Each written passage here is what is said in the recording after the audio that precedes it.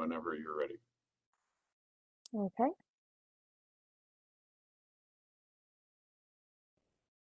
Good morning, everyone.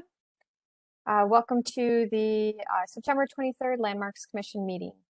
In compliance with notification requirements of Ohio Opening Meeting Law and Section 101.021 of the Codified Ordinances of Cleveland, Ohio, 1976, notice of this meeting has been publicly posted. All boards and commissions under the purview of the City Planning Department conducts its meetings according to Robert's Rule of Order. Actions during the meeting will be taken by voice vote. Abstentions from any vote due to a conflict of interest should be stated for the record prior to taking of any vote. In order to ensure that everyone participating in the meeting has the opportunity to be heard, we ask that you have your microphone on mute and use the raised hand function before asking a question or making a comment. The raised hand function can be found in the participants panel on the desktop and mobile versions and activated by clicking the hand icon. Please wait for the chair or facilitator to recognize you and be sure to select unmute and announce yourself before you speak. When finished, please lower your hand by clicking on the raised hand icon again and muting your microphone. We'll be utilizing the chat feature to communicate with participants. The chat feature can be activated by clicking the chat button located on the bottom of the WebEx screen.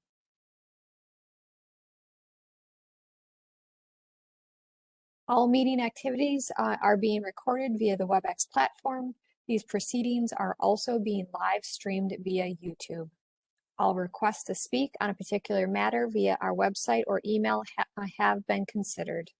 We have also received emails from those who have provided written comment on a particular matter, and those are entered into the record. We'd like to call the September 23rd, 2021 Landmarks Commission meeting to order. Mr. Pettit, please call roll. Ms. Anderson. Here. Ms. Bailey. Here. Mr. Bonezzi. Mr. Colicchia. Here. Director Collier. Mr. Dreyer. Here.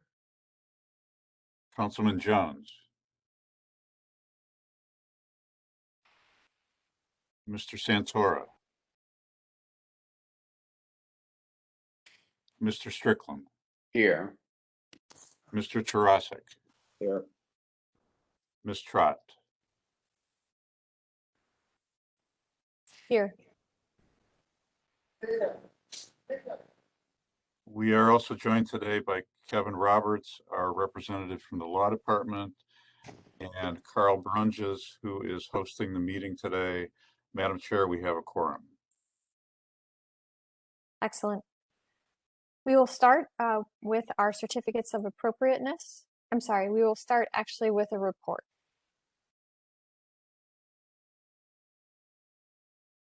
Who will be delivering the report? Don, yourself or Carl? Madam Chair, this is being presented by the Westtown Community Development Corporation and City Architecture, and I believe they will be making the presentation. Excellent. Good morning. Oops, sorry. Oh, go ahead. Sorry, Julie. Good morning. This is Julian Curtis, representing City Architecture and Westtown Community Development Corporation. Did I need to or sorry, good. Apologies. So welcome. Please tell us about your project. Sure.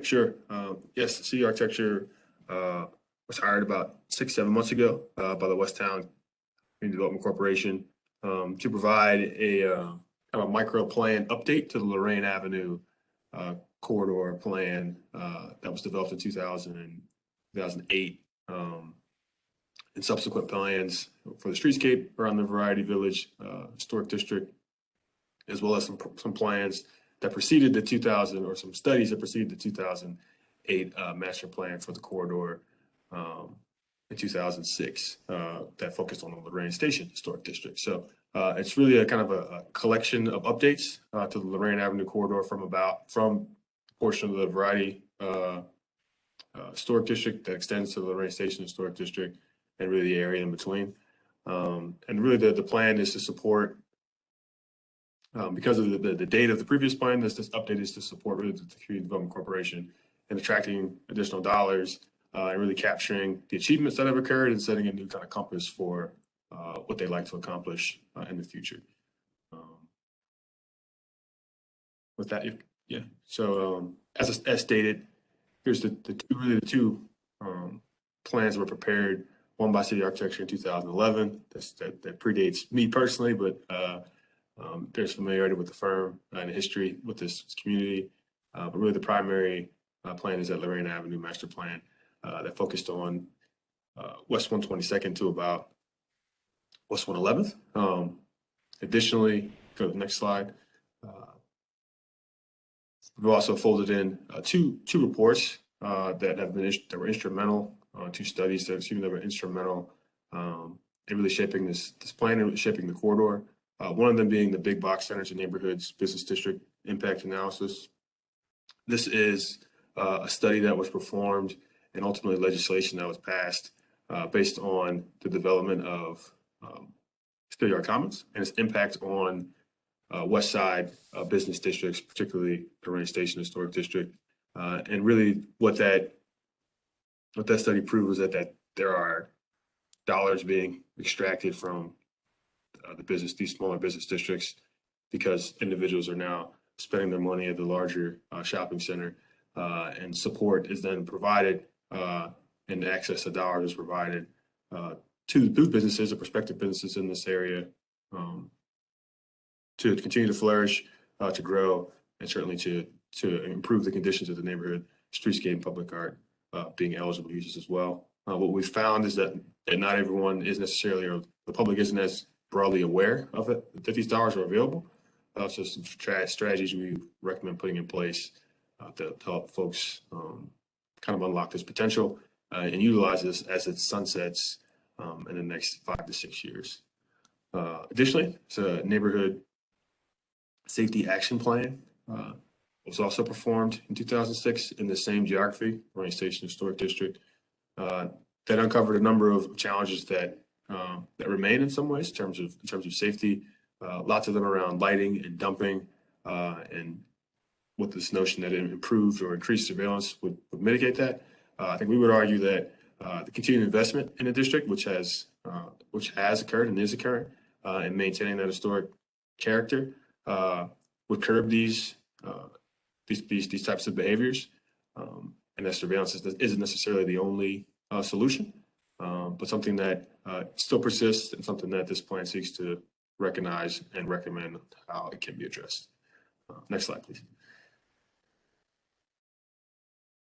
So with that, what I described really now paints this boundary of the study. Again, the western end being that Variety Village historic portion of the neighborhood, extending to the eastern end of the Lorraine Station historic district or portion of the neighborhood, and the kind of the expanse in between. Really, our recommendations focus at either end, but there have been achievements and there are broad sweeping recommendations that are applicable across the study area. Next slide, we'll start with the achievements. There's been a significant amount of investment in storefront and business development across the district, from improved signage or improved kind of presence on the street, like Almadina Imports, to new businesses like Hyatt Dental and the Sides Bakery, but historic elements like the Variety Village Theater, which like the Variety Theater, is a part of, certainly a part of a continued investment and continued attention that the CDC has paid and looks to activate in the near future, or reactivate in the near future. Next slide, please. Around that, the Variety Theater, there's been significant investment in public art, significant investment in leverage of the green infrastructure grants provided by Northeast Ohio Sewer District, Regional Sewer District, has allowed additional parking to be inserted into the neighborhood and done in a tasteful and sustainable way with permeable surfaces. Additionally, pedestrian connections and mid-block crossings installed, along with bike lanes along the corridor as well. There's been a significant investment in the infrastructure in this corridor, that certainly can support and will support future investment. Additionally, located along the corridor is the Eastman Library, which is a part of the Cleveland Public Library's kind of master plan of restoring or enhancing existing library system.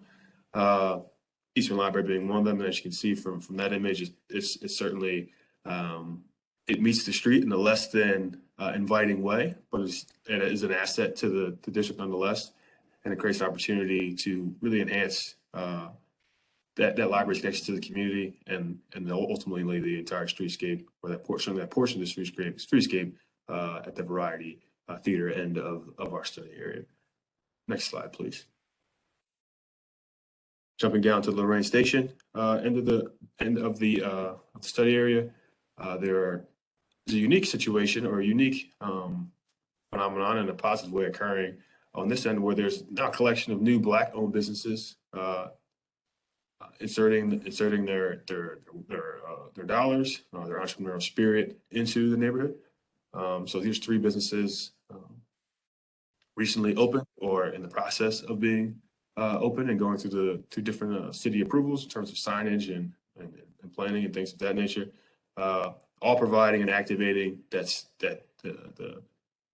space, this portion of the district, all while maintaining the character of the historic presence that the Lorraine Station Historic District represents and the history that it has, the story that's a part of in terms of the Cleveland narrative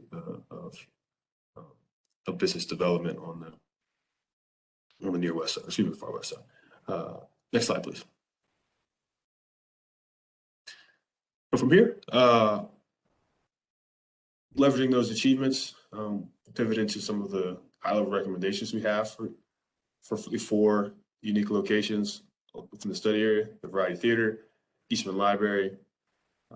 This extent that's unique in its character between the Cleveland Christian Home to West Town Square, that feels slightly more suburban than the rest of the district due to the kind of the setbacks in the large shopping center that West Town Square sits within.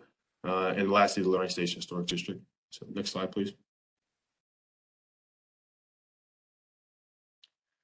These are 3 images that kind of capture, again, what's at the core of our recommendations of starting with the Variety Theater and using a local example as a model of how an historic theater can be both maintained and incorporate multiple uses, which I think is ultimately the intention of how the Variety Theater will be restored. And a local example like the Agora certainly provides somewhat of a blueprint for that restoration. I think the long-term goal is perhaps the creation of a special improvement district where all the businesses can be pooled and leveraged, and resources leveraged to not only continue to enhance the streetscape, to enhance the public environment, provide amenities that are able to be consumed by all, but also be able to maintain those things. Because it's one thing to install beautiful furniture and beautiful landscaping. It's another challenge to maintain it, and something like a special improvement district could go along with to support that. But you need that kind of anchor use in the theater to be established first and foremost. B, we talked a little bit about or alluded to how the library interacts with the streetscape currently, and the Cleveland Public Library is working diligently to enhance that space and create that greater connection to the street. And within that, we believe that there's some examples we can look to both nationally and internationally to kind of play off of the library's presence and use public art, connect with the public art that's at the Variety Theater, and really kind of enhance that streetscape and start to make that space more inviting, more interesting, more cultivating of energy, and extend that along the corridor. And lastly, for this slide, C focuses on creating more of an edge and a greater kind of buffer between the large kind of setback West Town Square and the edge of the Lorraine corridor. Right now, it feels very vast. It feels more car oriented, and creating that bit of an edge perhaps creates a separation for pedestrians and vehicular travelers.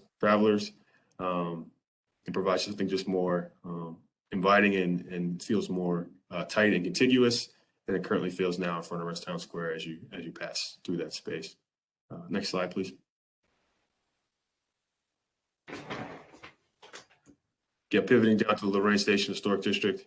This is where we feel that a major statement can be made, and where kind of our big and bold idea for the report is placed. Next slide, please. We feel like this intersection at Denison and Lorraine offers an opportunity for gateway signage and something monumental to occur. While like this, again, this is a bold vision, and we feel like he can layer it in, and based on the feedback we received from the design review committee last week, we feel like he can layer in a branding package of wayfinding signage, certainly of signage that marks where parking areas are, as parking remains a challenge in the district.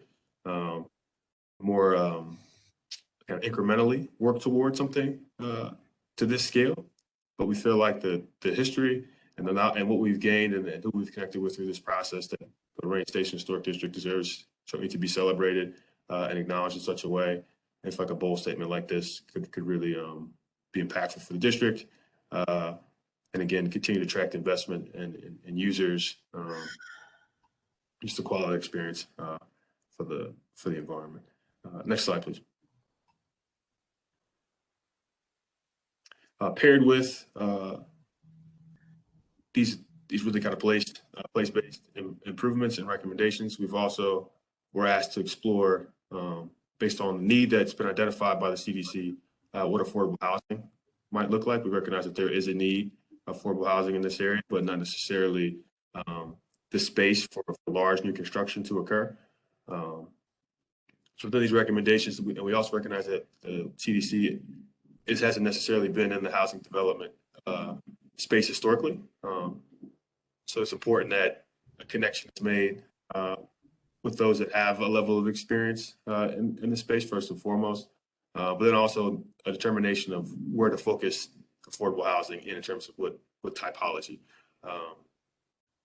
So a recommendation based on available land and based on the character of the community, that a single-family home infill houses are likely the most suitable recommendation, and the location where this can occur naturally is within the Lorraine Station Historic District. Next slide, please. Next slide, please.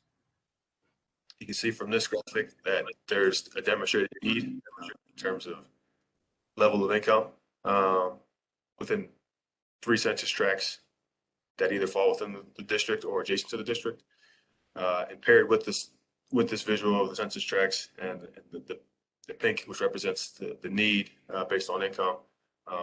You can see the availability of land bank lots to the right, that paired with this need is available land through the land bank that could serve as infill home opportunities and provide affordable housing options that may not exist in the community now. So there's kind of the start of a blueprint for the CDC to use and to leverage to attract partners, establish perhaps a theme around this affordable housing, whether it's rent to own, whether it's kind of student-based housing, single mothers, intergenerational housing with grandparents that may have custody of their grandchildren, to support attracting those dollars and ultimately providing a new type of housing that's affordable in a community that has demonstrated a need for it. Next slide, please. And lastly, this is really just in summary of our recommendations, both again kind of district wide and more specific to geography, starting with again that pursuit of a special improvement district for the Variety Theater Historic District, leveraging the Eastman Library improvements and parlaying that into kind of creating a greater network of landscaping improvements and streetscape improvements. Can that be a catalyst for that? Focusing in on the steel yard TIF funding and how within the sunsetting years of that legislation, how can that be tapped into? How can those resources be made available? What can the CDC do to leverage that opportunity as those dollars start to fade away, and culminating essentially in an RFP for that banner, for that gateway art, that is a statement piece for the district. Again, there's with safety still being a challenge. What are some strokes, some moves that can be made, particularly with dumping and some of the challenges around Henley Court. So providing opportunities for new businesses to have affordable access to surveillance and security systems. But again, I think activating that environment is the biggest crime deterrent, or will be the most successful crime deterrent outside of surveillance. And lastly, and kind of building off the recommendation from design review last week, prioritizing it, we maintain that historic fabric. So continuing to have a standard and hold that standard of property owners, but providing guidance and raising awareness as property owners and local businesses invest, that there is a standard to be held, and that's recognized, understood early, so there isn't a friction when there's an ask to do something or to maintain your building in a certain way and uphold the character, that doesn't come as a surprise. Next slide, please. With that, I saw Chad and perhaps Rose has joined as well. If they have anything in closing from the CDC's behalf, thank you for your time.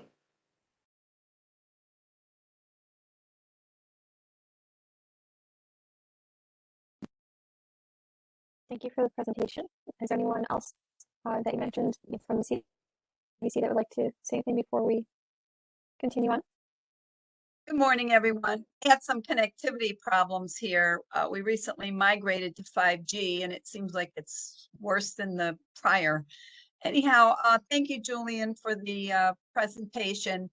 We're really energized by all of the significant investment along Lorraine Avenue from 130th down to Lorraine Station, which really we were able to leverage over $10 million in private investments, which happened after the significant investment by ODOT in the complete resurfacing from 130th to 117th, and then the smaller ODOT project that finished 2 years ago through the Lorraine Station Historic District. That really was a catalyst to get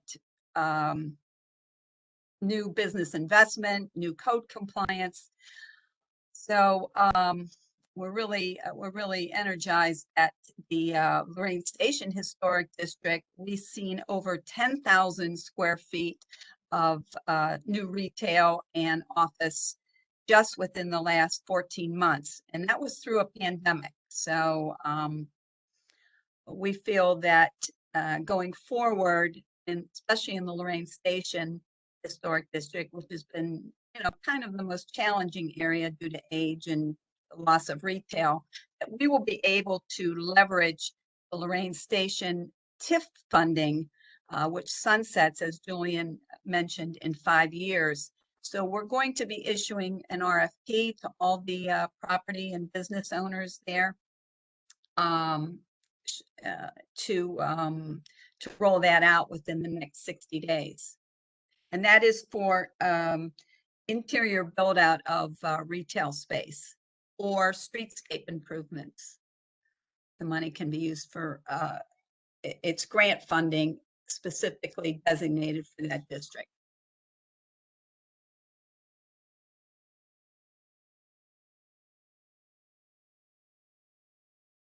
Excellent. Thank you for that additional feedback on this process.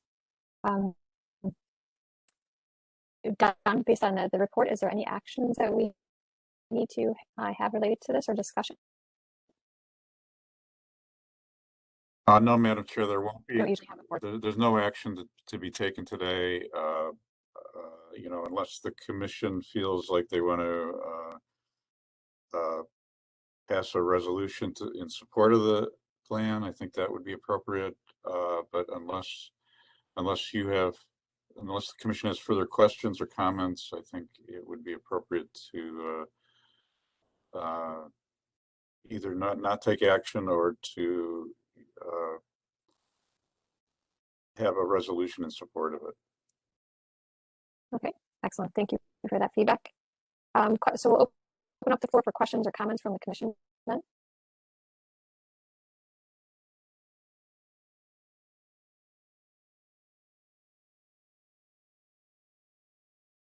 I guess I will start. I think this is a great, focus on an area that has been working very hard over the last, being familiar with this for the last 20 years to really redefine itself. And I think this would be a wonderful enhancement and continuation of the hard work that neighborhood is doing.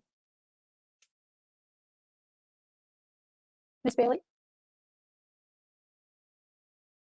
Well, same thing. I agree that this is great working on enhancing Lorraine and using the Lorraine station and all the historical buildings to work and develop Lorraine Street Avenue and the gateway as the arch as a gateway as into the community.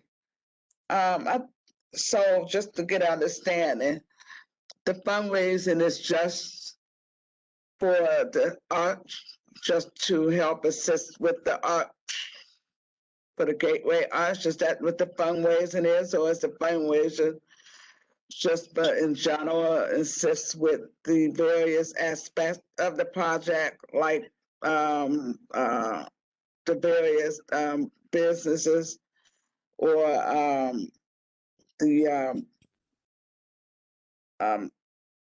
I'm looking at my notes, the affordable housing. Can you explain more into the fundraiser, Sure. where I the can- funds I is can- going to? I can respond to that, Ms. Bailey. So the designated funds for that district, which I referred to as the Steelyard TIF funds, those are funds that are designated for this neighborhood as being one of 6 neighborhoods. So there is an amount of funding that goes to the City of Cleveland Department of Economic Development. And that's to leverage investment in the district, which we have done quite a few projects there already. So those funds can be used for streetscape enhancement, or they can be used as direct assistance to business owners that are opening, expanding existing retail businesses. So when I mentioned we were going to be issuing an RFP, it'll be the second RFP we have issued for that district. And it will lay out what the funds can be used for. So it is not authorized for housing. It's just for the properties, the commercial properties between West Boulevard and roughly West 90th on Lorraine Avenue. I noticed on your list, you see, have something for security cameras along on Lorraine. Is that also possible for funding, or just strictly for businesses? That would be to determine, we're doing a survey to determine what the merchant's current need or capacity existing of security cameras. Several of them do already have them in place. The Steelyard TIF funds, we could use a portion of that funding to support that, and then the merchants would probably have to do a matching.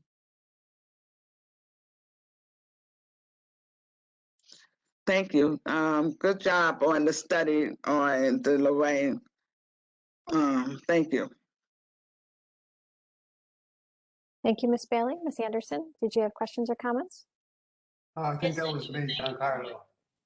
Oh, sorry, Giancarlo. It's okay. I think you both are hands are up. So Giancarlo, why don't you go first, and Ms. Anderson, you can go next. Okay. Does Michelle have her hand raised? She did, but that's okay. Go ahead. Well, I just wanted to say that it's a bold and ambitious plan, and I do think we should enact, a supportive resolution, and we will obviously have further opportunities to review the progress as the program continues forward. That's all I have to say. Excellent. I think those are great points, and I agree. Ms. Anderson? Thank you, Madam Chair. I have two questions and a comment of support. My first question was regarding the variety of theater.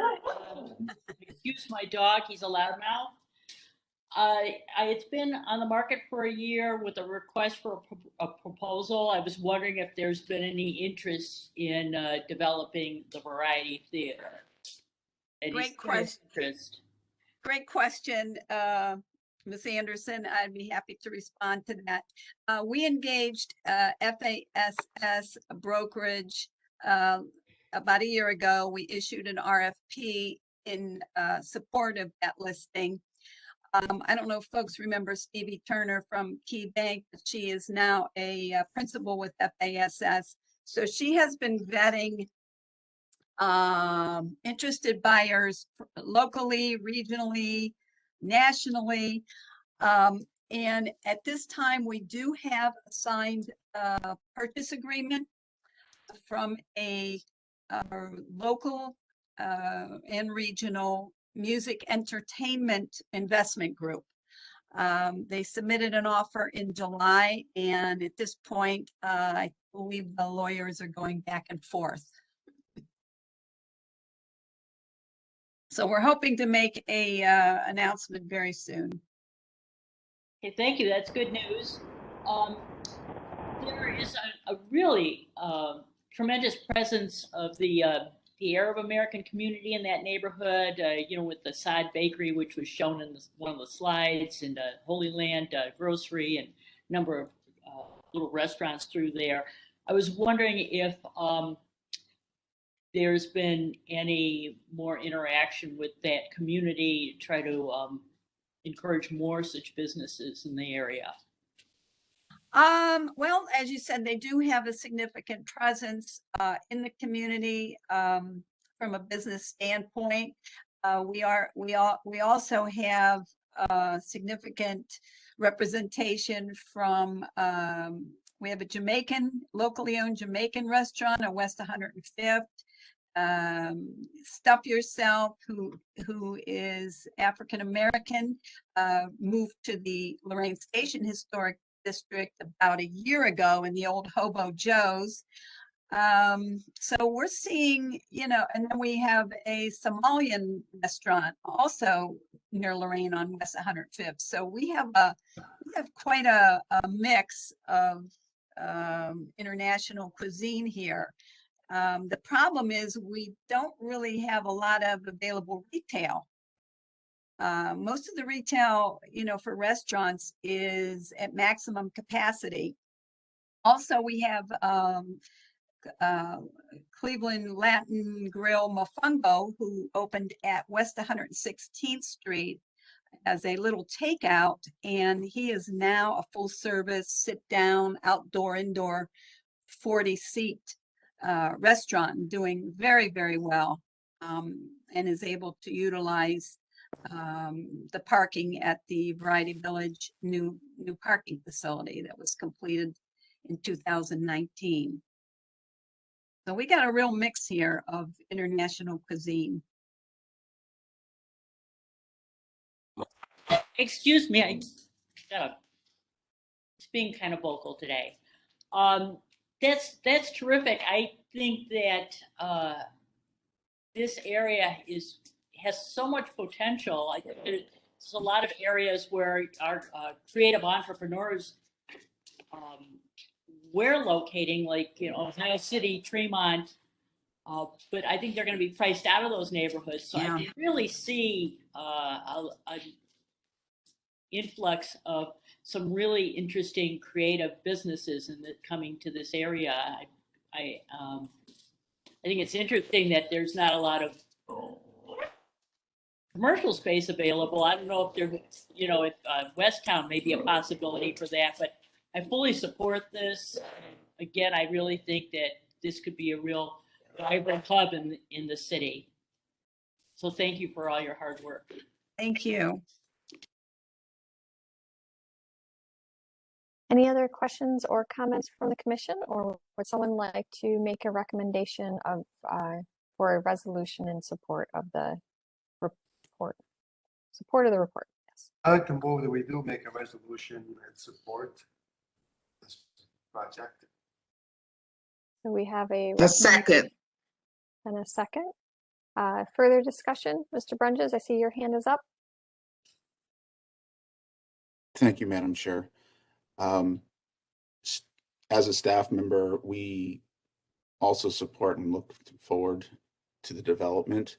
One of our challenges that we have had within these districts is people doing work without permits and losing historic fabric. And we are a willing partner for the CDC to assist in a part, especially that last, the prioritizing, the maintaining the historic fabric and design standards and guidance. We have all that in place with the Secretary of the Interior standards.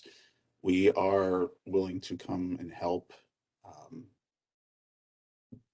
give that guidance, give resources to where that information is, and then maybe explain some of the challenges that we experience here that the CDC Westtown can help us with, because we're all in this together. So let's work together, please. Thank you. That's great feedback and support for the project, and good notes that we do have to work together in these areas to maintain and enhance, at the same time, maintain what we want or need to, and then enhance the areas that need it. So we have Mr. Dryer. Do you have a question or comment? Yes, just a couple of comments. I'm supportive of the plan, and I'm supportive of the resolution. I just want to make 2 points. One is, it looks like what's on the screen now, part of the plan seems to be baked in the gateway arch, and I think we need to talk more about that. I realize now is not the time to do it because it's just in the plan. It's not a proposal. But when I saw it on the screen there, I do have some concerns about it. So when the time is right, we can talk about that. The other note I just want to make is from the historic district. A few years ago, the council member at the time actually took some parcels that were across from the Variety Theater out of the historic district for parking. And I just, that's certainly council's right, and working for council, I understand that. But I just want to make that note as we do plan and try to move forward on this whole area. I just think that's important to remember and try to mitigate those sorts of thank you. Okay. In response to the Gateway Arch, I just want to make one comment. When ODOT completed the Lorraine Station Historic District roadway improvements, it was just a mill and fill. So there was no traffic signalization as part of that or any streetscape amenities.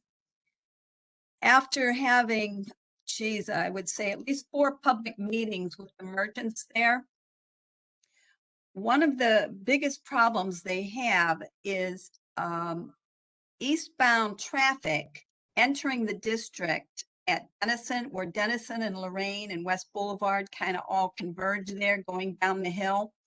What happens is if there is a green light, you have semi trucks barreling down that narrow roadway where it narrows down. So at the time, in discussions with traffic engineering, ODOT engineers, that's where the genesis for the gateway treatment archway came in.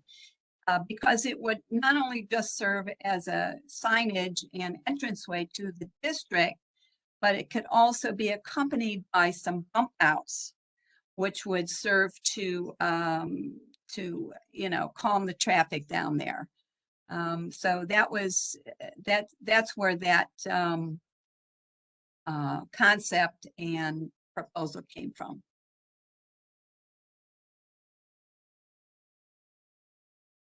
I think it's helpful information. I think, you know, as your design progresses and you start taking concept to reality, bring forward, you know, proposals, we can talk about it more based on what your final design is. I have one more question, actually. May I ask? Yes, go ahead, Giancarlo. How does your neighborhood group relate to the Bel Air Puritas group?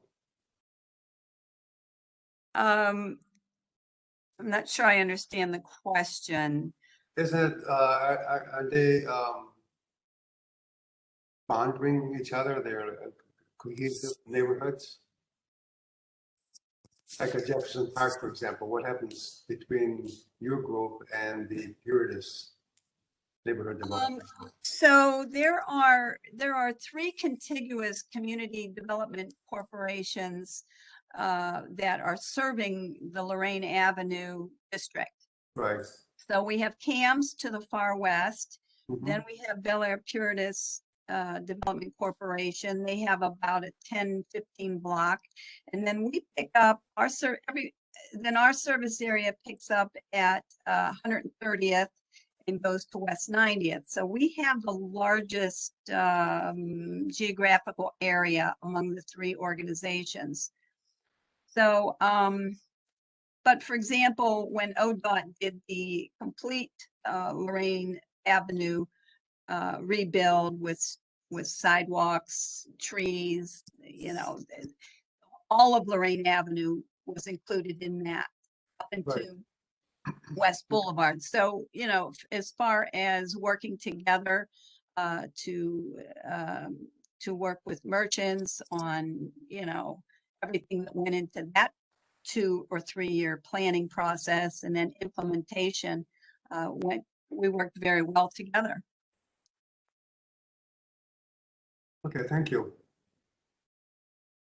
All right, and just to be stay focused, mindful of time, since we have a recommendation for a resolution and support and a second, I would like to try to keep us moving along, if that's okay. So I will hand it over to Mr. Pettit. Do we take roll in support of the resolution? Yes, we should. Okay, please take roll and announce the results. Ms. Anderson, Yes. Ms. Bailey, Yes. Mr. Colicchia, Yes. Mr. Dryer, Yes. Mr. Strickland, Yes. Mr. Tarasik, Yes. Ms. Trott. Yes, The motion passes unanimously. excellent. Seeing this continue. Thank you. Thank you. Thank you, everybody. Take care. We'll now move on to certificates of appropriateness. We'll begin with our first applicant located at 2058 East 4th Street, storefront renovations for Cordelia Restaurant. Morning, everybody. Good morning. Feel free to go ahead and start your presentation. Okay. Essentially, we're looking to open up the Can you just let us know, can you just restaurant. state your name first before you start, just so that we have it in our record? Certainly. Andrew Watts. The project is at 2058 East 4th. We haven't announced yet, so I appreciate everybody's it's confidential between us. We have 3 bays of windows. Don, could you go to the next slide for me?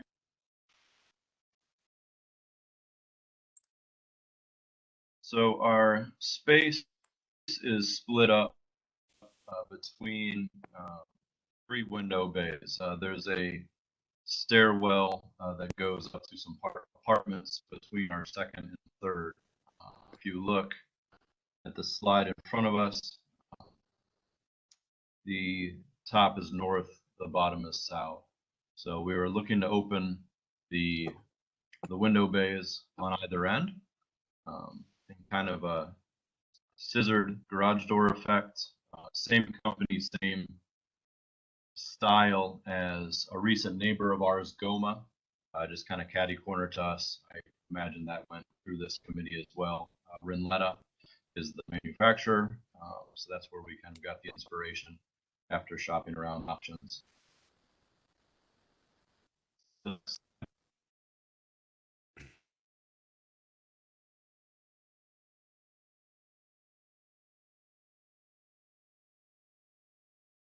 How about one more?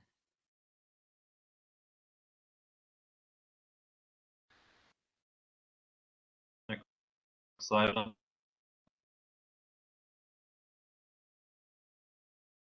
Andrew, your audio is a little shaky. I don't know if you can improve that. Yeah, my audio is buffering, so I'm not sure if it's me or y'all. And you might want to try turning off your camera. Sometimes that helps.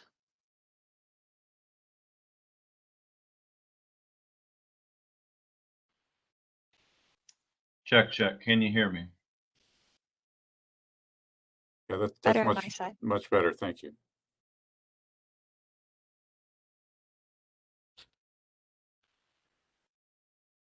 Okay, so you'll see in the bottom right, there's a picture of the existing storefront as it looks, as it appears currently. The mock-up to the left, again, we have 3 window bays.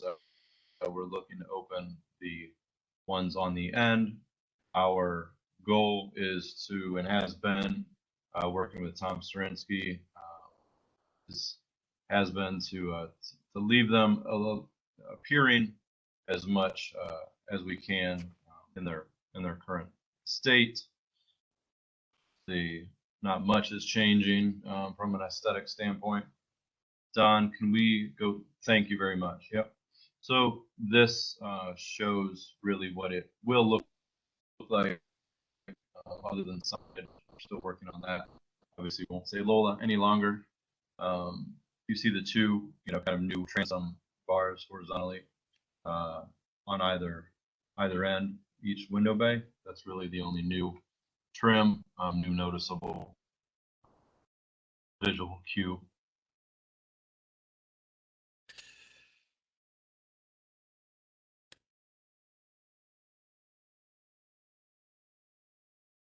Oh, did we lose Andrew? Feel go ahead. Feel free to keep going on the slides.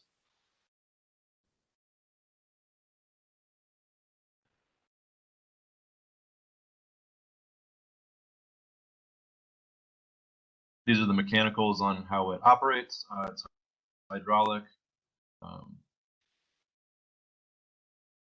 Scissors up. The transom is fixed, stays in place. The kind of new transom per se underneath, scissors in. The big bay underneath of that, scissors out, and it just kind of tucks up top.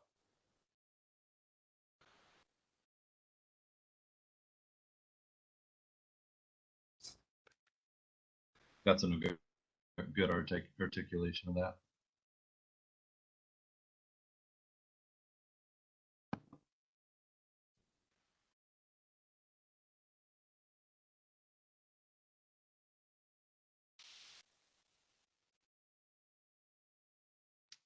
We got here by really looking at all options, looking at everything that's been done on the street. There have been some nano wall systems that fold, to the sides, with seams, without. Their theme lately has been going up. This was, I think, the best option for us, for the neighborhood. The storefronts aren't original. We are trying to keep them looking as best we can, to what they been accustomed to looking like. The trim will be black, though we didn't really need to replace the transoms. We are replacing the transoms, so to ensure that all the trim, is of the same exact finish. One isn't older. It's nice and tidy and neat together. Not sure what else you need or want to hear from me, Don. I know we've gone through this once already. Let me know any questions you might have, Tom. Anyone else? I'm here. Okay, well, I will take it from here then. We appreciate the presentation. I would ask feedback from the local committee. Good morning, everybody. It's Tom Strinsky from Historic Downtown Cleveland Design Review Committee.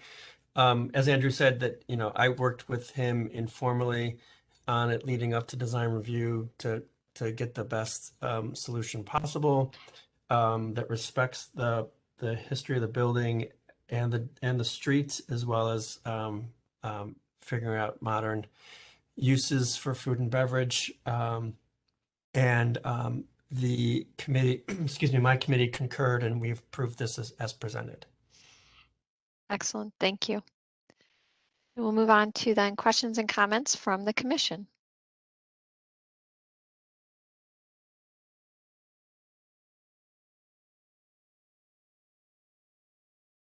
Mr. Strickland, please go ahead. Thank you, Madam Chair. So this elevation that we're looking at here, I'm assuming that that's existing conditions, but with the implementation of this operable storefront, will you be maintaining the same lines that exist presently from the bulkhead up? Mr. Strickland, this is actually the proposed elevation. On the two outer bays, you'll see an extra line just below the existing transom. That's the hinge point. Mm-hmm. And the bulkheads in all of them remain intact. So the granite bulkhead stays, that does not, and then the middle bay does not get touched. And then they have to, from a structural standpoint, have to replace the existing transom in the same exact way. And then the outdoor, one note that the outdoor cafe will extend to that third bay to the right, excuse me. And then Andrew also noted that we're working on new signage for the space as well. Okay, so with the bulkhead remaining in place, you won't be able to, walk in and out through these openings. It's just to open That is up correct. the storefront. That is correct. bringing The the floor, correct me if I'm wrong, Andrew, the floor is at street level. The floor is not at bulkhead level. Correct. The floor is at street level ish. We would have loved to gone all the way down and opened it so you could, entrance and egress through. Though you'll notice the slant of the street, it kind of slants north downhill. So it would have been very difficult to open, top to bottom. And it looks like you've got fire department connections in that bulkhead on the right-hand side, which would be tough to deal with as well. So I think this is an excellent solution. It respects the historical elements, I believe, of the building, but allows for a more modern use in connecting the inside and the outside during the summer months when you want to enjoy the local atmosphere. So I'm very much in favor of this project as presented. Thank you. Thank you, Mr. Strickland. Ms. Bailey?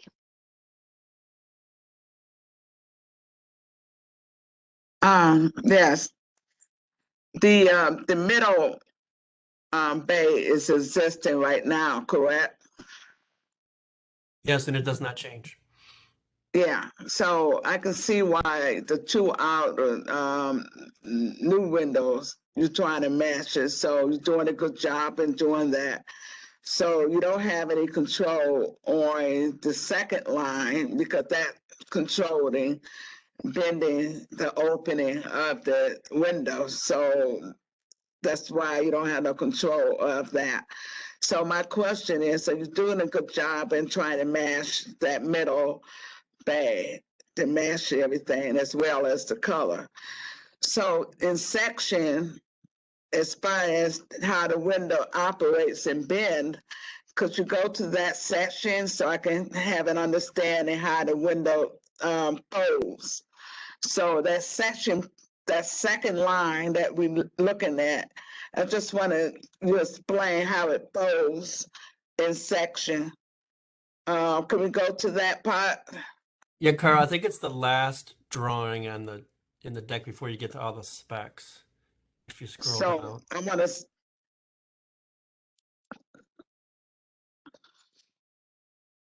Carl.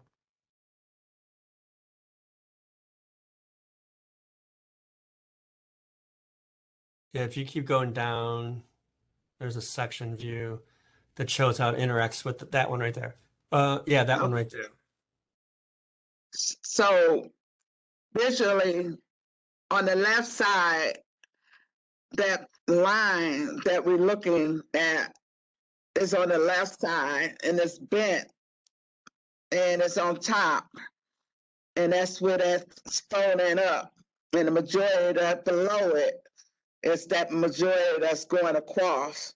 So I'm trying to get a visual understanding how this is folded. Is that how I'm reading that right? I believe you are.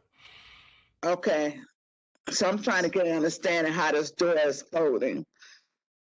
All right. Okay. I don't have any problem with this. Excellent. Thank you for that feedback. Other Okay. questions? Anything else, Ms. Bailey? No, that's it. That's my question. All right. Excellent. Thank you. Other questions or comments from the commission?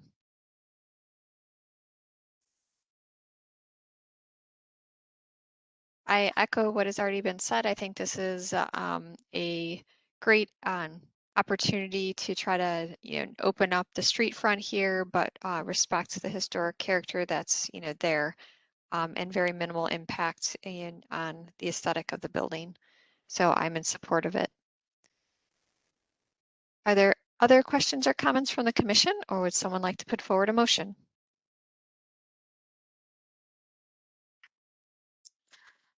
I move to approve the motion design as presented. Excellent. Thank you. We have a motion. Do we have a second? I'll second that. Bob Strickland. Thank you, Mr. Strickland. So we have a motion. We have a second. Any further discussion? All right, Mr. Pettit, please call roll and announce the results. Ms. Anderson, Yes. Ms. Bailey, Yes. Mr. Colicchio, Yes. Mr. Dryer, Yes. Mr. Strickland, Yes. Mr. Tarasik, Yes.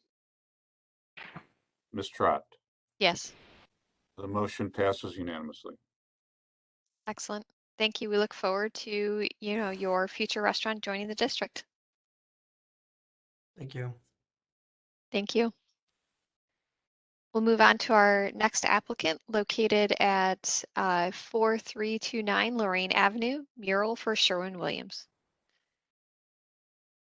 The applicant, welcome, open up your mic. Please announce yourself and tell us about your project. Hi, everyone. My name's Kelly. Can you hear me okay? Yes, we can. Thank you. Okay, wonderful. My name's Kelly. I work for the Marketing Communications Department at Sherwin-Williams here at headquarters in Cleveland, and we are going to be walking through our mural concept for you guys that will be in Ohio City.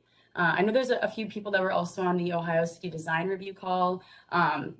Much of this will be a repeat from that, so I do apologize, but there are a few elements that I think Mr. Pettit asked us to add this time that we can kind of walk through. So yeah, excited to show you what we've been working on. Just to give some company background really quick on Sherwin-Williams, I don't know how in the loop everybody is on that, but we have been in Cleveland for over 150 years. Actually, our research and development facility that is located right on the river is the original location of the first Sherwin-Williams establishment. So we're very Cleveland proud and Cleveland focused. We talk about that and support that in a lot of different ways in the community. And it's part of the reason we'd really love to beautify our community with this mural. We're huge. I'm sure you've seen a lot of our stores. We have over 4,400 of them in the United States, Canada, and Caribbean.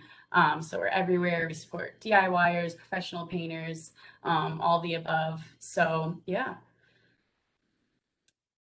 And getting into a bit of the context of the mural, this is a map. It's a little bit zoomed out, but I just wanted to make sure everyone had concept for where we were talking about.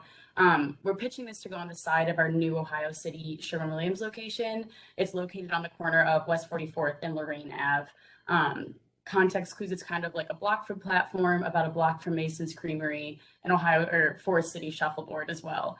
So kind of centric between those three locations. And then here is the building.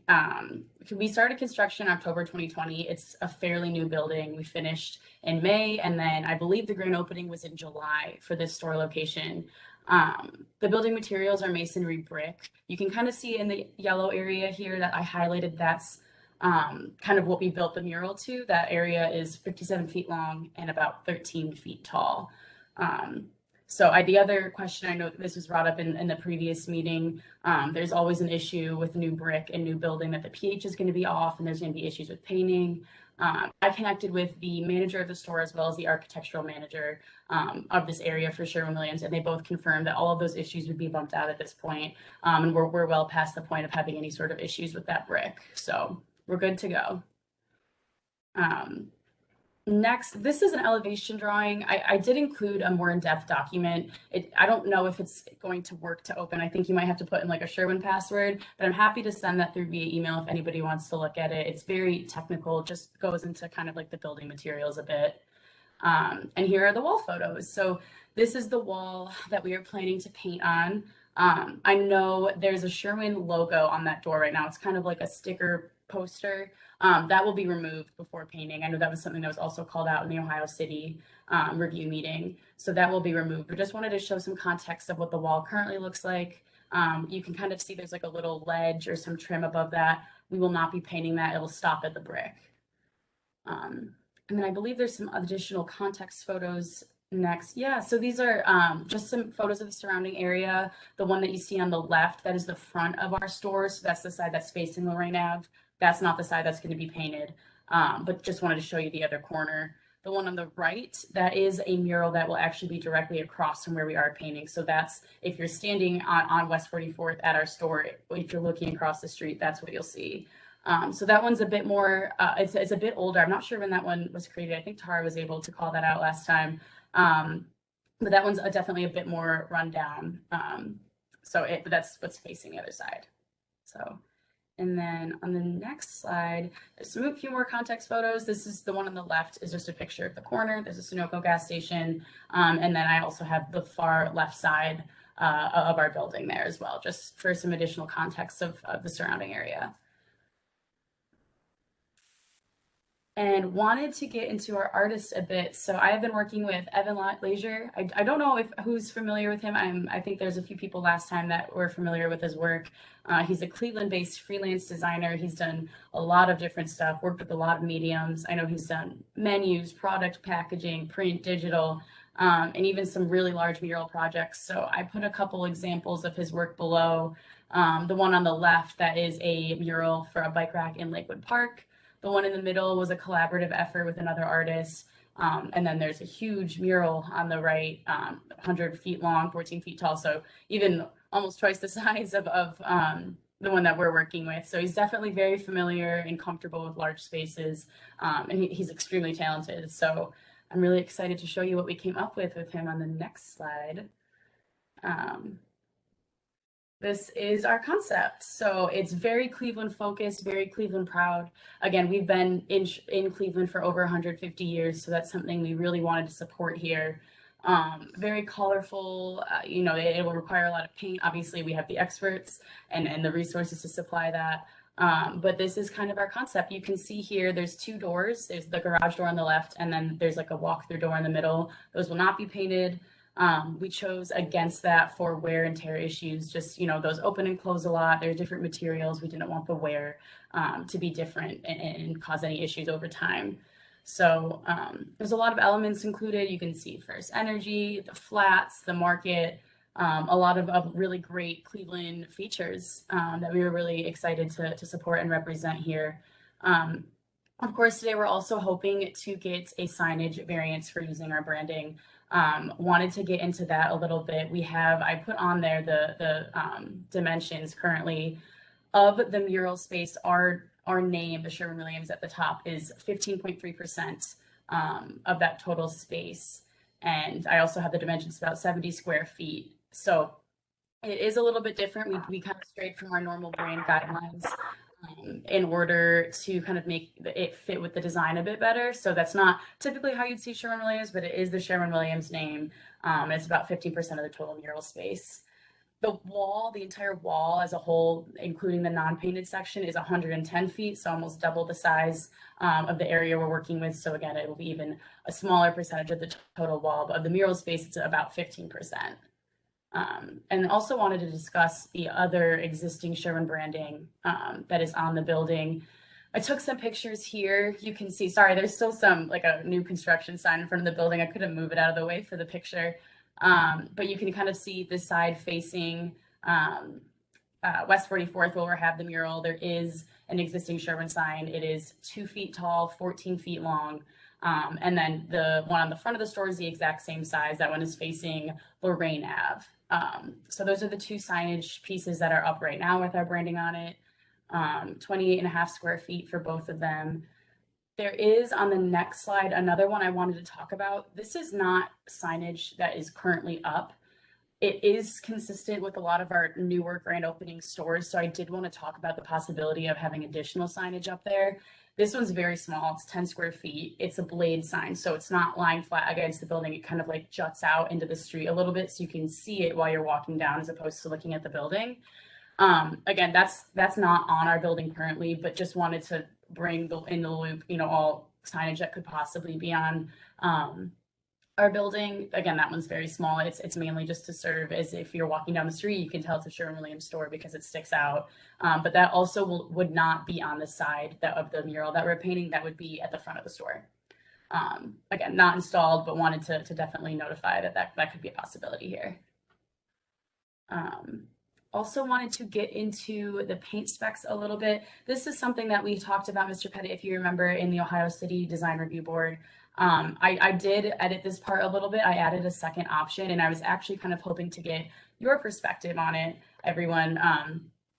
So the primer we're definitely going to use is our Loxon primer. We called in all of our experts. We had our product manager, the store manager, and our architectural manager.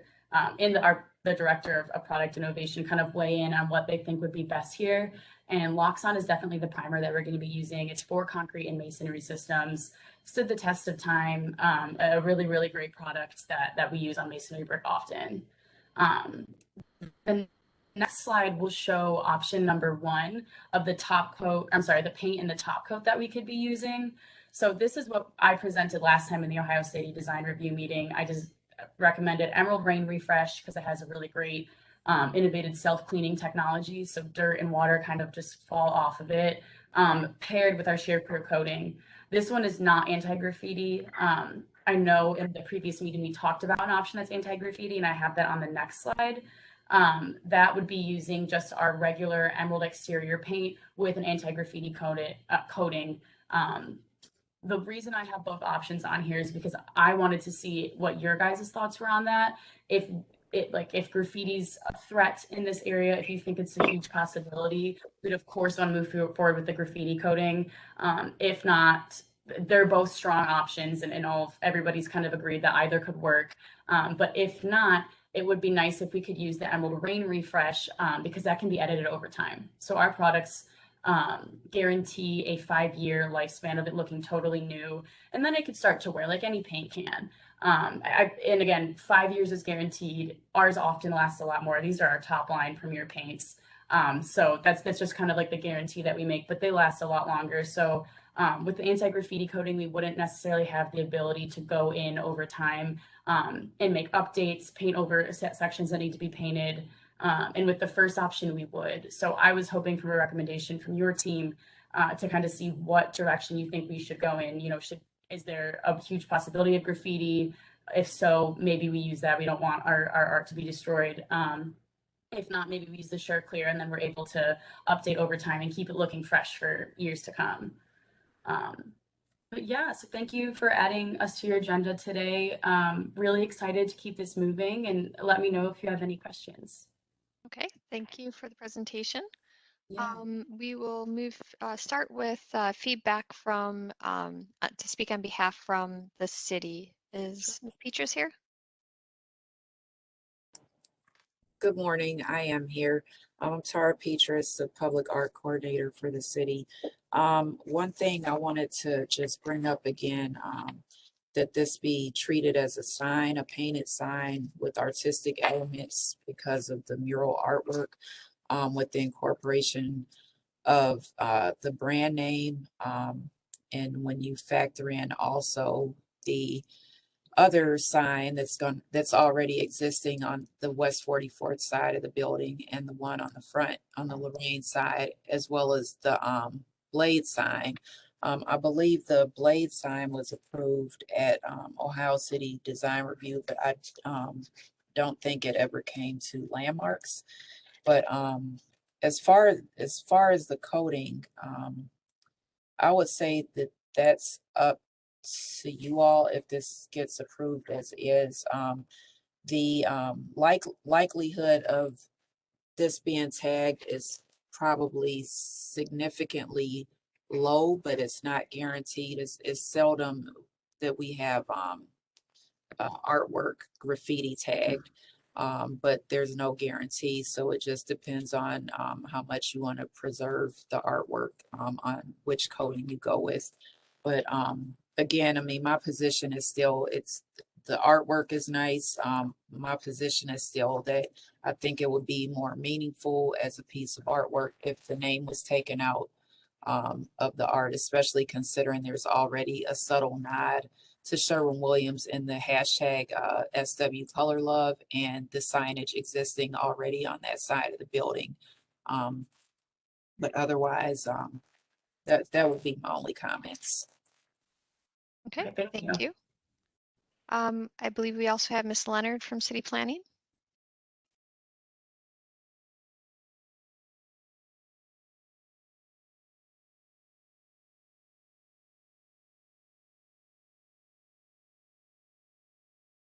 Shannon's muted.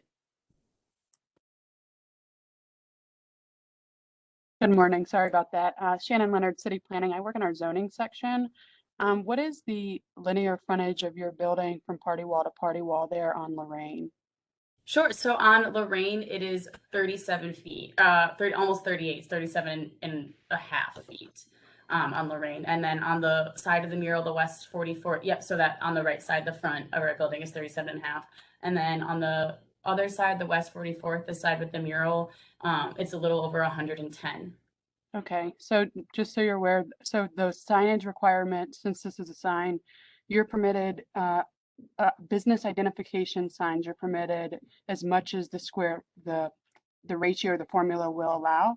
So in total for your building on both sides, in terms of business identification, so the Sherwin-Williams logo or Sherwin-Williams signage is 81.25 square feet. And so anything over that would be the variance that this commission would need to grant to you. Got it. And so I'm just here to give you guys that information. I was asked to come by Don and Tara. Thank you so much. So again, the first two signs that are kind of catty corner, both of those are 28 and a half. And then the blade, again, I'm not sure where we're at with the blade and process. It sounds like it was presented to Ohio City Review, but didn't make it to this board yet. That one's 10.2 square feet. And you said the number was 82, Shannon? It's 81.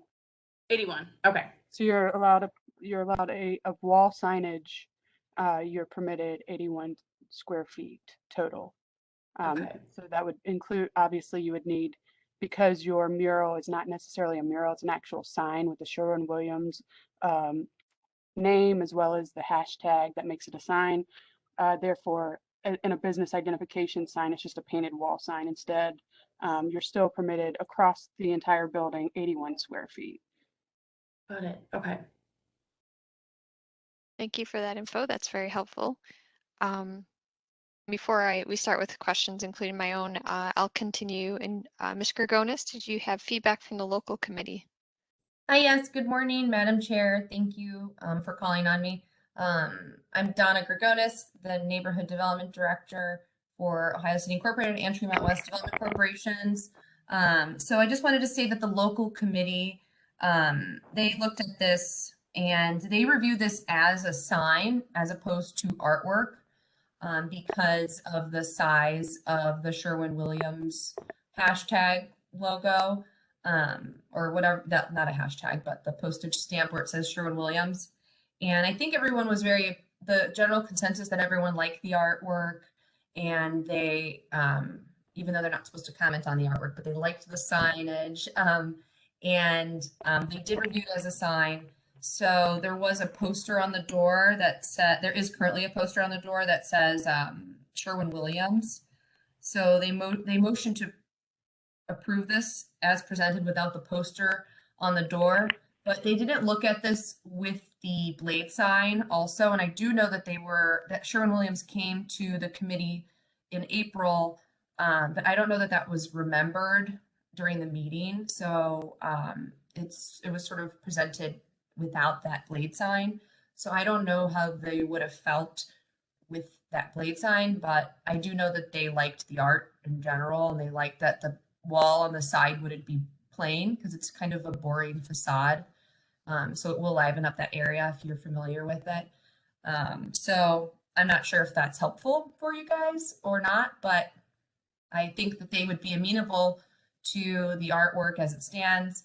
And I think they would have been okay with I believe from my experience that they would be okay with the blade sign. But again, with that Sherwin-Williams blade sign and the Sherwin-Williams sign on the side of the building, it might be a lot.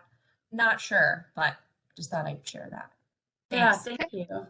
Thank you, Ms. Grigonis. That's helpful to hear. Mr. Pettit, you had your hand up next. Thank you, Madam Chair. I think everyone else has covered most of my points, but I do want to remind the commission that this is a sign. It will require a variance for size, and the commission has the authority to authorize that variance. But keep in mind that it should be based on certain criteria, whether or not the additional square footage is appropriate to the building in the historic district, and whether it enhances the historic character of the building in the neighborhood. So we have the authority to authorize the variance, but it's ultimately up to the commission to grant that authority. That's all. Okay, excellent. Thank you. That's helpful. Okay, well then we will move on to opening the floor to the commissions for questions and comments. Ms. Bailey? So, is this a sign because it has the name Sherwin-Williams on it? More so because of the artwork in the background? Shannon Leonard, City Planning. So yes, it is a sign because it is on the actual location of the Sherwin-Williams paint store, as well as the fact that it's including the Sherwin-Williams branding along West 44th. And you also mentioned Okay. it has a hashtag in it, correct? Right, you have the Sherwin-Williams Color Love, and you know, a lot of people may or may not know that that is Sherwin-Williams Color Love, but because this is branded in other places on other Sherwin-Williams sponsored work, we are aware that it's Sherwin-Williams. And if you hashtag it, if you look it up, it comes up Sherwin-Williams. So I didn't know. Let's say Sherwin-Williams is off, if off in the hashtag and the artwork alone. Are you still saying it's a sign, even though it's on the Sherwin-Williams building? It's still a sign, even though those elements are eliminated? If they eliminate those elements, then it would be considered more of a mural and less of a signage. Right now it's branding. All right, thank you. Thank you, Ms. Bailey. Mr. Strickland, questions or comments? Thank you, Madam Chair. I like the logo, the way I'm viewing it. The font for Sherwin-Williams included in the logo looks to me to be historic in nature in terms of Sherwin-Williams branding. It's certainly different than the contemporary font that's used in the typical Sherwin-Williams sign. So I think it maintains kind of the historic nature of the Sherwin-Williams brand, which has been a fixture in the city, as has been mentioned many times for over 150 years. So from that perspective, I don't have a problem with it. I'm disappointed that the man door and the coiling door aren't included as part of the mural, but I wanted to ask a question about the color of those two elements. If they're not part of the artwork, can the color be changed so it's more complementary to the artwork, like the lighter blue that's prevalent in the artwork? I think if those two doors were painted so it was more complementary to the artwork, that would be preferable.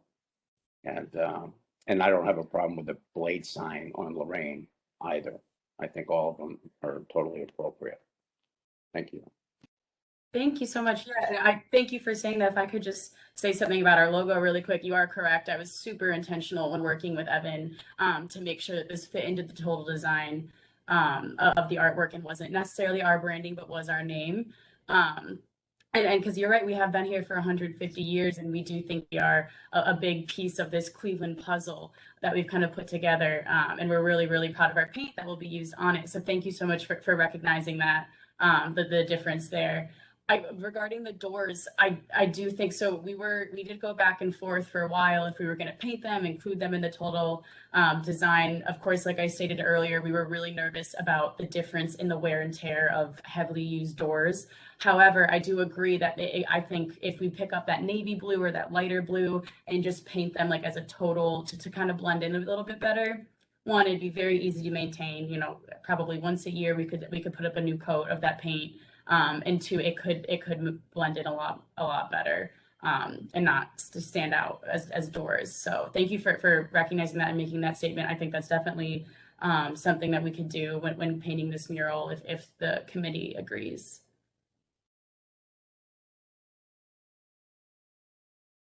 Thank you for that feedback also. Mr.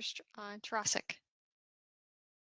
Yes, thank you, Madam Chair. I do echo the comments of Mr. Strickland when it comes to those two additional doors. And I just want to make a general comment to the Sherwin-Williams representative.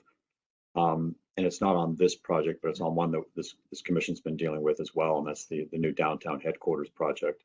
I like this tremendously, and I think the use of these colors, these types of themes, and again, it's just general feedback, perhaps to take back one person's comment.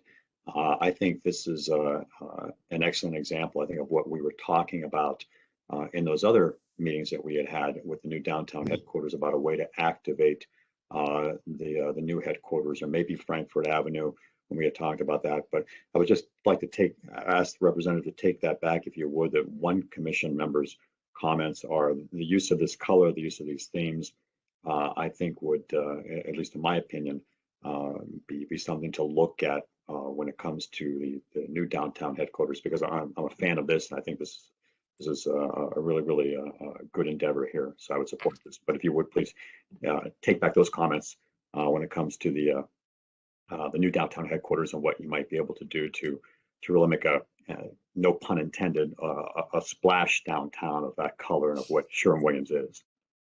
Yeah, absolutely. Thank you so much for saying that. I'll write that down and I'll make sure I tell my upper management. That's great to hear. So we are really excited, obviously, to move forward with that new building. I'm sure you're all pretty in the loop on that. So I will definitely write that down and tell my upper management. I think they'll be excited to hear that. Thank you, Ms. Trasick. Ms. Petrus? Thank you. I wasn't clear on the blade sign is going to be on the Lorraine side of the building, and then this other can you go back to the slide you were just on? And then this slide that shows the side of the building is also going to have the same blue sign that's on the front, correct? Is that correct? So I'm sorry, the side on the picture on the left is going to be the side with the mural, and then the front of the store, the one on the right, that's where the blade sign will be, should that go through the approval process. I don't completely know where it's at, but if they do move forward with it, it would be on that Lorraine side. Okay, so the signage on the West 44th will be the sign that's over the windows towards the front of the building, and then what's on the mural. Yes. Okay, thank you. Mr. Dryer? I believe your hand was up next. Yeah. First of all, the blade sign, I think, is actually my favorite thing that we've talked about today. I've always liked that logo. I think it's both retro and modern at the same time, so I like that. In terms of the mural sign, first of all, I just want to amplify the color of the doors. I mean, the way it looks right now, it made me wince when I first saw it. So I think Mr. Strickland's guidance is good. That pick a color that's already there. And then in terms of the Sherwin-Williams that's in the mural sign, I think if it was smaller, I think that would make it better. And I also think it being on the white background makes it stand out, which obviously that's what you're trying to do. But I think it would, much as you've got the hashtag part, much as that sort of relates to the rest of the mural, I think if you did that treatment to the Sherwin-Williams part at the top and made it smaller, especially since you've already got a Sherwin-Williams sign on that side of the building, I think that would make it much stronger. So you're recommending for like our signage up there having that darker background with the similar treatment to how we did the hashtag? Yes, but I'd also make the Sherwin-Williams smaller. Okay. And I mean, I don't think you have to make it all the different colors like the hashtag is. Okay.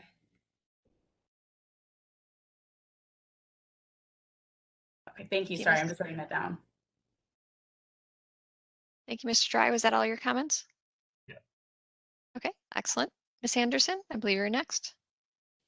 Thank you, Madam Chair. I just want to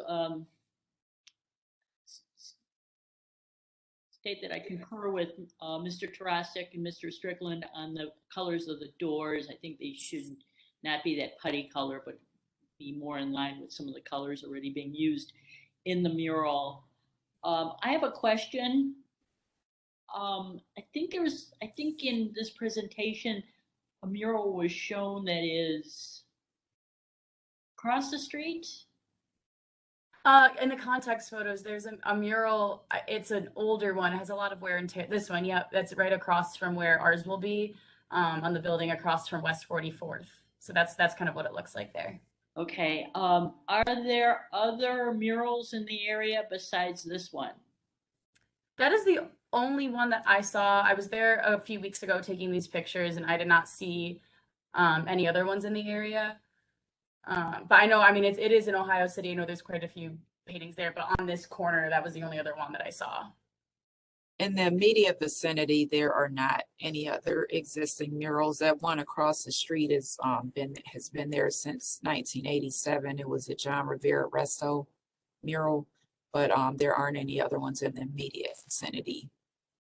Thank you. I am concerned about oversaturation of murals. I think we already have that in parts of the city, like Hingetown, parts of Detroit Shoreway. I think it starts to be a visual cacophony. So I don't want to see that happen here. The good thing is this isn't being placed on like some, Beaux-Arts building or Italian Renaissance building from 1880 or something. It's a newer construction, and it's, a blank wall that can accommodate something like this. Would we be able to go back to the photo of the mural? Thank you. I am in agreement with Mr. Dreyer in that maybe making the Sherwin-Williams across the top just a tad smaller, maybe so that the postage stamp edging would be, along the line of that top door. Okay. And possibly darkening the background a little bit so it doesn't jump out quite as much as it does now, or, we had discussion on making the Sherwin-Williams logo look more like the hashtag logo to the far right. So that's my comment on the signage. I have one other thing, and I kind of realize that I'm straddling the line here. On the artwork, we have First Energy Stadium and Progressive Field, and it seems like the sponsorships and the names change on these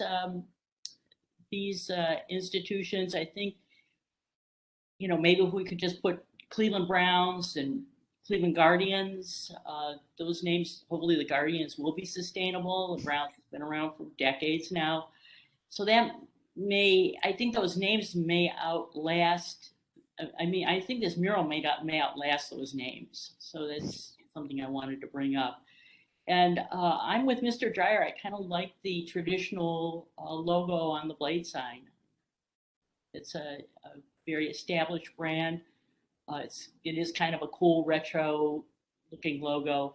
So I kind of warmed up to the blade sign. So thank you very much. Those are my comments. Thank you. Thank you, Ms. Anderson. Ms. Bailey? I'm also trying to raise my hand. Oh, That's okay. Go Sure. ahead. Giancarlo, your hand was up and then it went back down. Okay. So Ms. Bailey, do you mind if Giancarlo, since he hasn't had an opportunity to speak yet? Thank you. I think it's probably well known that I'm not a big fan of these murals all over the near west side. To me, this looks more, I have several issues with it. One, it looks more like a general advertising of various Cleveland companies who already have their own advertising program. I like that portion that shows the city of Cleveland. That's quite interesting, but the rest of it doesn't really fit in with any program that the company represents or even a neighborhood. Can we go back to the slide of the current building, please? Yeah, that one. I actually like the building the way it is. It's quite fitting to the neighborhood and simply elegant. If the mural has to go on this building, then I have issues with the door and the garage door being kind of blanks and inconclusive. I like the Sherwin-Williams sign, but I like it the way it is right now. It's a retail outlet. And the general impression I have with murals is we're trying to hide something inconsistent or even deteriorating on some of the older buildings that we have, not only in Cleveland, but other parts of the country as well. So I overall, I think I'm not in favor.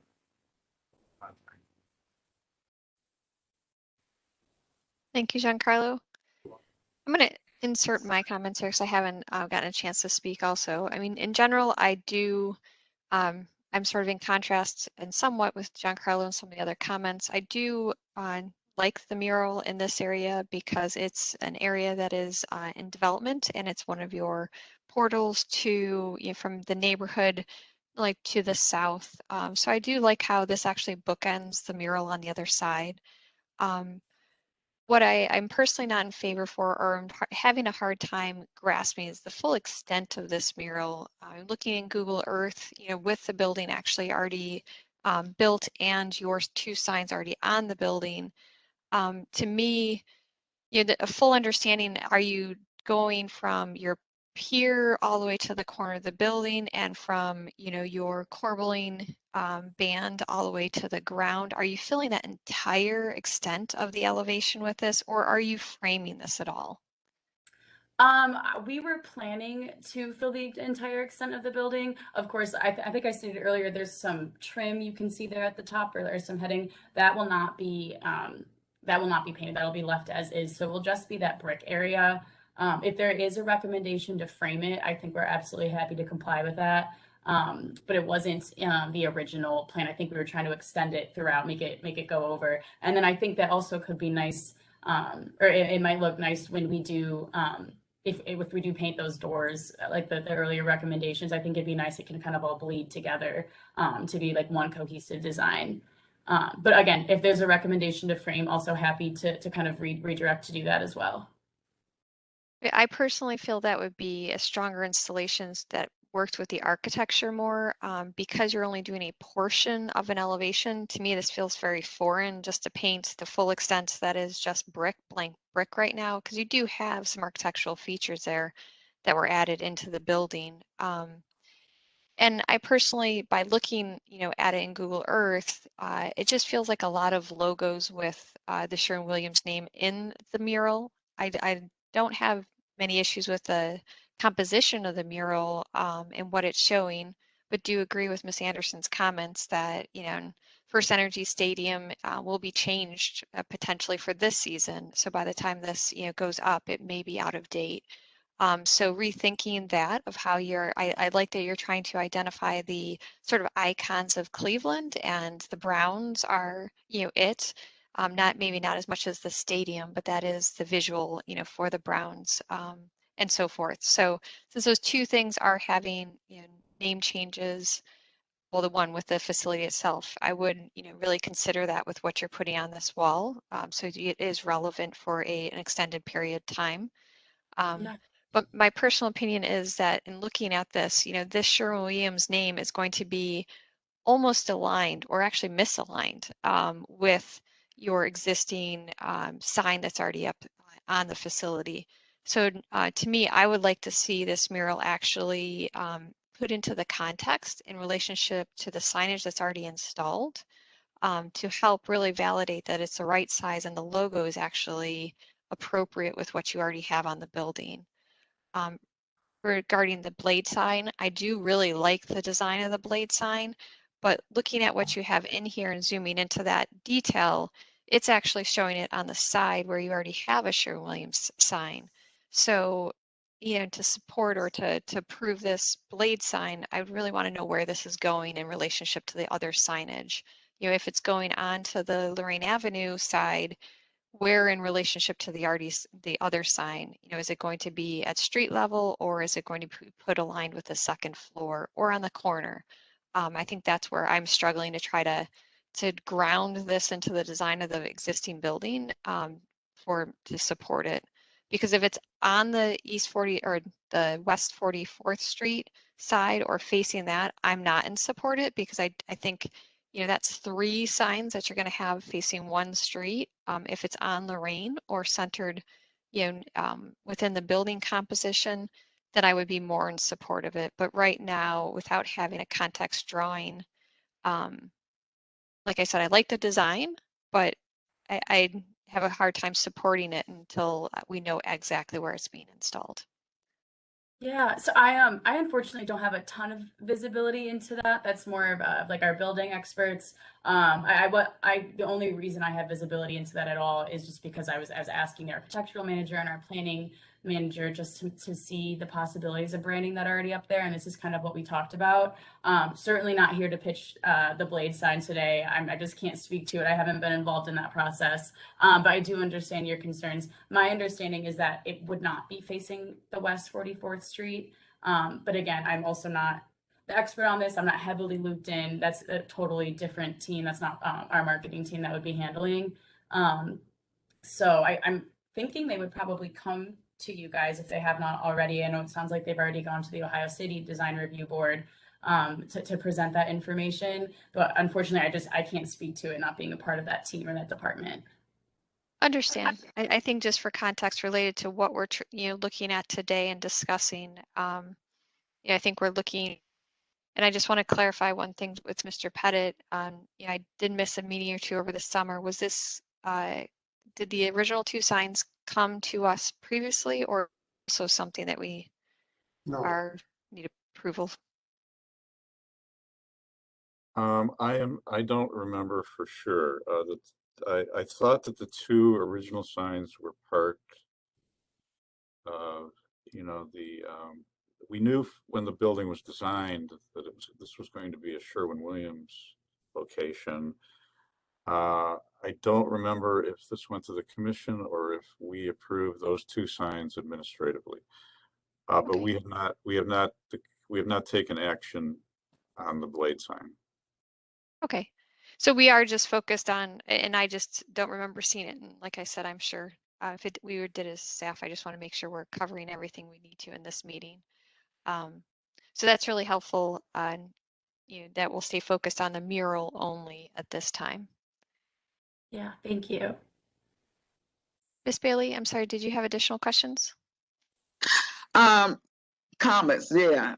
I purposely asked what made this a sign. So could we go back to the design? To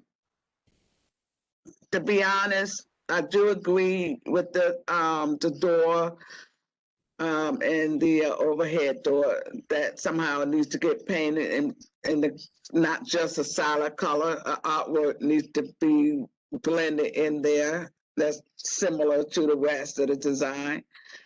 But I'm not in favor of the Sherwin-Williams text nor the hex tag because it's already a sign or on the side of the building. So to me, it's showing a duplicate of two signs. I prefer that this to be an artwork or more on this side and Sherwin-Williams sign itself on the side and just have this be a mural. So the hashtag comes out and the Sherwin-Williams comes out and let this be an artwork. And the two doors blend in with the same artwork painted. That's how I feel. Thank you. It's two signs being shown on this wall. That's my comments. Yeah, and I also just wanted to just point out again, while we do have the existing signage already on the building that has our logo and are very consistent with our brand guidelines, we were super intentional to make sure that the Sherwin-Williams in this art blended with the full design and kind of was built within the context of the art. So it kind of all goes together. Obviously it is at the top, so it does stand out a little bit. But we feel like we're a really big part of this community as well. And we're super proud of our paints and products and our art that went into putting this mural together. So that's kind of what we were thinking when we put the Sherwin-Williams on there. Again, so it's different. You can kind of see our logo too at the top of the banner on the presentation I put together. It varies drastically. We don't have this use of color. We never use blacks. It's not our font. It really does blend with the rest of the design, which we were super adamant about to make sure we preserve that context. So, and I totally hearing you guys about the doors being painted. I totally agree with that. It's definitely a note I wrote down and will take to my managers. But just wanted to touch on that branding one more time. So thank you. And just to clarify my comments based on what Ms. Bailey also said, I like the nod to the historic and logo, if that's what this is in this font. But I struggle with it being directly, adjacent 20 feet away from your modern logo, on the front of the building. So that to me, if you didn't have that logo, on the West 20 or West 44th Street, to me, this would be a really appropriate but since these are so close to each other, that's what is, influencing me on this design. Like I like it in this design, but when I put it in context of the building and the other signage you actually already have it on that building, that's where I think this is they're competing with each other, in my personal opinion. When then the scale needs to be reduced, it's still too large within the artwork. And they work with the size. It looks out of scale to kind of work with the reduce the proportion of it if it's going to remain there. Could I ask a question really quick just to clarify something I think Shannon brought up earlier? Sure. So we have, again, I think based on the math and the measurements that she put together, we're allotted 81 square footage of signage. And currently, I believe we have 65 if you count, well, not currently. We have the 228 and a half square foot signs, and then possibly the blade signs. So we're not at that limit yet. So would that factor into the decision at all that we aren't at our current signage limit, that we do have the ability to add more signage? Granted, this definitely would go over that 81%. I totally understand that. But just for the fact that we haven't hit that current signage restriction that Shannon called out earlier, does that kind of factor in at all that we could get some additional signage? The size of the mirror is fine. I'm talking about the Sherwin-Williams size. Well, let's answer her question really quickly. Ms. Bailey, The size of the artwork is okay. The Sherwin-Williams it's taking over the artwork. Ms. Bailey, let's have Shannon clarify something. Let's have Shannon clarify something. Is it the additional signage consideration for this mural, is it just the logo height and width here, or is it the whole mural square footage that would be considered part? Let's let Ms. Shannon from planning answer that one for me. Yeah, so Shannon Leonard, City Planning. So the square footage of the sign, so the entire size of the mural, because I think we're kind of confusing the two. This isn't a mural, it's a painted wall sign. A painted business identification wall sign is what it really is. And so it's not a mural. It's a mural in the sense that it's painted onto a wall, right? But it's actually a business identification sign from corner to corner.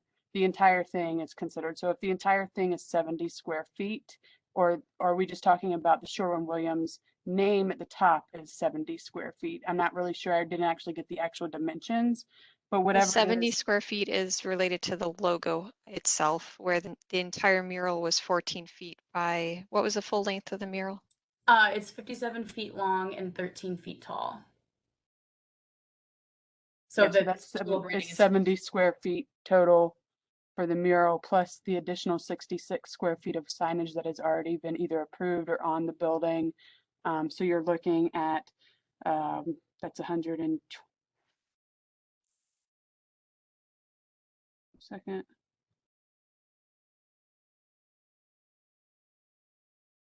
You're looking at a 55 square foot variance needed for all of the signage included. And this is being pretty lax. As somebody else pointed out, there are other advertising going on in this mural, right? You have First Energy Stadium, that's First Energy. You have Ohio City, that could represent the Ohio City CDC or the neighborhood. You have Lolly the Trolley, West Side Market, just in general. But again, those are considered landmarks in a sense, but those could be argued as also being advertisement and being off-premise advertisement for that fact. So, but we really weren't looking at that like that. When I talked to Richard Riccardi, It was really that this is a Sherwin-Williams branded sign. Okay, thank you. Thank you for clarifying that. I appreciate you crunching those numbers. Sorry, math is not my first. No, it's not mine either. So I was like trying to do it in my head this whole time, and I was like, I think I need a calculator. So thank you. I appreciate it. Thank you, Ms. Leonard. Giancarlo, you had some additional questions also?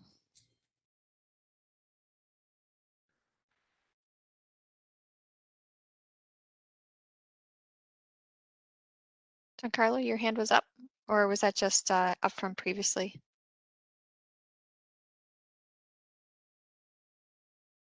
Sorry, the question was that, was this actually commissioned by Sherwin-Williams, or was it a project by a group of artists in the neighborhood that suggested this, or the neighborhood committee? Yeah, so I work for our marketing communications team in Sherwin-Williams. I kind of spearheaded this project. It was Sherwin-Williams' budget, but we worked with Graffiti Heart, who's been really great in guiding us through this process, and they connected us with our artist, Evan. So Evan created it. My manager and I, Taryn, she couldn't be with us. She couldn't be here today.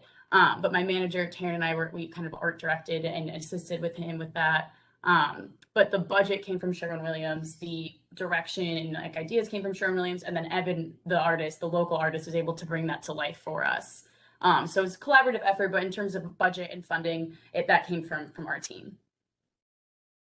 Okay, so for my part, I mean, I think it's just, there's too much going on. It's excessive. I'm not sure that it's doing any service to the building itself or the community or Sherwin-Williams. I do like the simplicity and of the left side of this showing the urban format of Cleveland. I can see that being painted on the big garage door. It would be an interesting framed piece of work, as well as the little doors. And these doors actually are not even used by clients going into the store, right? These are warehouse doors. Yeah, so they're right? for employee doors, and then once a day we get shipments of paint, product, other stuff from trucks. So that's kind of what that garage door would be used for. So it is open somewhat frequently. Sometimes it's left open, especially in the summer, and when unloading. And then that other back door is mainly used for employees. Okay, well, again, I think the entire right side is too much going on. I'm not sure what the message really is. Is it a eulogy of Cleveland and the various Cleveland landmarks, which I think everyone is already familiar with? If there's a desire to do something colorful to this building, then something, I think, more architectural would be appropriate. The building in itself is, I think, it has a simple elegance to it that I'm not sure that it needs any more. Plus, again, there's so many murals in that part of Cleveland. You know, an additional concern is that there's an element of impermanence to murals, which is very disturbing to me. So that, is there a maintenance program for this project that in 3 or 4 years, the paint will peel and will fade and whatever, will this be restored or repainted? Or in 3 years or 4 years time, will the building be just repainted as it is right now? Yeah, so thank you for bringing that up. I stated earlier, our products guarantee 5 years of it kind of looking like brand new. And then that's kind of where we say there could be some wear and tear like any paint in any mural project. But we do have plans to keep in contact. We have a really great working relationship with Graffiti Art now, and we do have plans to keep in touch with them as well as our artists to make sure that this is always looking good as new. You know, this is our Sherwin-Williams building, so we certainly would not want it to degrade or start to wear and not look fantastic. So we would definitely have plans to make sure that we maintain those relationships and maintain the updating of it. You know, my city, our Sherwin-Williams grand opening manager would kill me if this was not always kept up to date and kept our store looking fresh. So that's definitely something that we have a plan to do. Okay, thank you. Thank you. Thank you for that feedback, Mr. Strickland. And then I'm going to, probably in the interest of the meeting, ask for someone to make a motion next. All right. Thank you, Madam Chair. I think there's some inconsistency in terms of numbers, which I would like to have absolutely clarified. I heard Shannon say that the entire mural was considered a painted sign. The square footage of the mural is 455 square feet, not 70 square feet. So the variance would be considerably more than 55 square feet. So Shannon, did I hear you correctly with regard to interpreting whether this whole painted wall is considered a sign? Yes, I apologize if my math was off. I was never given the actual dimensions of the entire mural itself. I'm assuming that this on this screen here, the 70 square feet is in reference to just the word Sherwin-Williams. Is that correct? It is. Okay, so then yeah, my math was totally off. Right. So it's So yes, the 400. variance would be much larger. Right. So I wanted to clarify that for the applicant and for the commission. Should we be reviewing this as a sign then, rather than a mural or an art project? It is Yeah, a that's sign stated. It's a sign. It's a sign, okay, because of the logo is in it. right. So it is a sign.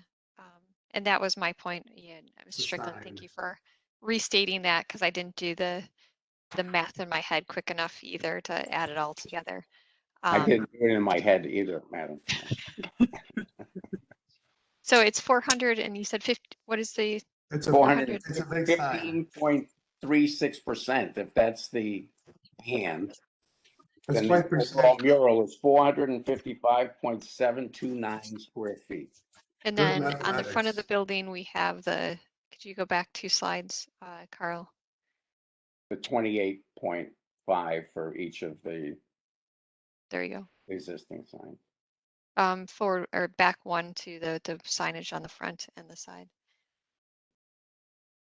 So they're each 28.5. So there's already the 47, 57. 57 square feet that's already there. So Plus the point, the blade sign would be another 10 correct. if that's approved.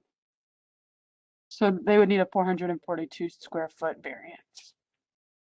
Because you're only allotted the amount of signage. It's the linear feet width of the frontage facing, so it's a Lorraine Avenue address. So right there, if you go back a slide, you have the linear frontage. And she said, I believe, I forget what she said, but I did the math at that time and it allowed width times 1.5 plus 25 is the amount of square footage you're allowed for business identification signage for wall signs. Could I ask a question really quick then? So I know we kind of just redirected to treat this whole entire artwork, branding and design included as the variance, but the actual signage, like the business identification, is still only that 70 square foot. The rest of it's not, I mean, that's not really our brand. Like the rest of it's not Sherwin branded. It is supposed to be meant for public art. It wasn't created under our brand guidelines at all. That's not usually something that we would put out. So would that still be treated the whole thing as the sign variance? If you took the logo out, it would be a mural. Because you have the logo in it, the composition of the mural, the entire square footage of the mural is considered a sign. Okay. Thank you. So with this, and thank you for re-emphasizing this, Mr. Strickland. That is personally why I'm struggling with this mural. I think there's a lot of things that need to be answered about this here. If the commission feels comfortable with that large of a variance, knowing that there's support for this as a mural, but the signage variance, is there support by the commission to give that large of a variance? Let's just start there and so that we can keep this moving.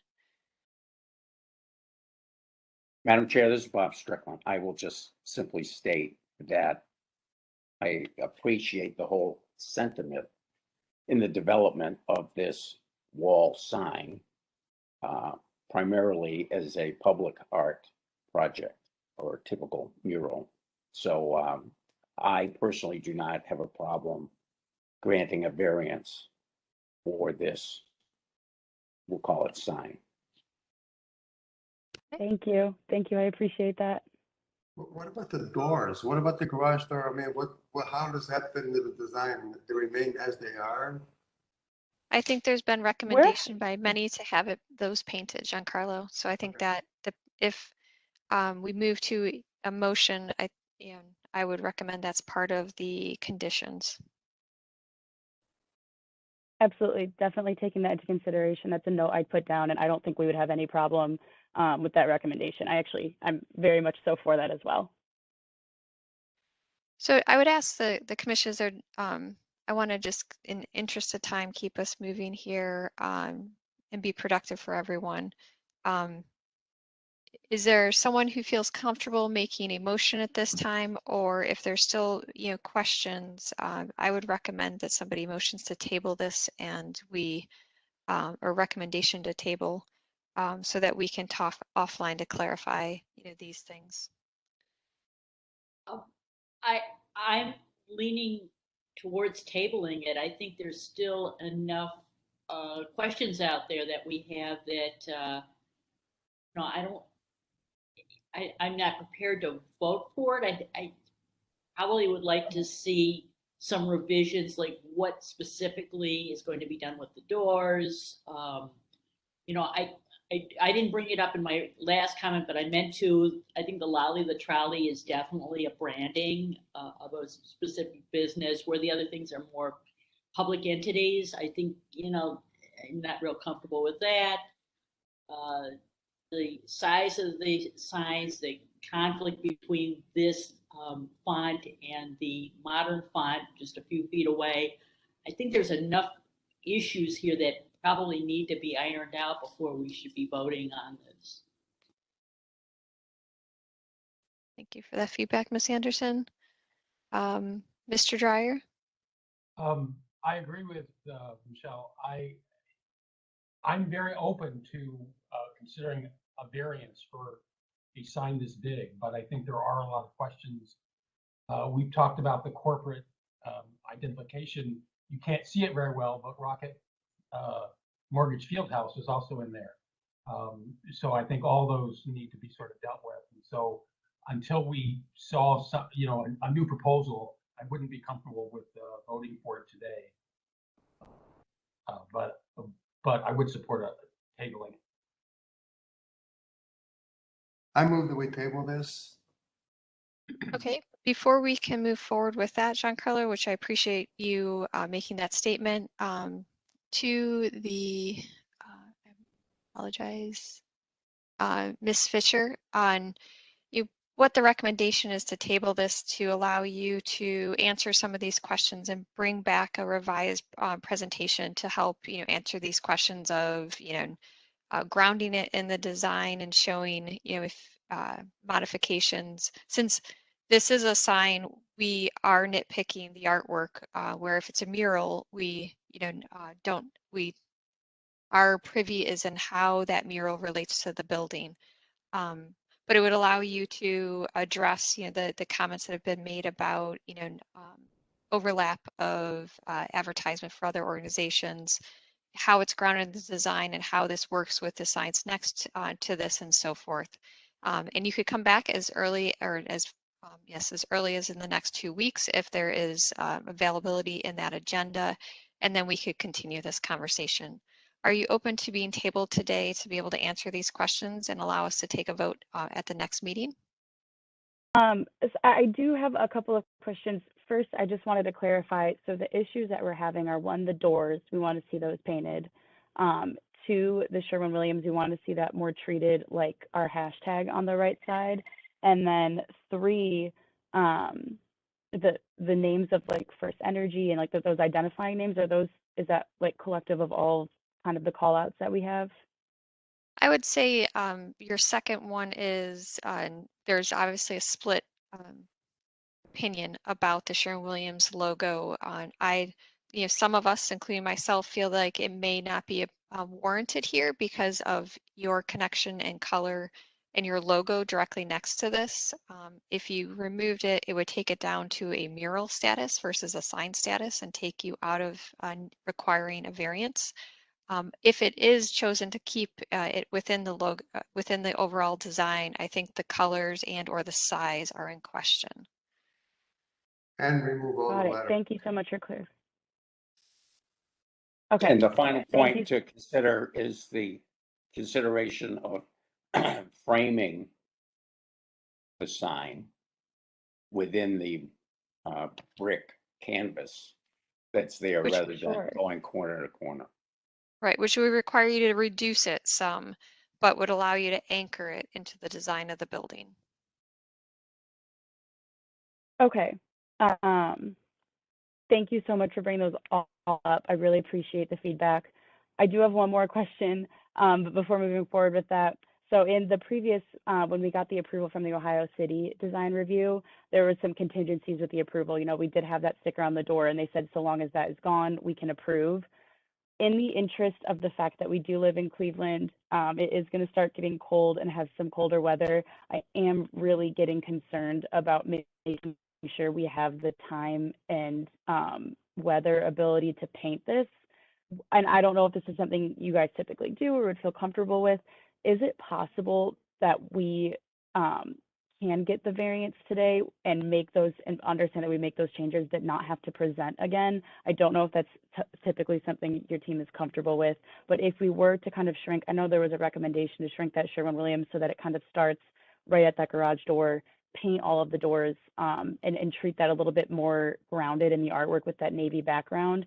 If we were to make those promises when painting and completely conform to those rules and those designs, would it be possible for us to move forward today and not take that second step of having it tabled? I think why I just asked for the feedback from the commission is that I'd say the general feeling is no, I don't feel that we feel comfortable voting on this with that many conditions that are related to it. So if you would not like to be tabled today, you could ask us to vote and we can move forward with that. It does not mean that you're going to get approval. You may not get approval on this and you would have to come back regardless. So tabling allows you to make modifications to this proposal and stay within the current timeline that you're already in, where if you're rejected, you sort of start the process over. Okay, I understand. It sounds like it's probably in our best interest to table then. So if that's the recommendation, would love to get back on the agenda next time, should there be room to kind of address these concerns you guys have. Okay, well, excellent. We appreciate you understanding and being open to that. So I'll move back to the commission. Giancarlo, would you like to restate your motion? Well, table. it's basically we're asking the tabling, so I move that we table this project. Okay. Yeah. Thank you. So you motioned to table. Do we have a second? I'll second. Madam Chair, I think Shannon has her hand up as well. Oh, I'm sorry. So let's finish this. So we have a motion, we have a second. Further discussion, Ms. Leonard?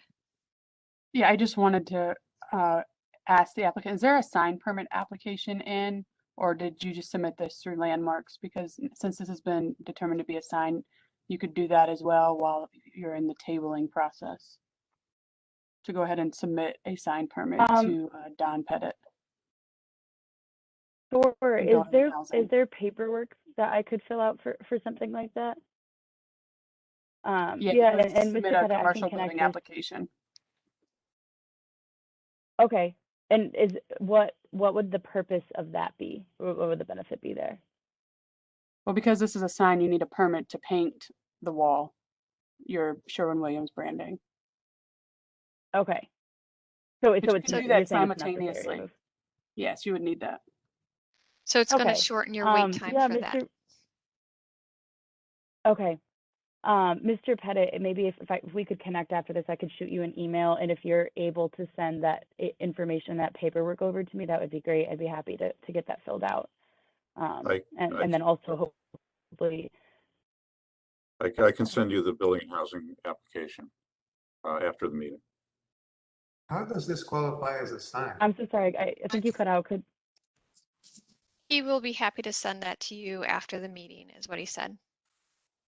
Okay, thank you. I'm sorry, it cut out. I put my headphones in, so I apologize. Thank you. Thank you very much. That's okay. And Giancarlo, we can cover that again maybe at the end of the meeting once we, since we Yes, thank want to try to keep the meeting moving along. So we have a motion to table. We have a second. Any additional further conversation needed? I just want to make a comment that Sharon communicate with Miss Kelly in regards to the measurements or whatever. That still thinks of some clarification to be shared with that. The rules. Great point. We just, we need to have the right numbers working, which is the entire area of the mural. So, okay. Mr. Pettit, could you please call roll and announce the results? Miss Anderson, Yes. Miss Bailey, Yes. Mr. Colicchio, Yes. Mr. Dryer, Yes. Mr. Strickland, Yes. Mr. Tarasik, Yes. Ms. Trott. Yes. The motion to table passes unanimously. So Ms. Fisher, we look forward to seeing you again here in the near future to address some of our questions and continue the conversation about your proposal. All right, thank you. I appreciate it. Thank you. We'll move on to our third applicant, the renovation site development located at 2270 Professor Avenue, Stella Maris Tremont Community.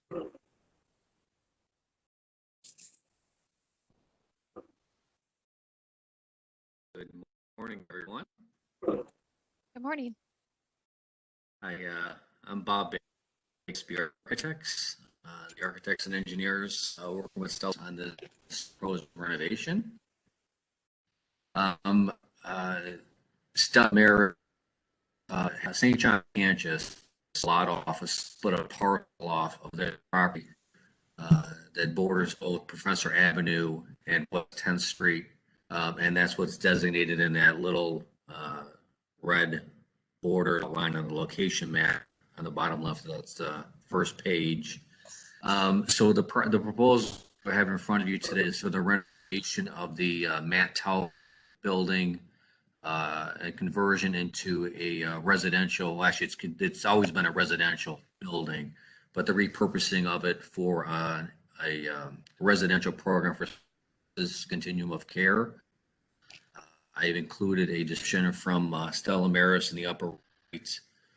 That body of text there describes what the program is all about, but it is basically for housing 32 adults, 16 men, 16 in a 24-hour supervised environment. Again, to continue their recovery from treatment or from addiction and alcohol recovery. So part of what you have in view is a couple pictures, one of the existing front of the building that borders Professor Avenue. And the second picture is our proposal to renovate the back of the building, which is the back porch basically. And I'll get into a little more detail in the future. The scope of work I described on the bottom right of this slide. The building is in a bit of disrepair for the past, decade or so. A lot of what we are going to be doing for this building, specifically the exterior, is just repair it, clean it. We're proposing to replace the windows, potentially replacing the roof at some point. There's a grease duct on the outside of the building that we're going to be removing. Some of the exterior improvements I'll get into in a minute. And on the interior, we're not going to do a lot of work other than a lot of infrastructure work. New heating and cooling systems, new electrical, new fire sprinkler suppression system throughout. And I'll talk about that in a minute as well. So you can go to the next slide. There's some of the existing building. On the upper left, you can see that that duct that we're going to be removing from the building. The front entryway in the middle upper right, or the middle upper row. We're going to be storing that entry area as is, painting it with historic colors to match. Upper right photo, it's kind of hard to see, but you can see the gutters are falling off the building. The fascia boards are ripping off the building, so we're going to be replacing all of those. The bottom left, that south elevation, is the area which is the back of the building that the initial you saw was what we're going to be putting. We're going to be rebranding these that entered that back porch to the middle of that facade, adding a canopy. The back porch is going to be in its entirety. It's pretty much failing and leaking into the basement of the building.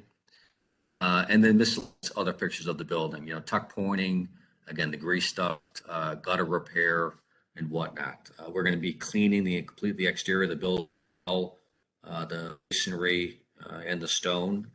So that should be a modest improvement. Next slide. Here's an overall site plan of the project. Obviously, Professor on the upper right. So what it's showing is that we are going to be improving the back of our building, which is kind of hard to see, with a new brick paver patio, reworking the lawn area. On the south side, we're going to be adding some pavered area. These are going to be areas that some of the residents can kind of hang out, right? We're not necessarily looking to, activate the street necessarily. So we're providing opportunities kind of in on the property, people to hang out as you would any residents. So as we exit, we'll be putting a new curb cut on the west. We are going to be putting an aluminum fence that's going to separate the parking lot between ourselves and St. John Campus. The parking area, as you can see here, we don't have Tremont West specifically to put a modest amount of parking in here, not to overpark necessarily. We aren't going to be needing a lot more parking than we're showing right there. We're trying to maintain as much landscaped area, lawn area as possible. So that's what you're seeing there. And that's kind of that slide. And we can go back to that one at some point. You can, if you want. Oh, it actually comes. Sorry, you can see this here. So that's a little bit of the plans, and you can see the brick paver back of the porch, a little more on the side. Nothing too significant here. A decorative aluminum, as you can see there. And I showed these floor plans to the inside of the building to show you that we're not going to do a whole lot of work, specifically on the second and third floor. This building served as a recovery center for most of its history. So it's actually perfectly suited for what we're doing with it. So other than renovating bathrooms and overall finishes on the second and third floor, those are going to stay fairly intact. The first floor is going to be repurposed a little bit to have group rooms available, ADA compliant, some of the residents, and then a dining facility. There will be cooking on site here. Everything will be brought in from the main campus on the West Bank flat.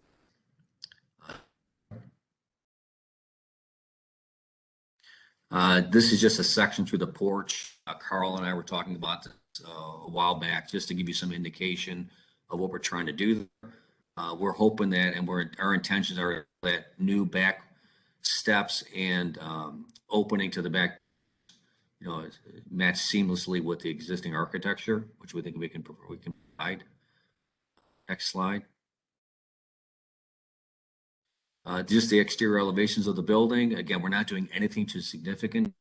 It is, clean up. Again, the restock. We are going to be removing a chimney, as you can see in that bottom south elevation. This building is built in a couple different phases. They were talking about taking out was actually right through the middle of the building, and it compromises the corridors, which reduces the corridor. But somehow they did it to 2 foot, so it is a problem. So we're talking about taking that out of the building. And then one of the points of discussion that came up on the Tremont West submittal was a replacement of the windows. Currently, they're all vinyl windows, vinyl single-hung windows. When we proposed to replace new vinyl single-hung windows, and there are miscellaneous other ones that we're going to be replacing one for one. But the Tremont West and Carl specifically asked us to look into other options, and so we went back to our Pella representative, and we are looking at maybe perhaps a fiberglass which is a little bit more substantial and a better performance window. There's about a 20% increase in cost. So we're hoping we can absorb that cost in the project, but there's over 100 windows in this building. So it's a pretty significant cost. But the point is that our intent, you know, this is Mayor's property. So we're going to do what we think is best for Stella's long-term use of this property. So we can get that done. But the finish, this tan colored finish, is similar to what the existing windows look like. So we're going to be keeping that color for the window frames.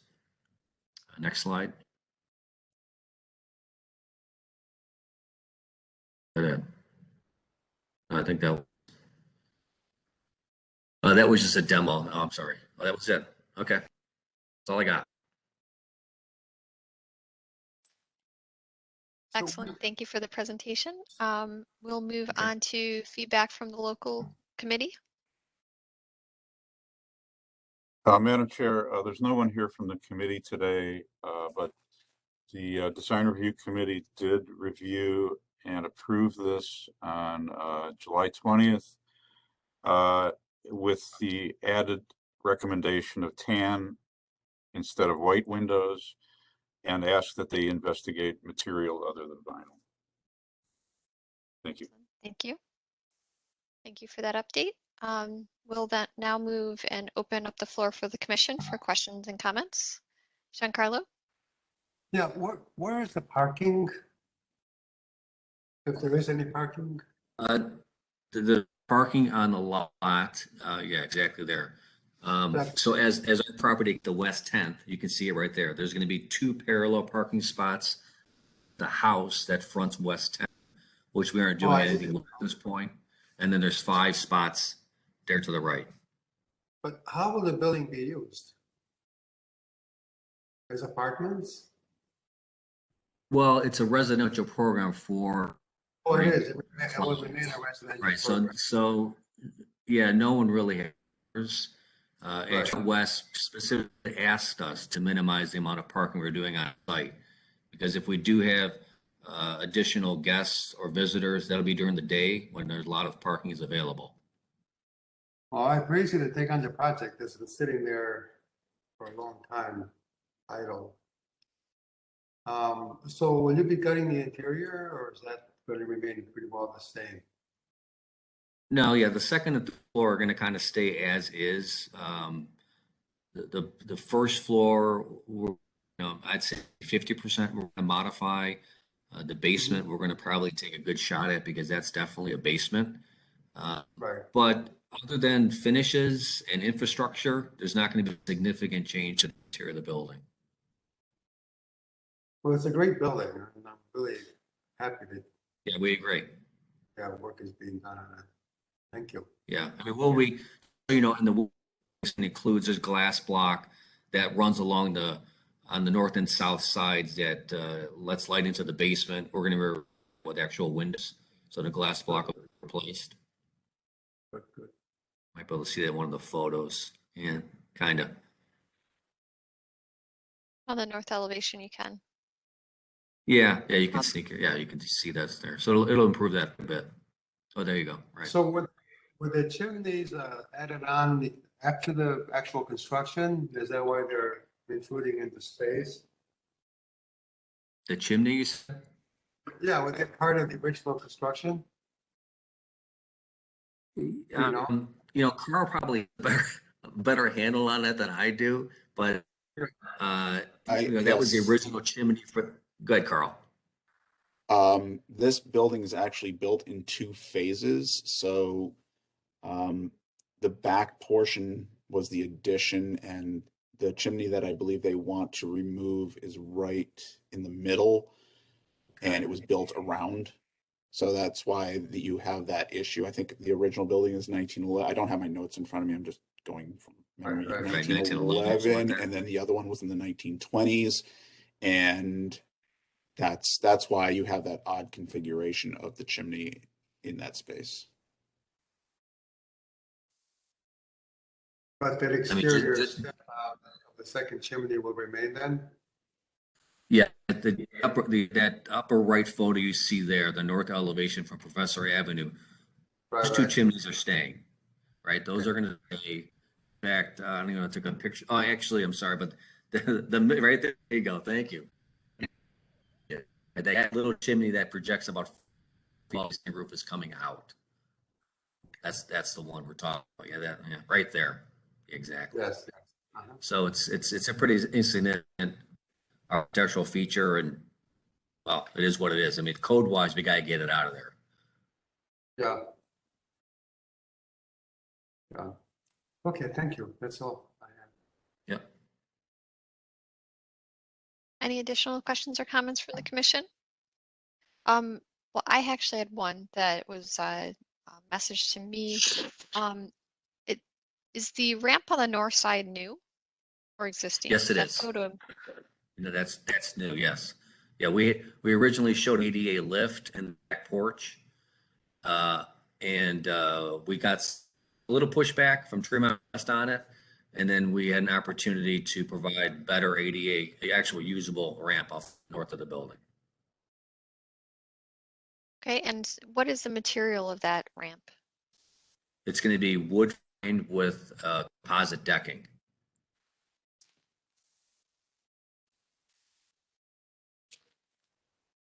And is there any skirting or anything related to the decking? Will the windows be able to see past the Yeah, deck? that's why we're not. That's why we can take it to the ground. Exactly. We want to maintain as much through those northern windows as possible.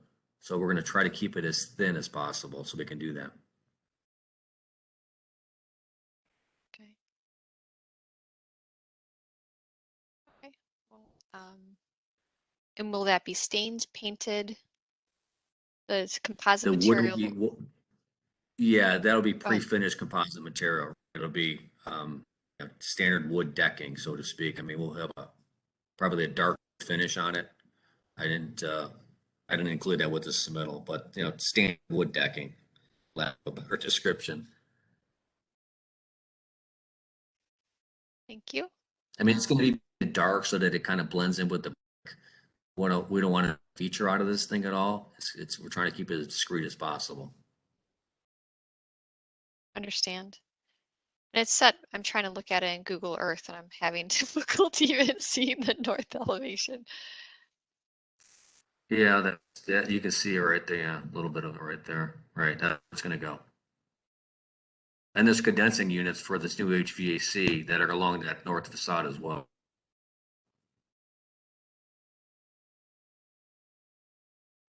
The north elevation is the parking lot for Crust, right? I'm sorry? That north elevation is right at the for Crust Restaurant. Yes, it is. Yes. Yeah, most of the time there's cars parked over there, so Right. really don't see much of that ground floor over there. Okay, appreciate that feedback. Miss Bailey, you had questions? Yeah. Is any masonry work, all the masonry is in good condition, any top work and anything? Yeah, and, the back porch, that right photo, tuck pointing at back porch. There's definitely some disrepair that specific area of the building. That's floor. There's some tuck pointing necessary there. Miscellaneous areas throughout the rest of the building. It's actually in pretty good shape. Is the nice throughout, but we'll tuck point area. And the roof and the downspouts and the gutters are in good condition? They're all going to be replaced. The roof is going to be as an addendum to the project. If we can afford to replace the roof. The roof's actually, I think, 11 or 12 years old, so it's not that old of a roof. But with the work we're going to do and some of the roofing that's done around the dormers is kind of questionable. So we're hoping to replace the entire thing. Project. But is it for later or it's not part of this project? Well, we're hoping as part of this project, if it's replaced, it's going to match the existing roof. So we're not looking to make a statement with it. And what about some of the doors and stuff? Is any of the doors on the ground level? Is that being replaced? Yeah, they're going to be Especially on replaced the with new cover sides. doors. Yeah, right. Yeah, some of the doors, some of the man doors on the side will exist just painted. The front, and the back, the front and the back porch will be more of a decorative half light door.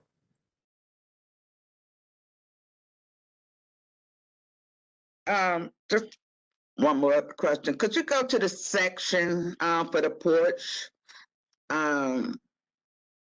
Yeah, right there. I couldn't tell with the second level. I'm hoping that's not an honor, is it?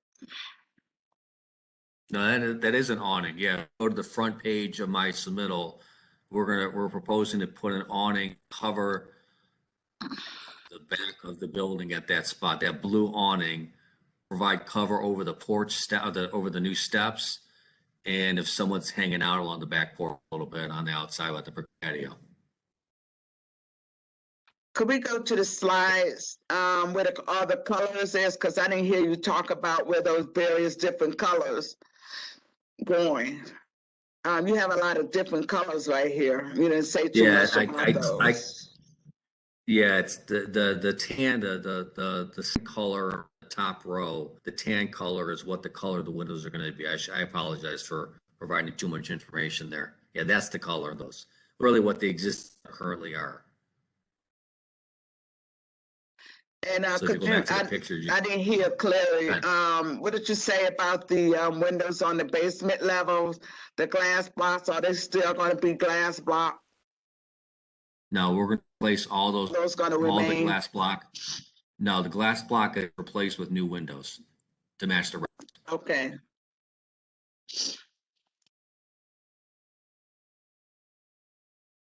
Does the existing have a canopy on it already? I'm looking at Google Earth and it doesn't even, I can't see if No, it's, does not. no. Okay, it's just No, sunlight hitting it. that I have a picture of that board somewhere. Yeah. Okay, yep, thank you. It's fairly hidden though back there because of how far it sits back from the street. Yeah, it's it's very discreet back in there. Okay, additional questions or comments from the commission?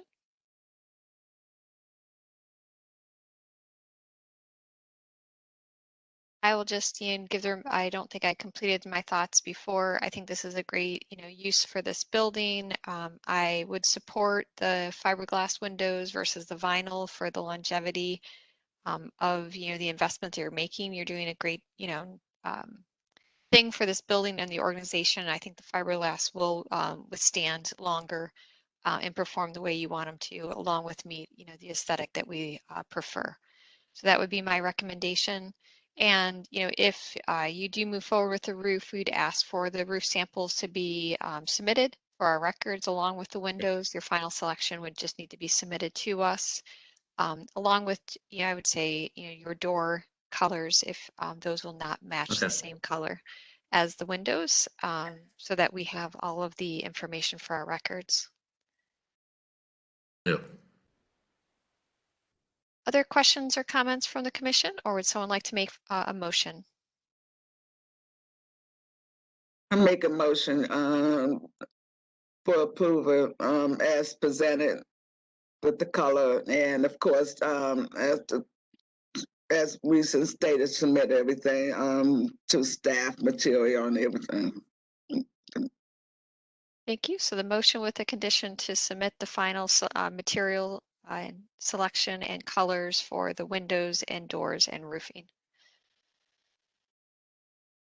Do we have a second? I second the motion with those conditions. Thank you, Giancarlo. Any further discussion? I just saw the fence. Is that submit the information on the fence too?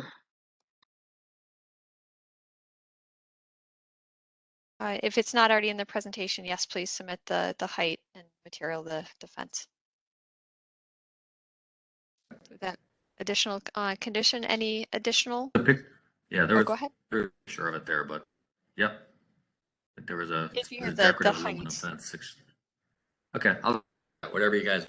The height would be great, just so we have it part of the record. Okay, you bet.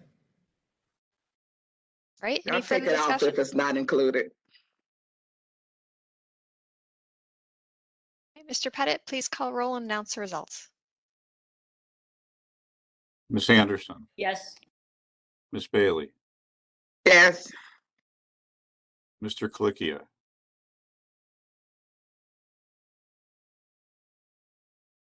Mr. Colicchio, Yes. you're muted. Thank you. Mr. Dryer, Yes. Mr. Strickland, Yes. Mr. Tarasik, Yes. Ms. Trott. Yes. The motion passes unanimously. Great. Thanks, everybody. Thank you. Move on to our next applicant, located at 11017-19 Wade Park Avenue, new construction of a single-family house and garage. Madam Chair, I have to leave. They're doing construction along Thurman, and I can hardly hear myself. So, Okay, thank you for letting us know, Giancarlo. Have a great day. you too. Bye-bye. We'd like to welcome the applicant. Feel free to unmute your phone, announce yourself, and tell us about your project. Hi, this is Greg Soltis, and we are proposing a residence on Wade Park. And the committee has seen this before, and so we don't necessarily need to look at these slides for context. But if you go to the next slide, this is the landscape plan, which we're proposing doing a nice flower bed in front of the house and keeping the existing tree. And the next slide. And what we've, and this shows it in a little bit more detail and shows the walk up to the house and the drive. In the next slide. These are the house plans, which you've all seen. The next slide. And this is the updated elevations that we've made more adjustments to make it fit more with the local residences. So you can see the historic colors, the historic red brick at the bottom, which was a recommendation by the design review committee, and the addition of the overhang on the door on the side. Go to the next slide. And you can see in perspective what this looks like in the next slide. Here's a different view in the next slide. And then the material palette is on the following slide. So you can see we've adjusted to a more historic material palette, something that blends better with the neighborhood. So you can see the roofing material on the top left, the expanded entryway in the historic color in the center, and then the two different colors that we're proposing for the siding to the right, and then the historic brick that we're proposing on the bottom right. And we'd welcome any comments from you. Excellent. Thank you for the presentation. Feedback from the local committee.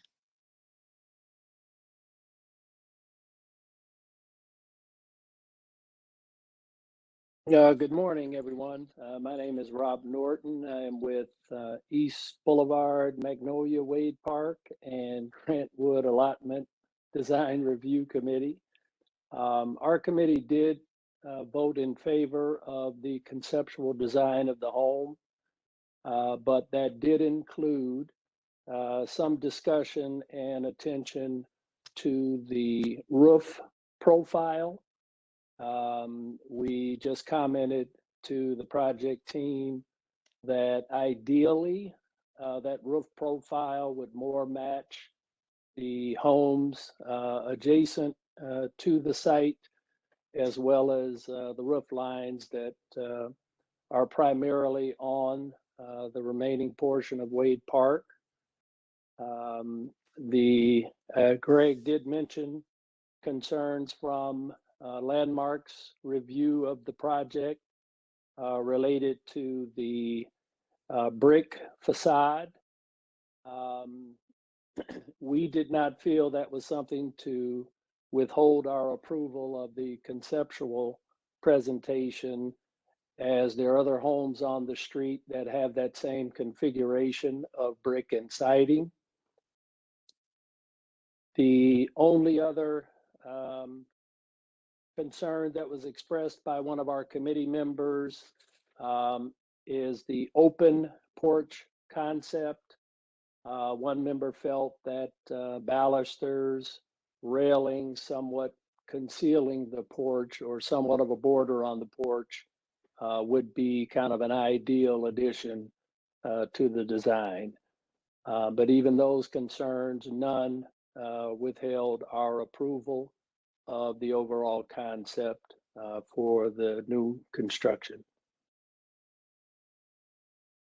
Thank you for that update. We appreciate it. We'll now move to open the floor to the commission for questions and comments.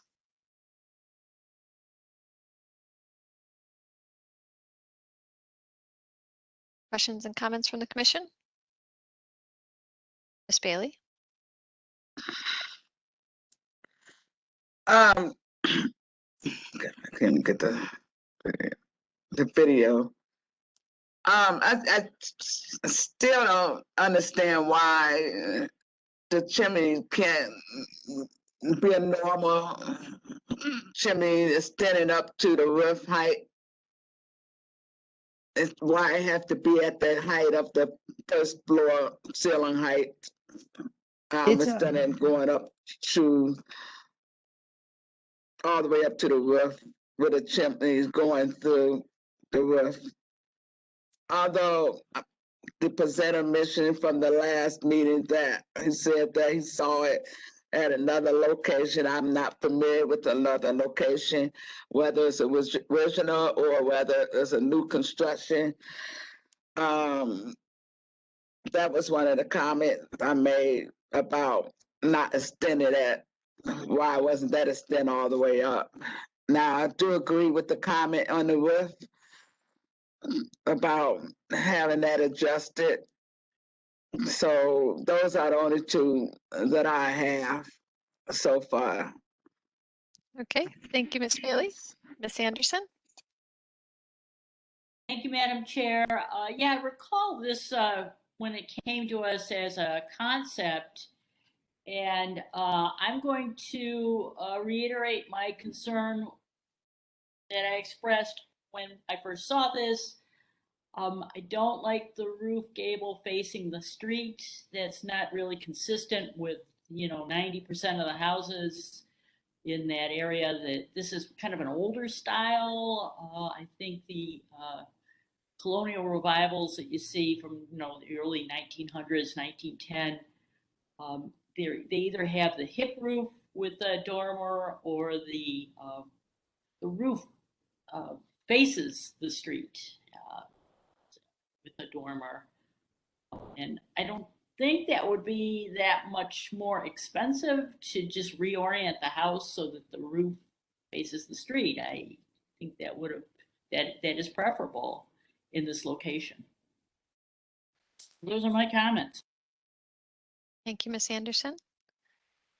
Other questions and comments from the commission?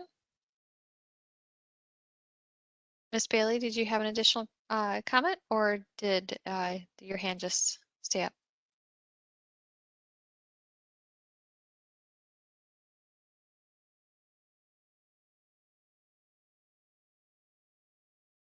Mr. Strickland?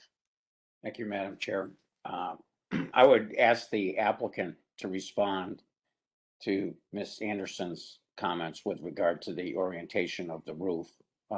It would be my assumption that the lot width limits the efficiency of the design and forces an orientation of the roof in this direction. So if the lot width is not the restriction, I'd like to have the applicant explain why it's oriented this way. So good question. So there are houses in the neighborhood that, and I don't know, Carl and Don, I sent an updated plan that has a study of the area that shows additional houses in the neighborhood that have this sort of orientation. While it is not the predominant orientation to the street, it is more common in the neighborhood than you would think, and there's precedence for it in a house down the street. Additionally, the lot width, in order to get a drive to go to the back and allow for space around the house, is a little bit of a challenge. So we were just using the precedence that is set not just on the house down the street, but on this particular block. If you go all the way around the block, about 20% of the houses, 15 to 20% of the houses have this sort of orientation. So it's not uncommon in the neighborhood. And we're trying to offer a house at a price point that would turn a vacant lot into a new resident, a new neighbor for the people in the neighborhood. And this particular house that we're doing in this way is going to be an affordable house that a middle-class person would be able to buy in this neighborhood.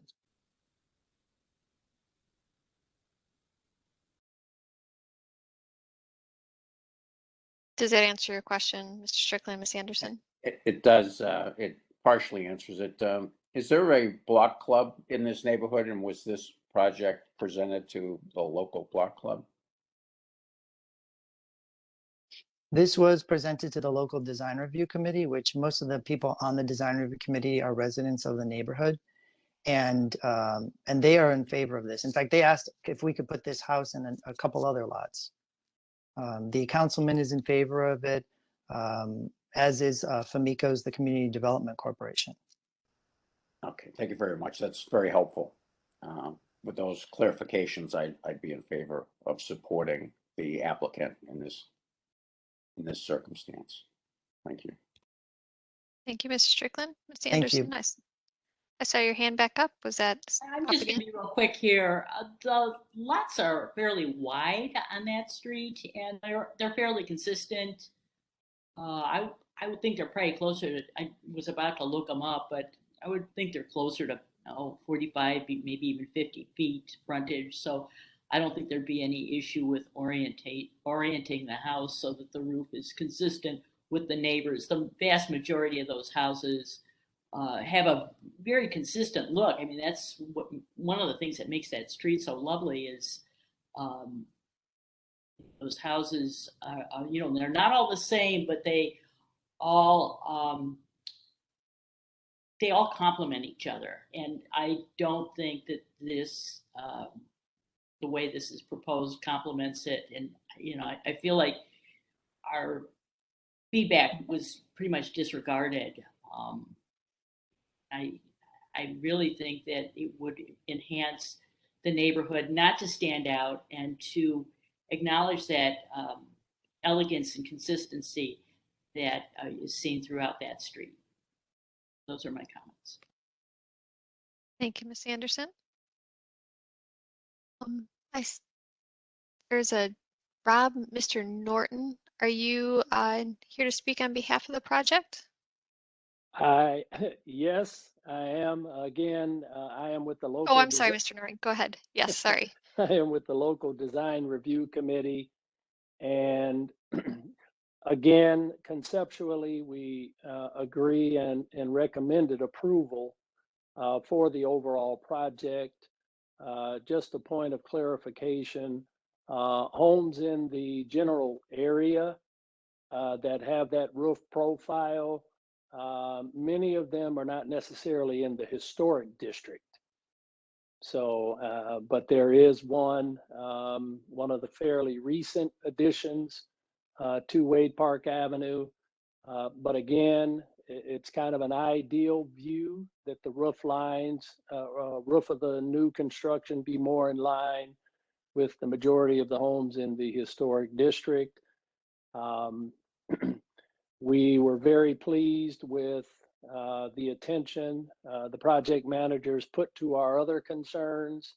And overall, we felt they were very attentive to the input we provided them on the remaining of the project. Thank you for that feedback, and I apologize. I recognize your face more than your name. Ms. Bailey, additional feedback? One of the reasons I didn't the roof, it looks so massive, number one. And it doesn't blend in with the rest of the houses on the street. Yes, it may be located away from the area, but where it's at and where it's being placed, the roof profile doesn't match nearby. Meaning, for example, there's dormers on the homes nearby, and by this roof, it's being so large and it has a large attic, according to what I'm looking at. It's only one window that's bringing lighting in. It would be nice to put some dormers on there, and it limits the size of this roof, and it brings more lighting up on this attic. It would make this looks a little more blended in with the rest of the houses nearby. So that's another comment I have. And again, I don't like how the little short fireplace looks. Why it hasn't go all, the chimney goes all the way up. Have mercy. That's a fireplace, I was told from the first meeting up here on the east facade. This little piece right here. Am I correct? You told me from the first meeting that's supposed to be a fireplace. Correct? Mr. Solstice, if you'd like to. I don't got. You know, I have, Don, is it possible for me to share my screen? No, we're not set up to do that, and I apologize. We got your additional presentation too late. No, I understand. I had some examples in there of precedents on the street and on the block and how this blended in with everything. Mr. Soltis, have you done a study to see on the roof? Obviously, we did give that feedback last time. Did you do a study to see how you could reorient the roof of the building and still maintain the design? Yes, so with this particular model, it's not possible to reorient the roof. So we were going all in with making other modifications to the structure in order to make it blend. So using historic colors and bolder molding profiles, bringing the eaves of the roof out more. We could potentially even change the columns on the front in order to be something that blends better if you feel that this doesn't blend better. But we really did pull out all the stops. If you were to see what this model looks like in its typical form that you would order from the manufacturer, it's a very good product as far as quality. Design wise, it can be elevated, and we did elevate it, and we did that in conjunction with the community, listening to them and making changes based on what the community asked for. And again, we think, besides the fact that if you go not just on Wade, but in the immediate streets, even just one house or two off of Wade on the side streets, you will see a variety of different styles of houses oriented to the street in different ways. And that eclectic nature is kind of one of the things that makes the neighborhood great. And this is a product that we can put out there, and a house that we can put out there that we think will blend over time. And again, it offers a regular middle-class person an opportunity to buy into this neighborhood and turns a vacant lot into a place for someone to live. We appreciate that, and especially you taking that in consideration. But this house is on Wade, the historic district, so we want to stay focused on that and how it fits into the Wade Avenue aesthetics. Were there any other houses considered? Because I think I personally am in support for the goals of this project related to providing affordability in the neighborhood, along with filling in the vacant lot.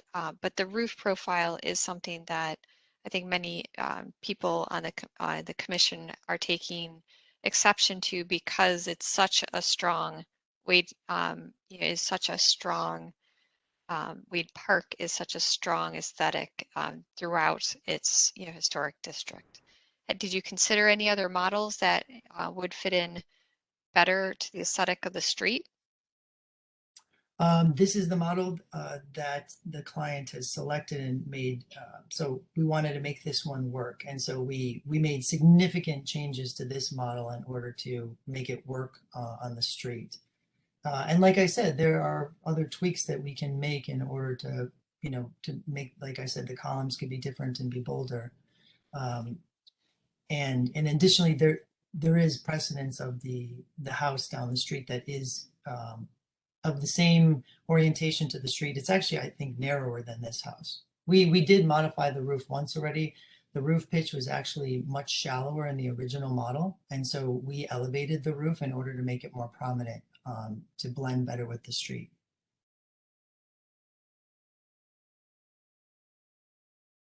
Ms. Anderson, you have additional questions? Real quick comment. I was showing new construction in the Wade Park area on Monday.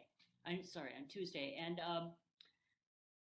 there is a demand that definitely outstrips the supply for new construction there. So I think we can maintain a certain standard, especially for single family new construction. There's been a lot of emphasis to build townhouses, and the demand though is for single families. So I think maintaining a standard with the few lots that we have is something that we are in a position to do. These lots are few and far between, and I think making sure that we put the best possible product on there is our mandate. Thank you for that feedback, Ms. Anderson. Other questions or comments from the commission? Or would someone like to put forward a motion? Before we do the motion, Mr. Salter, could you explain again? You didn't really talk too much before we do the motion. You mentioned that this is a fireplace. Can you explain what type this is? Sure. Before we do a motion. Yes, it's one of the pop-in fireplaces, which is what you'll find in most new construction nowadays. But you really don't see houses that are built because with a traditional fireplace, because it literally costs anywhere from $20,000 to $40,000 of additional cost just to do a traditional fireplace, and it's difficult to find the masons to do it that have the skill or the time. So this particular treatment for the fireplace allows the interior to have a fireplace that's easy to use and maintain, which is what people want nowadays. And then the cap on top of the fireplace on the side of the house is on a house just down the street. And it's repeated on both sides of the house because we use that same architectural detail over the side door. So there's this repetition of architectural detail that adds to the house. Hello. Share that information to staff so they can have that information. Certainly will. Hi, Greg. Greg, can I jump in here for a second? This is Lothario with Famicos. Yes, please. First of all, sorry, I had some connection issues. So, good afternoon to the board and Madam Chair. We are, I think, as Mr. Norton explained, we are also in favor of this project and of this new construction. There was a couple of things that, again, I was going in and out, but there was a few things that I did pick out of the conversation that sort of stood out to me. One was in the district itself, between Ashbury and Wade Park, just as Greg said, that there are homes with this same sort of A-frame roof style.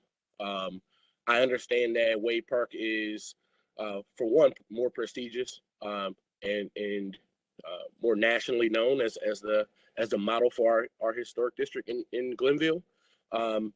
However, if we're speaking on Wade Park, and we're just speaking about the street alone, there are several new construction homes on the eastern end of Wade Park. They have Wade Park addresses, although they're not in the historic district. But again, if we're speaking about Wade Park itself, that Knez homes built, each of these homes were built with that same A-frame sort of roof pitch, and not to the detail between the brick and the multiple selection of materials, as well as didn't really fit into the historical palette. But those homes, they do exist, and they do have Wade Park addresses.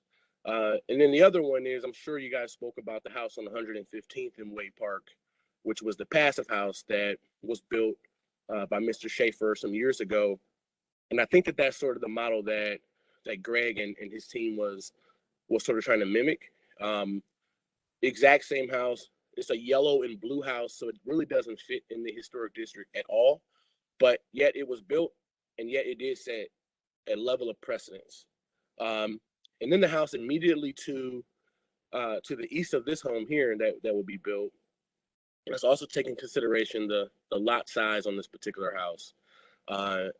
There was also a comment about the third floor window. Greg, if you can speak about, once I'm done here, about whether it was a rafter or if it was a truss sort of system in the attic. I don't believe that the attic is even going to be built out. We asked them to add the third floor window as just an aesthetic, even though that house won't have a finished third floor, or really won't even have a third floor at all. We asked for that element to be included in there. Now, obviously, the type of window, and if it sort of sticks out and it doesn't really fit, then that's obviously up for conversation.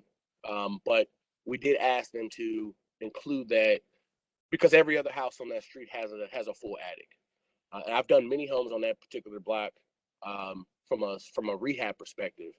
And again, if we go to the house immediately to the east that will eventually have an addition added to the back, the addition actually has an A-frame roof. And as you can see, the direction of or as you can't see, but the direction of that particular house, of that roof, I think this is where you guys are asking him to do either change the direction of it. That house has that, but the house to the east is going to have, literally, you're going to be able to visibly see the peaked roof from the street. So I'm only making the argument on the scale of the roof, the scale of the lot, and the roof type is mimic all up and down Wade Park on its eastern end. And if we're not speaking about the district itself, because precedence is definitely set as far as the district between Ashbury and Wade Park. But if we're only speaking about Wade Park addresses, there are several properties that we should consider from a precedent standpoint that have been built most recently on Wade Park. Yeah, and I would argue, and thank you so much for that, Lothario. I would argue that we've modified what would be the look of this house in many ways, and Lothario pointed a couple out. I pointed a bunch out in the last meeting that we had, and since then we've gone to historic colors, and with the brick and the siding, and we do think that this is going to be a really great addition to this street. And it's going to come in at a price point for some that would fit on this street. And that's the other important thing to consider here, is that, many of the houses on this street are amazing, and they were built in a time when the street was really a wealthier clientele that lived on this street. And to build a house of that nature today would, be prohibitive cost-wise, especially for what you could potentially get on the street. But this house is something that is going to, I really believe, is going to fit in, and we've worked with the local community to make it something that they feel that could be part of their neighborhood, and I think that that's something that's important to consider as well.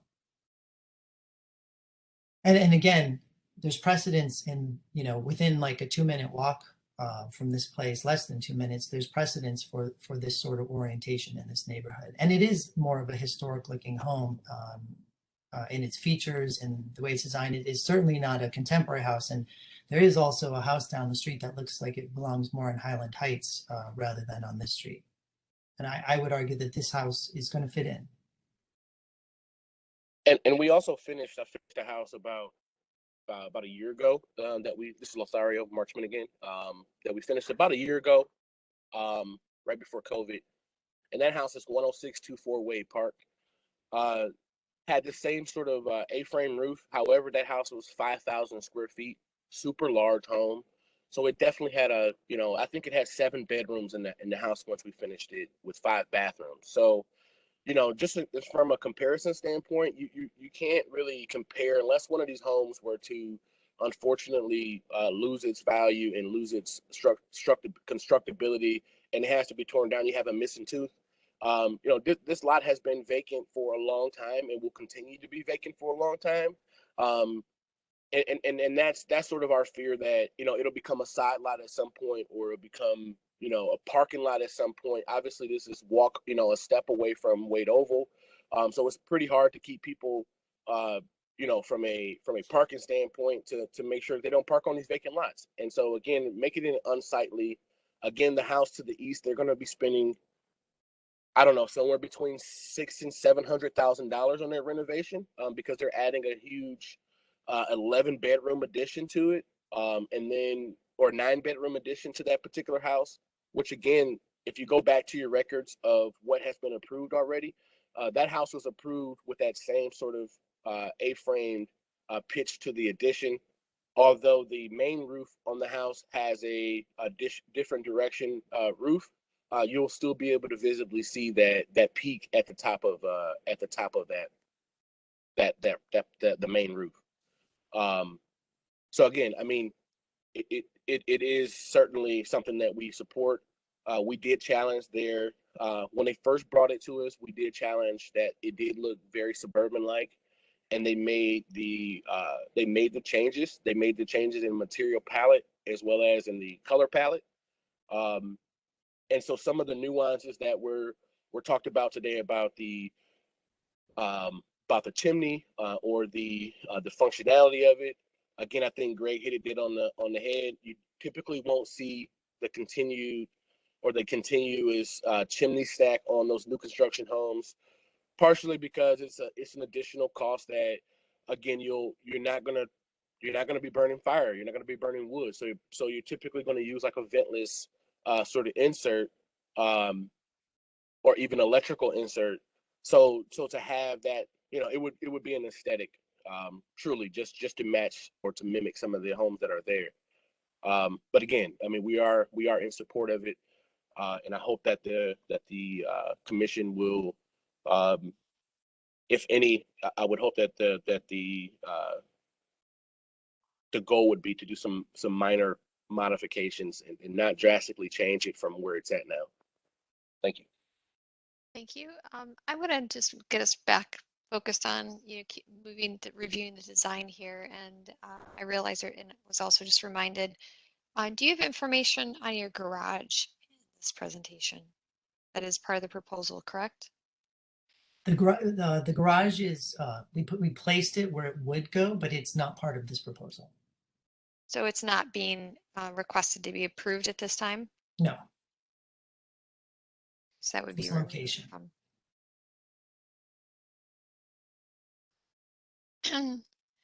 Other Miss Anderson, I see your hand up. Is that I'm going to make this quick. I just want to respectfully disagree. Lots in this section of Wade Park are few and far between. They are at a premium. They are desirable. There are buyers who want to live here. To compare Wade Park west of 118th Street to Wade Park east of 118th Street is not an apt comparison. The only thing that's the same is the name of the street. The lots east of 118th Street are typically 35 by 100, 40 by 100. The lot that you just discussed had a 10624. I believe that is 60 by 200. These lots are a lot more substantial. We are in a position to request something that is equally substantial, something that a statement that will be more consistent with what we already have on the street. And I want to also mention the newer construction, the green home, that the yellow one that they were referencing, that actually was moved. It was built in University Circle, and it was moved. And again, that was at a different time. The market was very different than it is now. We need to look at the market and what it is now. And if I may just rebuttal on that, I think that you are certainly correct in so many different ways. I also just want to challenge the fact that this home or this lot had been up for sale for several years. The particular developer that purchased this lot is devoted to sell this home, right? Is devoted to sell this home to an owner occupant. Everyone else that has come before us has been, student housing, has been investor type, sort of approach. And you speak about the history about that street and that neighborhood. Home ownership is our first and foremost objective. I mean, so when you have someone that wants to and has agreed to sell the home once it's being built to an owner occupant, I can't ask for anything better for our neighborhood. I think what we're saying though is we're in support for this proposal. I think what people have taken exception to is really what I've heard is, the roof orientation, since it does not align with the aesthetic of the overall historic district. In concept, I personally feel like I mentioned, I'm in support for this. I think it's a great proposal. I think it's creative that you're trying to use a more spec home in a way so that there is a affordable opportunity here. But the orientation of the roof doesn't blend with the neighborhood. So is the applicant willing to study that? Because I think that's what's this whole conversation's about.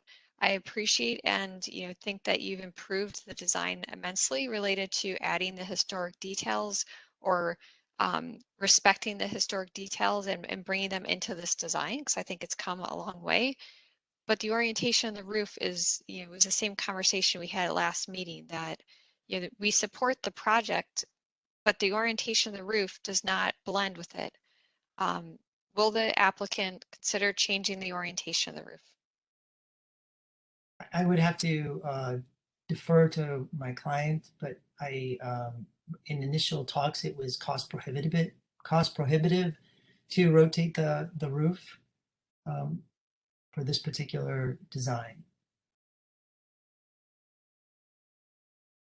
That's why I was, making the columns, a different style of column, maybe making the molding around the windows thicker. Again, we have this goal of trying to provide a single family home that's for sale that is within the range of, of what someone would pay for a house in this neighborhood that's new. So I can ask. I think is your client is not here though with you, correct? John, I think, is online. He might be indisposed at the moment. No, I'm here. Okay. Hello? Yes. Hi, John. Yes, I'm here. No, actually, it's not. It would push the price of the home up a lot higher. Well, it would not be affordable, and the comps wouldn't cover the house to be built in that community. So I'm thinking the best thing for us to do is to stick with the house the way it is, because if we change the roof, it's going to push the cost up by almost $60,000 to $70,000 to build it.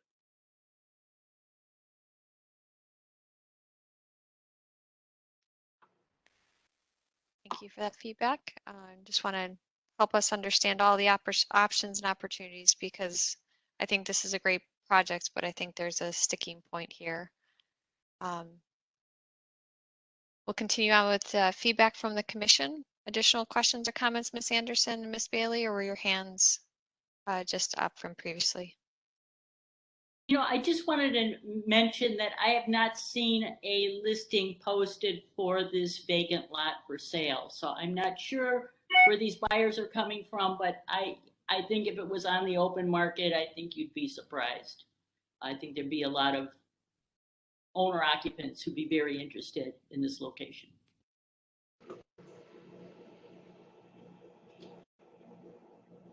Thank you, Ms. Anderson. I would disagree. It was $78,000 for a vacant lot in Glenville. We still have to keep in mind that it is, again, we've had a lot of luck with a lot of our homes that sell rather quickly, but starting at $80,000 has been a struggle for most. And even in some of the comps that you're seeing on Wade Park, even if it is east of Wade Park or east of 118th, they're only attracting about between 250 and 275. And Kness built 30 homes for us throughout the neighborhood for our low-income housing tax credit, and he built them right around $220,000 per home. So again, you still have to cover your costs, and it had been up for sale for quite some time. The gentleman who lived next door and who sold the lot is also a realtor himself. I'm not sure what avenues he went to market it, but it obviously had to go through some sort of sale process for Mr. Lloyd to purchase it. Again, I'm going to have to respectfully disagree. I was showing Kness houses, on the little lots, and they were around $375. And I sold a townhouse around the corner for around $400, and that was a townhouse. I think you underestimate the demand that is out there. I think there are people who will pay substantially more than $270 and are paying substantially more than $275 for these homes. So I'd be surprised if this one is going to be marketed for anywhere near that.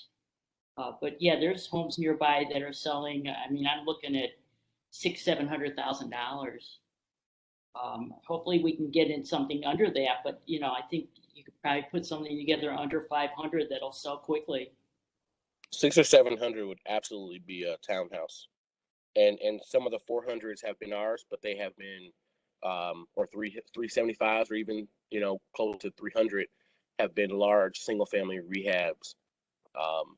So and if Kness is getting 375 up that way, again he had more of a nuance where you have a clutter or a cluster of new construction. So it's not a lot of old and new. It's just new, right? The Wade Park is a desirable street, and there's more of a demand for single-family homes than there are for townhouses. So your demand will affect your price. You can command more for a single-family home than a townhouse. And again, Wade Park is a very desirable street. People want to live there. Add something. This is Caleb at Ace Title. We transferred this lot for Mr. Lloyd, and both are agents handle this deal. It was on the market for 6 months, so it definitely a public sale. Okay, let's reframe or refocus our attention from the selling of the lot to the design itself, so that we can keep this moving forward.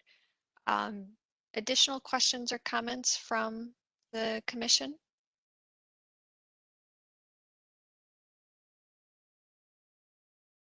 Is this going to be a vote or this is a concept? This is for a vote. We reviewed this a few meetings ago for the concept.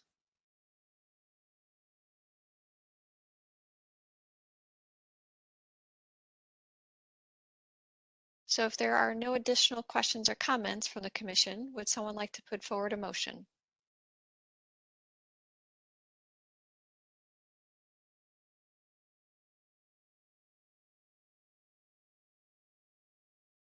Ms. Anderson, or Mr. Strickland, is it your hand up for a motion?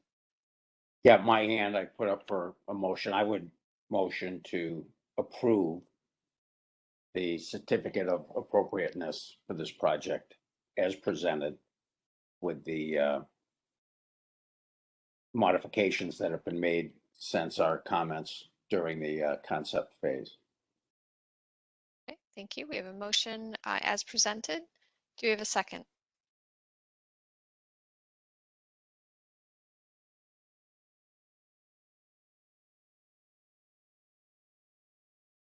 Do we have a second?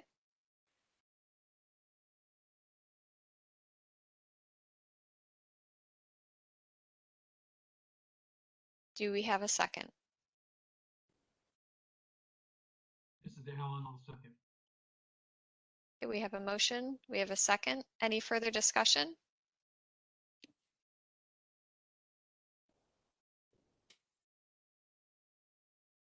Madam Chair, I would respectfully ask Mr. Strickland to clarify his modifications to the motion, just so we're clear all the elements he's adding to the approval. I don't think I added any elements to the approval.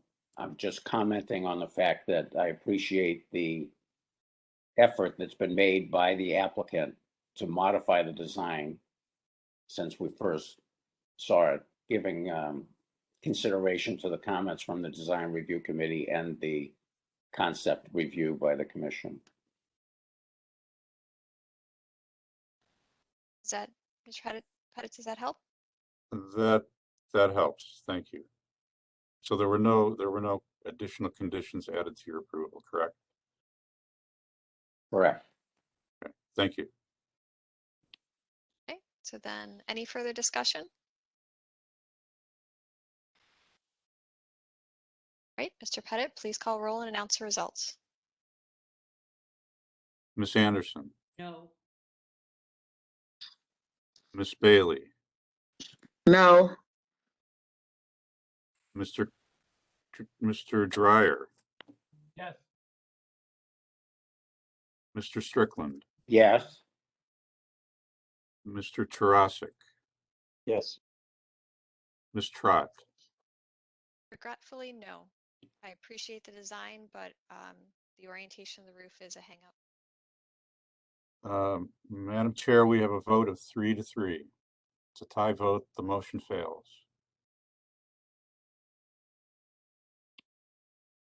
Thank you for your consideration, everyone. Don, is it best to talk with you about how to move forward? I'm happy to do that.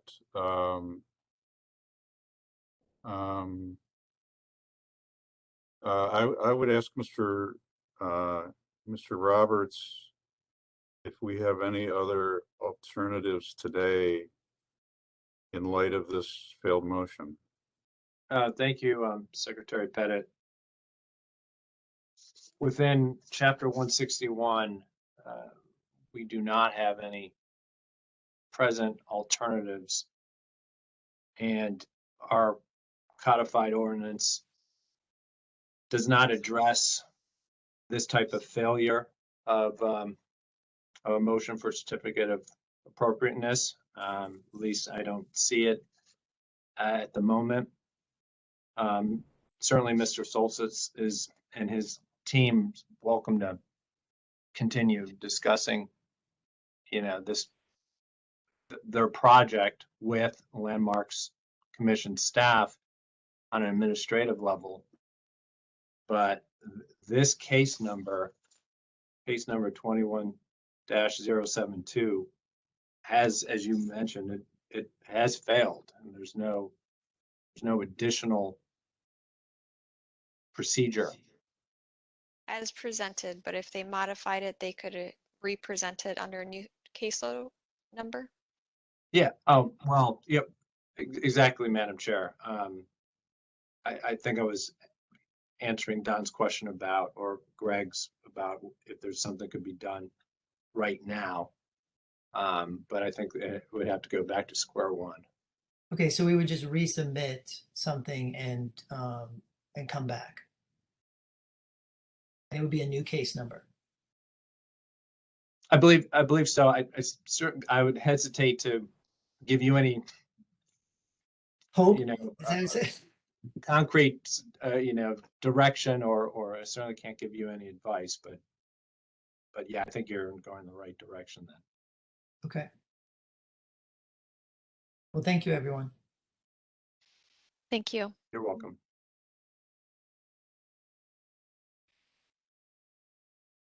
That concludes our certificate of appropriateness. We'll now move on to the concept plans. Our first applicant is the Waltz Branch Library in Carmen Senior Living located at 7910-22 Detroit Avenue. New construction of senior housing and the library. Hello, this is Ben Crabtree with Bioloski Cleveland with Robert P. Madison International. We're the architects on the project. Thank you for having us today. We also have with us Anya Kolsar and John Lang with Northwest Neighborhoods, CDC, and Cleveland Public Library, respectively. The project we're presenting today, as she said, is the Walls Branch Library in Cairn Senior Living. It is a mixed-use development that will have a new branch library for the Walls neighborhood, as well as a senior living facility that will be one joined building. With that, if we could go to the next slide, I'm going to pass off to Anya briefly to kind of introduce the project mission and some of the goals. Good morning, Anya Kolsar from Northwest Neighborhoods. I'm the Chief of Real Estate. If you don't know, Northwest Neighborhoods is Detroit Shoreway Community Development Organization and Cadell Improvement's new name. So to put a little context to that, if people are not yet aware. The Cairn Senior Living Project and in partnership with Cleveland Public Library, the mission of this project is to provide residents of all ages to be able to live in this neighborhood throughout their lifetime and continue to be able to be residents of Detroit Shoreway. We will be serving residents making at or below 60% of the area median income. So this is affordable housing. We received a low-income housing tax credit award from the Ohio Housing Finance Agency back in June. And in this building, we'll be developing a safe, adaptable, service-enriched community hub in partnership with the library, which will serve as an anchor for the three neighborhoods we serve, Detroit, Shoreway, Cadell, and Edgewater. We move to the next slide. So the project overview in Cairn Senior Living, we will be providing senior housing.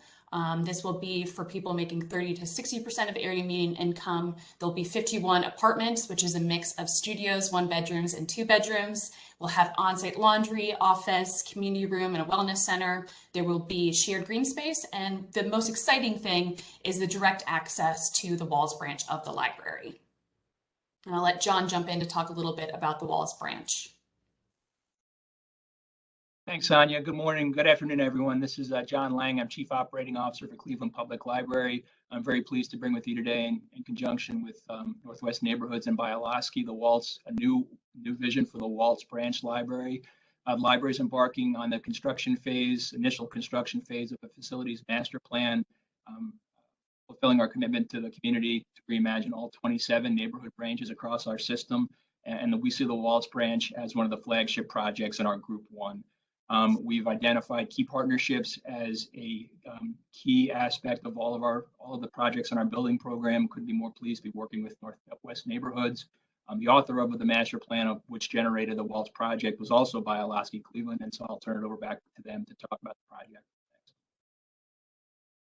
Thanks, John. And if we could move to the next slide. So you all, those of you who were on the committee a year ago, have seen this project before. It actually went in front of the committee for demolition approval of the Detroit Chateau and the Walls Branch Library. Demolition of these buildings would be required for this project to move forward. That was approved in August of 2020.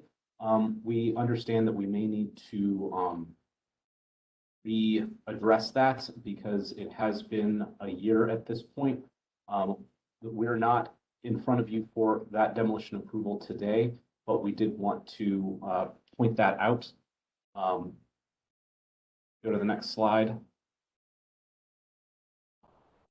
Both structures are looking at being demolished because they are no longer performing. Just a reminder, the Detroit Chateau, which is a building that is somewhat historic, but was unsuccessful in being placed on the historic register. It has over $1 million in critical capital needs. It has been a continuing issue for the health and safety of the residents and an issue for the surrounding community. and it is currently vacant. I believe that's correct, Anya. That is correct. The Walls Branch Library, similarly, it has some significant capital project needs. If it were to remain in place, it also is not accessible. There is no elevator in this building. There's not a reasonable accessible route for someone who parks in the parking lot and has a wheelchair and needs to come up to the space. And the limits of the site really constrain what could be done with the existing building. So demolishing these two buildings allows us to create a much stronger community asset with those two units working together. Next slide. As you can see here on the, this is a historic symbol map from the 1920s. You'll see that on our site that's outlined in the heavy dashed line, at that corner of West 80th and Detroit, which is where our site is located, that wedged pink building is the Detroit Chateau. That is the only historic building on the site that remains. Across the street and our other immediate neighbors to the east on Detroit are not historic buildings that remain, and the original historic fabric is a little bit spread out. If we move to the next slide, zoom in. This is the site as it stands today. You'll see again, the Detroit Chateau building at the corner with the Walls Branch Library immediately adjacent. Everything within that blue dash line is owned by either CPL or, I'm going to keep saying Detroit Shoreway, it's Northwest Neighborhoods. I apologize, we use them interchangeably because they're in the process of changing their name. Immediately to our east is St. Augustine Manor, which is a assisted living facility. And to our north, there are a few single family homes north of vacant lots, and across West 80th, there is some additional mid-rise housing. If you go to the next slide, you'll be able to see those a little bit better just to give some context of the scale of the area. You can see with St. Augustine, we have a fairly tall, not particularly historic building to the east. To the west, directly across the corner, there is a convenience store called Abe's Beauty that is kind of a low-slung, nondescript building. And then Magnolia on Detroit is a mid-rise or low-rise housing, multifamily housing that's across West 80th. Next slide. Some additional context. This is looking towards the existing site. You can see the Detroit Chateau is at the corner, fairly prominent there. And you'll notice that the library is actually tucked back in and is not particularly prominent. This was actually a significant issue that we came across doing early community engagement related to the master plan that John Lang mentioned. A lot of residents of the neighborhood would drive right past the library and not even realize it was there. So creating more prominence to the library to allow it to be a stronger community asset is one of the primary goals of this project. Next slide, please. Looking at some of the immediate community context, you see Abe's Beauty at the upper left-hand corner is that convenience store across the street. And there is a sort of variety of building types and ages in the couple of blocks of context that we use to select on these slides. Next slide, please. And that was along Detroit. This is moving up West 80th. You'll again see the Magnolia on Detroit, not historic buildings, but some additional mid-rise housing, and a little bit of single family north of the site. But we are occupying these vacant lots that are in the upper right-hand corner that you see, and the current site conditions look like southeast. Next slide, please. So some clarification as to what our site specifically is. There are 5 parcels here that are being combined into a single parcel. The Cleveland Public Library has ownership of the parcel that currently exists on the east edge, that long north-south parcel. And then the 4 parcels that are along West 80th are currently in ownership by Detroit Shoreway. That is all going to be combined into one parcel in order to execute this project. And by combining those parcels and creating a single building, we're able to take some significant advantage of the shared site as far as how the building is going to lay out. You go to the next slide, please. By combining those parcels, we're able to place the buildings where they want to be to react to the site and create prominence for the right things. We're able to site the library at the corner of West 80th and Detroit, where it's much higher profile and highly visible to the community. We gain efficiency in the site with shared vehicular access to a shared parking lot to the north and having a single access off of West 80th. And through creation of shared outdoor space. There's more outdoor space on this site than either one of these buildings would have been able to provide if they were built separately. Next slide, please. Some of the opportunities we see for outdoor space in the site as we're working through it, and I will say we are only in concept right now, so we do not have a formal landscape plan. That is something we would obviously share with you as we go for a certificate of approval in the future. But we did want to identify some of the kinds of spaces we anticipate creating.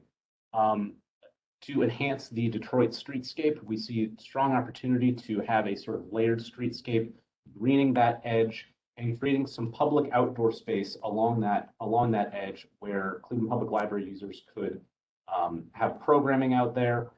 The Wi-Fi of the library will extend outside, so that could be a after hours space that can be used by the community. That's something that Cleveland Public Library is doing at all of their new branches. And that is kind of that section A on the diagram here. Area B we see as a little more sheltered forecourt that would still be utilized by both the library and the residences. That leads back to the main entry to the residences that would be at the Detroit Avenue level. On the north edge of the building, there's opportunity for a kind of enhanced sidewalk area that would be a programmable sidewalk. This has additional depth and partial coverage by the building that would allow the library to have some sort of street festival-like events. They have monthly food giveaways that are heavily attended by the neighborhood. They do things like maker fairs where people might make things using the library's creation spaces and sell them or share them with the community. So there's great opportunity to create an enhanced space there. And then up on the upper roof level, there is some opportunity to potentially do an extensive green roof system. That's something that's overlooked by the residences that may be cost prohibitive. And if we're not able to do that, we would do some sort of aesthetically enhanced roofing system there because it is visible by the residents. If we go to the next slide, please. So this is a prior rendering of the building. This is what was presented to this committee a year ago. It was very early on in the process, and it was really being presented as part of the package for demolition of the two existing buildings. Some of the prior comments that we received from this committee, as well as the Gordon Square Landmarks District Committee, were that people were in favor of the siding and the glassiness of the library. That was seen as a strong benefit to the project. But this heavy masonry overhang was imposing and maybe not appropriate for the materiality. The residential facade was perceived as being too flat and lacking some definition. And the extensive use of dark metal felt cold and foreign to the neighborhood. Those were some of the biggest comments that we received. So we took those comments to heart and looked at addressing how we could address them as we worked through the design further. You go to the next slide. This is just a sort of a massing site use diagram. You can see that we are maintaining the massing approaches that allows the library to anchor the development and orients existing view corridors for residences where they're kind of skirting in between some of these taller buildings that surround it. And rather than the library being sort of a heavy base and sort of the second image here, we're showing carving that away and looking at it as a lighter pavilion with a canopy that slides through and separates it from the building above, and then stretching that canopy across to that sort of inside piece of the U to create a portal into the site and pull out to help define the street edge. We could go to the next slide, please. This is just sort of an bird's eye perspective of how that building would form up. And next slide. And this is just helping identify what is library space versus what is the residences. The library does occupy all of the grade level of the West 80th side of it, as well as everything at the corner on Detroit. The bulk of the library is on a single story, but both buildings have a partial lower level that walks out to the north. There was a significant amount of grade drop off on this site. We have about 10 feet of fall from the Detroit Avenue level to the north along West 80th where the parking lot would be. So both buildings have a lower level that is occupied. The residences have 5 stories, including that lower level, so 4 stories on the Detroit Avenue base. Next slide, please. This is an updated rendering of the project as it stands now. You'll see that some of the things that we've addressed here, we still have a very glassy library, very open, lots of visibility in and out so the community can see what is occurring in the library, and also so that the library can kind of have a perceived eyes on the neighborhood. The hope is to possibly have some positive impact on some illegal activity that occasionally occurs across the street at the convenience store, but also to pull people into the library. The material palette has been significantly warmed up with wood tones and eliminating the sort of dark metals. There are still some, we have a material slide later in the presentation, but looking at some fiber cement panels that are warmer at the residential level, warm metal, like more of a champagne metallic type detailing, using some of those metal accents on the residential level to create more definition, to create more shadow, but doing it with a material and facade system that is still relatively shallow in order to be affordable, because this is an affordable housing project. But you can see window surrounds at the large openings, creating shadow and definition, a little more of a still modern but stepped back coping at the parapet to again create shadow, definition, and an edge. And then a very strong move at the street level with this essentially wing that is coming out and defining the pavilion-like library. You go to the next slide, please. Sectionally, just to give a little bit better understanding, the goal of the library is to create an experience running through here that really connects the two outdoor spaces at the south at Detroit and to the north at the parking lot, with a very open main level and then an open stair that carries you down through and out to that lower level. So to create that kind of strong connection running through here. And then the residences float above that where they are less engaged with the street. Next slide, please. Quickly going through some floor plans again to help give some context as to how this building lays out. Everything in the red is library space. Everything in the blue is Karam Senior Living. As you can see, the vast majority of library services would occur on this Detroit Avenue level that we refer to as the first floor. All of their main collection spaces, the most active portions of the library, are at that corner of Detroit and West 80th. As you move deeper into the building, you get into some of the staff spaces as well as some community meeting spaces and study space. The main entry, what we would consider the main entry to this building, is this vestibule on Detroit Avenue. And I will say that the library finds that at most of these locations, a significant portion, oftentimes the majority of users of the library, come to their buildings by walking, public transportation, or biking. So it is appropriate that the main entry to this building be off Detroit and not off the parking lot to the north. You can see in the sort of directly north of that entry is where you have that open stair that creates a kind of connection to the north outdoors, as well as the area below. Main entry to Karam is also at this level. Their vestibule is kind of set into that forecourt. Their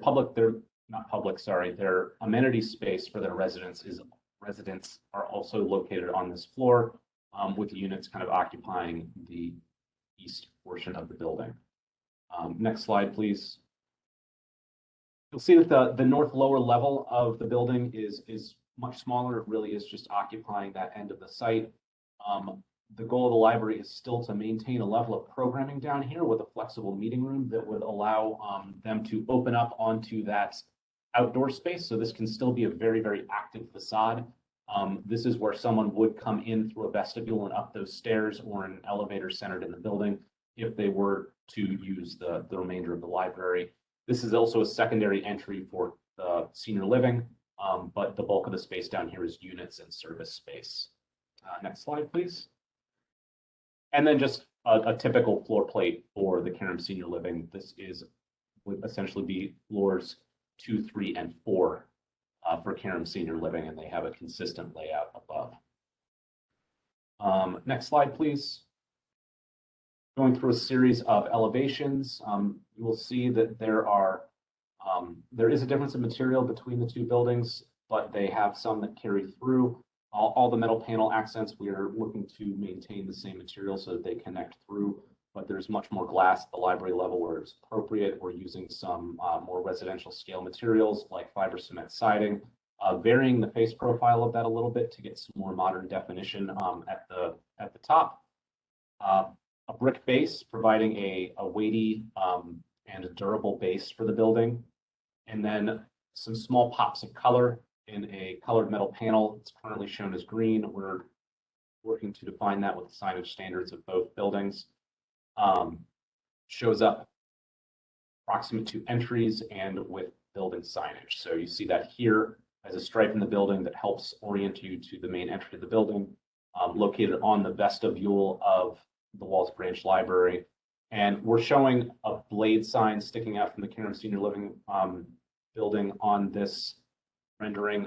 We don't have a final signage package for this, so you will see that did not show up in the rendering. That was intentional because we don't have that defined yet. We know we would have to present that to you all as part of our final approval. Next slide, please. Very similar material palette on the north side of the building. I hesitate to call this the back side of the building because many people do experience this by coming south on West 80th from Lake Avenue. That is a major thoroughfare through the neighborhood. And many people will enter the building from this facade as they come from the parking lot. But this is not the main face as it faces the neighborhood. But same material treatment for the residences above with strong brick base that is 2 stories here so that you have a consistent datum line that runs around the building. It's a little harder to read here, but we have that same warm wood look material at the underside of a soffit. There is an overhang here that creates some depth and shadow, but also creates some coverage for anything that might be a kind of indoor-outdoor program for the library. And then next slide. And then just following that around the building, you have, again, a consistent material read. If we just go to the next slide, please. And next slide. So this just annotates those materials.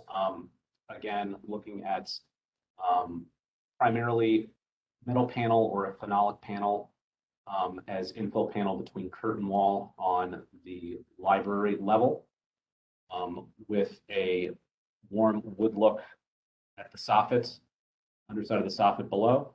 On the residences, we primarily have a fiber cement panel with metal accents and vinyl windows. The vinyl windows would not be white, they would be more of a putty color. That wasn't a specific thing that was discussed in the Gordon Square. Go to the next slide, please. And then this is just a sort of material palette page. So a brick veneer at the base, aluminum curtain wall being used extensively at the library, a dark gray phenolic panel with it being dark gray in this location because that helps it fade in with the glass. When you see this thing during the daytime, the glass is always going to read as dark no matter how much light you have in that space. So that darker panel helps that read as a sort of consistent system.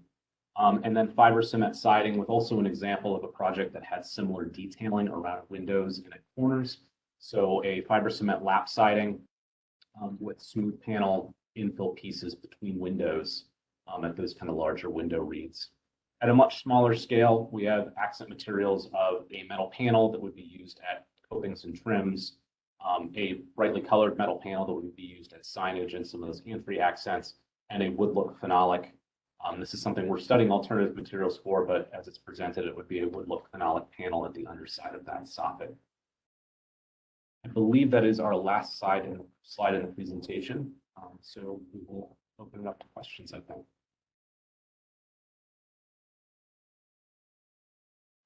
Sorry, I was muted there. Thank you for the presentation. We'll start with feedback from the local committee.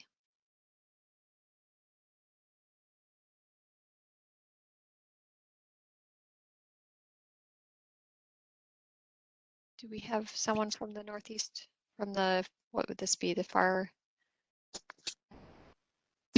design review? Is it Detroit or Northeast Neighborhood Design Review? It was Gordon Square. Gordon Square Design Review. Do you have the report from them? Madam Chair, I do not have a report from them. This did go back to Gordon Square, but I was hoping someone would be here today to report on it. Don, I have the notes that we received from, I believe it was Jen Treviziano from that. Would it be, I mean, they're long notes. I can read through the highlights if that would be appropriate. If not, then I can. That'd be great. Why don't you Okay. just give us the highlights? Okay. Yeah, I was going to say they're extensive notes. Let me try to touch on the big parts. So some of the primary notes that we received from them, they did comment to us. They felt that they had been heard and that the design was significantly improved, particularly with the material palettes. One member commented that they would have liked to see something taller at the corner, but they understood the need for a single-story library building. They encouraged us to look extensively at how the Detroit Avenue streetscape was going to be utilized and developed. That was something that they saw as a very strong opportunity to enhance the streetscape with perhaps even more planting than we were showing. Creating the opportunity to possibly have some low seating walls. That was actually something that we were beginning to show in some of our renderings, but they would like to see developed further. They liked the idea of that being a programmable space. I believe they did say that. And they liked the greenery at the edge.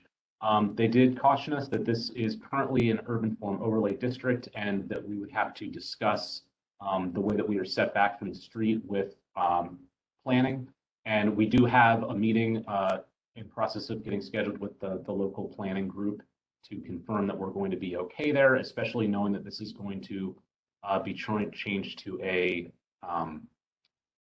sorry, I'm completely. Form-based code. Thank you. It's one of the Form-based code zoning pilot code. areas. We know that that is in the process, so we're going to have a conversation with them about that. There were questions about energy efficiency. This project will be targeting LEED Silver. We are not going to have solar energy or gray water reuse. Neither of those were appropriate for this project, but we are targeting LEED Silver to anticipate being able to achieve it. Comments about the they mentioned the windows. They appreciated the green strip and using some sort of a pop of color to draw attention. They asked about the roof form here. They thought it was flat at the top. We showed them that there was a pitch to it that would lead to kind of a concealed gutter at the edge. They appreciated that. We're trying to get a north clerestory with some clerestory light into the library.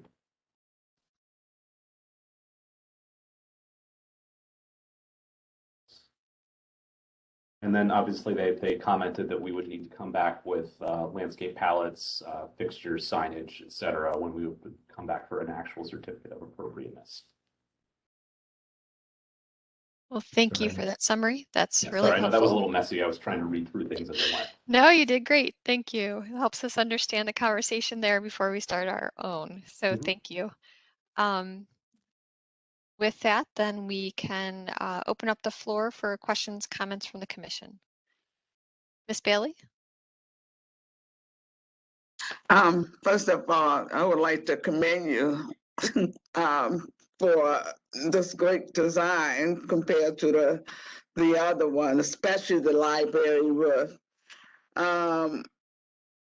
Especially the green roof.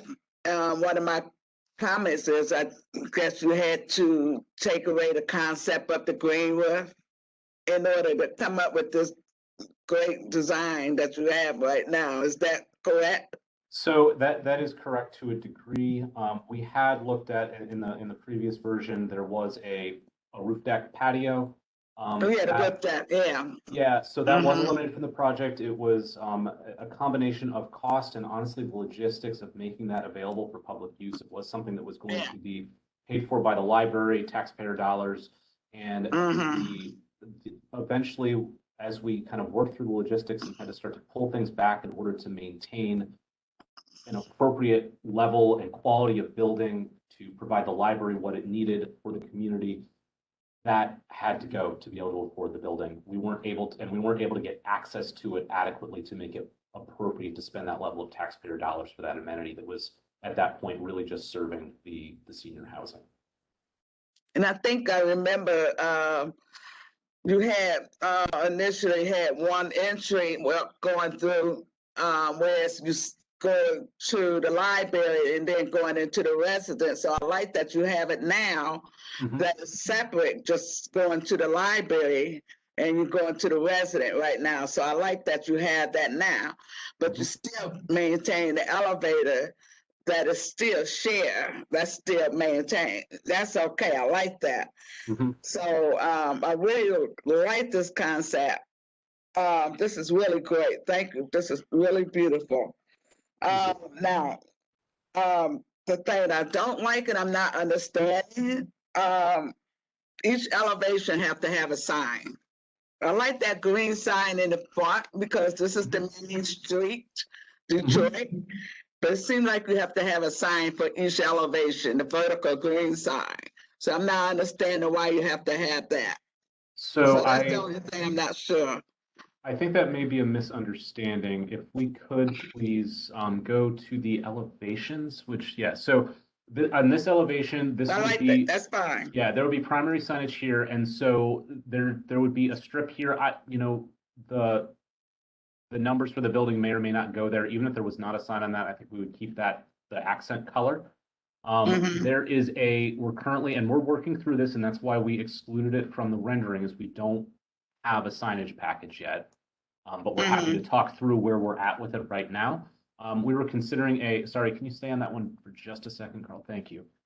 So that little tiny green line you're seeing there is actually a blade sign projecting out of the south face of the building.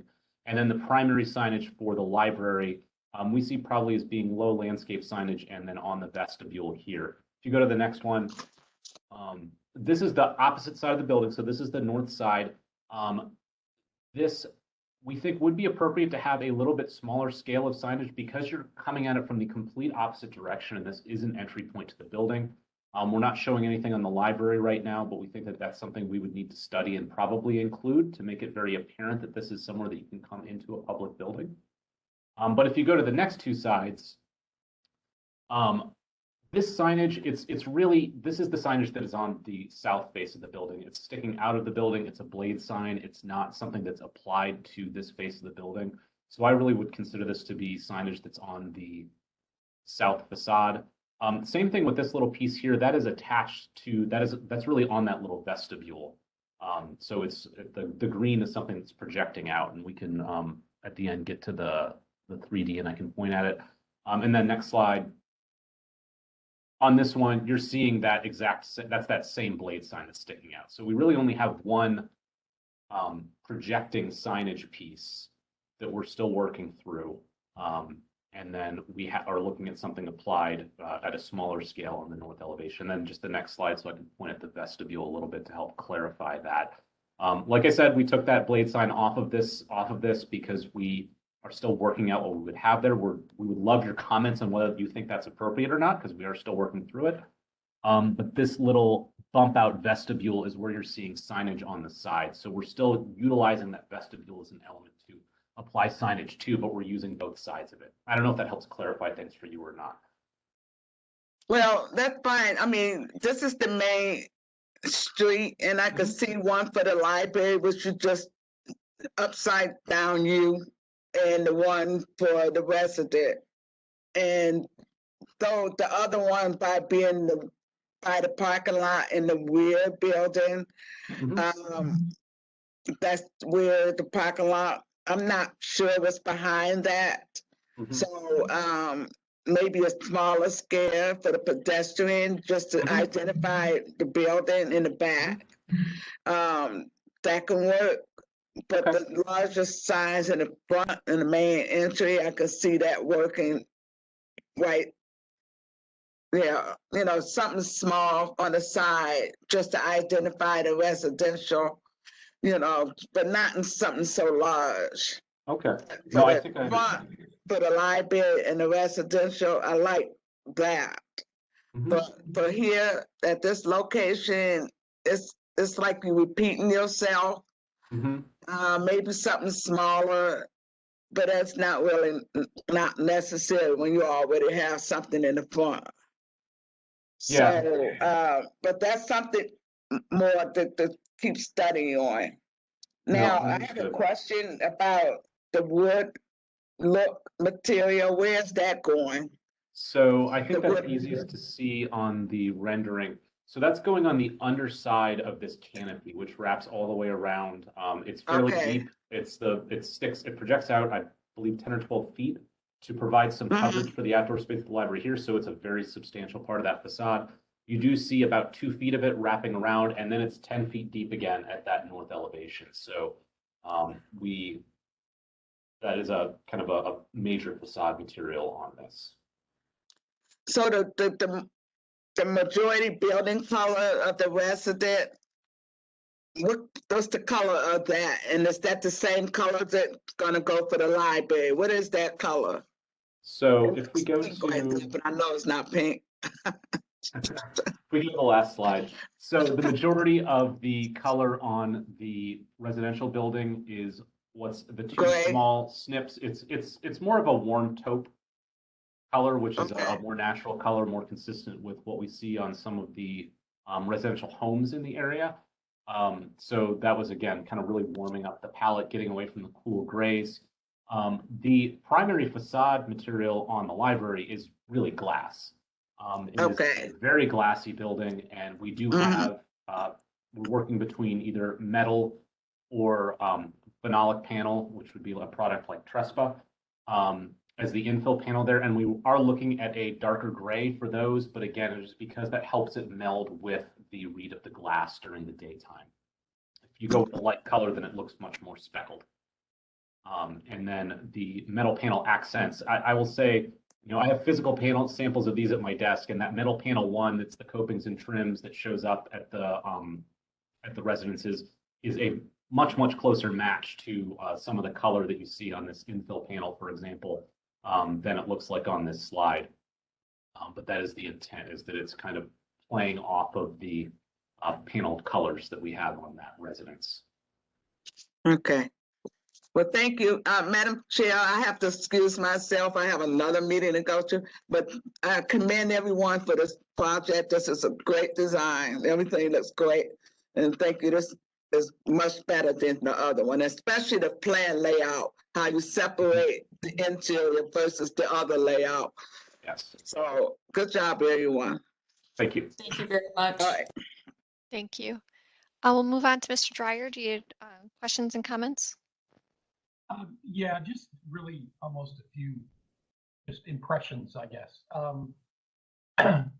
When you first put the new elevation, which is quite superior to the old one, I think lightening it up made a world of difference, and making the library roof thinner really just makes it much more accessible, I think.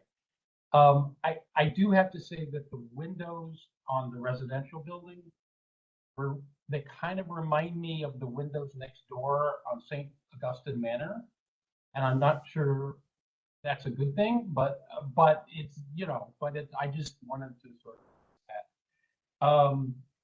The color is nice.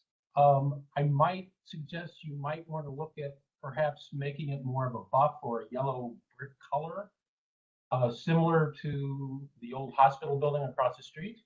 And I think there's other buildings along Detroit that are kind of in that color. I mean, you know, it's just sort of, like I say, an impression. And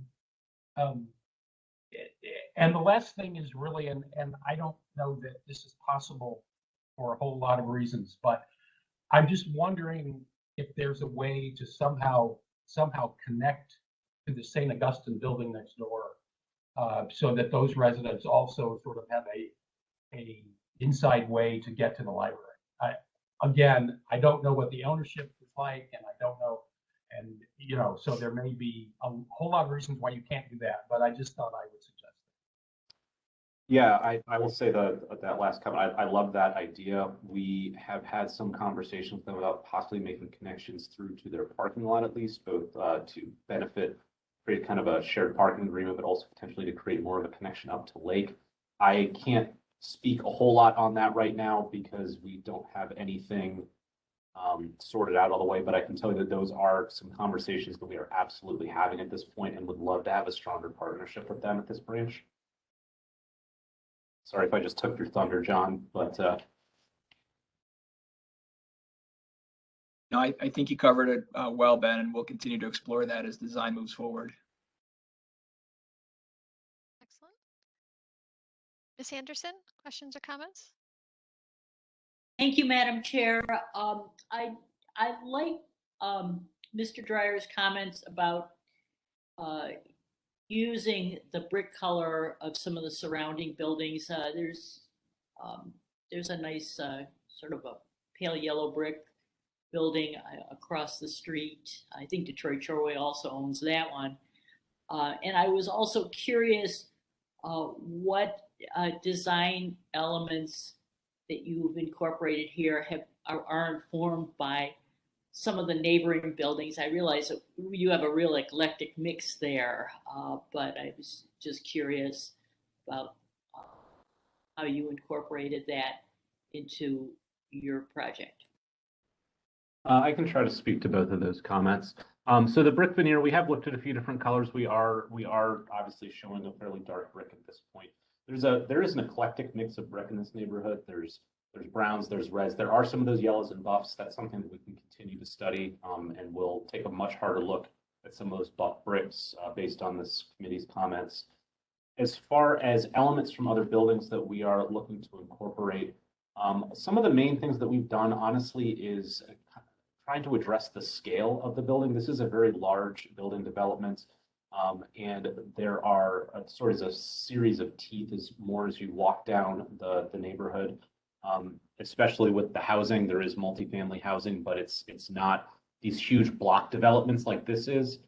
The way we look to address that was by essentially flipping the L. So instead of having this huge face on Detroit, which would have done well in the Forum Overlay District by holding the edge, it's not really consistent with what we see walking down the street in this neighborhood. So we created a kind of more of a series of masses with this presenting a face at the street edge, this presenting a face at the street edge, and this being more of a background building that supports that. And then, I can't say that we intentionally matched anything about the St. Augustine Manor building next door, but the vertical orientation of the windows, I think, does respond to that. That may well have been in the back of our minds, but it was something that we, that is the most immediate context building that we have. And then again, from a kind of formal standpoint and a kind of definition of the corner standpoint, you do, if you look across West 80th, you do have a stepping up to the buildings. You've got a very low slung building at the corner, and then it steps up to the multi-story buildings. So we are mimicking that with the massing of our building as we come across and step up.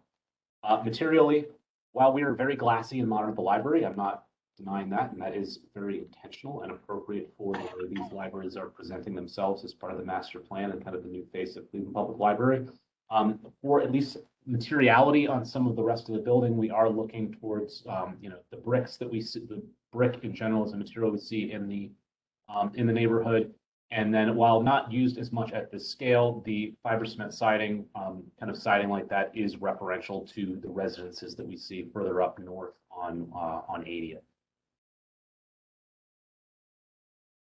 But it's definitely a modern deployment of all of those materials.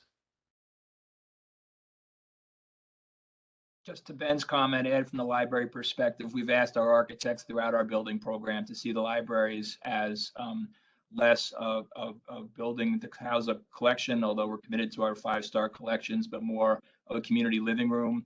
Lantern of knowledge, lighthouse to the community, learning on display. These are all things that we've asked our architects to look at and are very pleased with the way Bialowski's treated it at Waltz. Excellent. Thank you for that feedback and insight.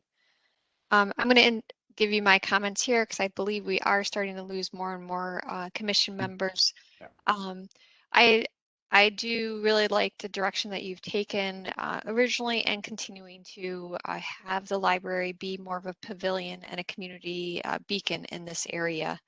I really do applaud you for how you've really lightened up the roof element, because I think it was too strong before, and now it's really starting to let this become, sort of its jewel and aligns with the design of a lot of the other libraries. My only feedback would be I'm still not 100% sold on your extension of your overhang in your courtyard. I feel like it's crowding it. I like, the large overhang with the library pavilion. I'm going to call it that. But I think because it might be because you just don't have a great view of showing that how it would actually feel in that courtyard. In that courtyard is such an amenity that you want it to have enough of its own exterior feel, not just always the interior. So as you come back, I would ask you to bring more views of that, because personally this view is not doing it for me, to be candid. But I like the overhang in general that you're doing to the library itself. I would encourage you to maybe look at how you're trying to make the roof connection and the green roof and so forth. And hearing you say you're trying to get a clear story, maybe some separation in that area where it flattens out would be a good thing, to let the building sort of feel like they're connected but are two individual services versus all trying to be one, like it's trying to read right now. And then related to the exterior materiality of the towers, the lapboard siding, and I think I would love to see more details on it, both in installations in this size of facility and to this extent. Usually it's a accent, not the main material. So that's where the color, to me, I would ask you to continue to look at the color. I like how you've lightened it up and you've really allowed it to be a little bit lighter, but as was mentioned, blending into some of the surrounding color palettes would help ground it in the neighborhood and or the longevity. A clapboard siding, a light clapboard siding versus a light brick, the cleanability and how it appears over time is different versus the darker colors. So the extent of it here I think it still needs to be looked at with the colors, so that it provides the aesthetic that you want in the long term, not just the short term. Because there's so much brick in this area of a variety of different colors, as we mentioned. So it gives you some opportunities to really take it where it needs to be, versus being forced to stay within a neighborhood context of brick colors. Understood. I don't think there was anything we need to respond to in those, other than I will say I do think that we need to provide better views for you to understand the reason why we extended that overhang to the east. We do think that it is important to the courtyard. So that's something we'll focus on developing further and absolutely share with this committee next time we go in front of you. That would be great. Because I think there's something that's nice about letting the library be, a pavilion on the corner, and not trying to, recognizing that there's two distinct uses here, but it all marries well into one development. Is there any other questions or comments? Oops, I think I scrolled down. Mr. Pettit. Do you have questions or comments? Thank you, Madam Chair. Just a point of procedure, since it was in the presentation. A year ago, the commission only took action on the demolition of the Detroit Chateau. So I just wanted to clarify for the applicant that we still have to take action on the branch library. I don't think anyone had any objections to the demolition, but the Chateau was the only thing we actually acted on. Understood. Sorry, I misspoke. That's okay. Just wanted to clarify that. Thank you. But we could do that at the same time as their certificate of appropriateness for the new construction, correct? That's correct. When we see the final design, we can act on them both at the same time. Okay. I believe you've received feedback from all of the commission members that are still here. Do you feel you've received enough feedback from the commission that you can continue the development of your design and come back and to present your final design in the near future? We do, yes. Okay, excellent. Thank you. Well, we look forward to seeing this project develop. It's very exciting for the neighborhood. Wonderful. Thank you very much. Thank you for your time. Thank you. We'll move on to our last concept plan presentation located at 313260 East 135th Street, new construction of townhouses.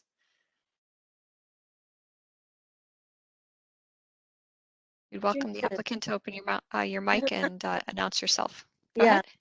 My name is Felicia Webster. I was actually brought on to help these gentlemen through the permitting process. The developer, his name is Charles Ficklin, and the architect is Dave Howe. And just a quick word on the location of Southington Manor Phase 2. It's actually on the border.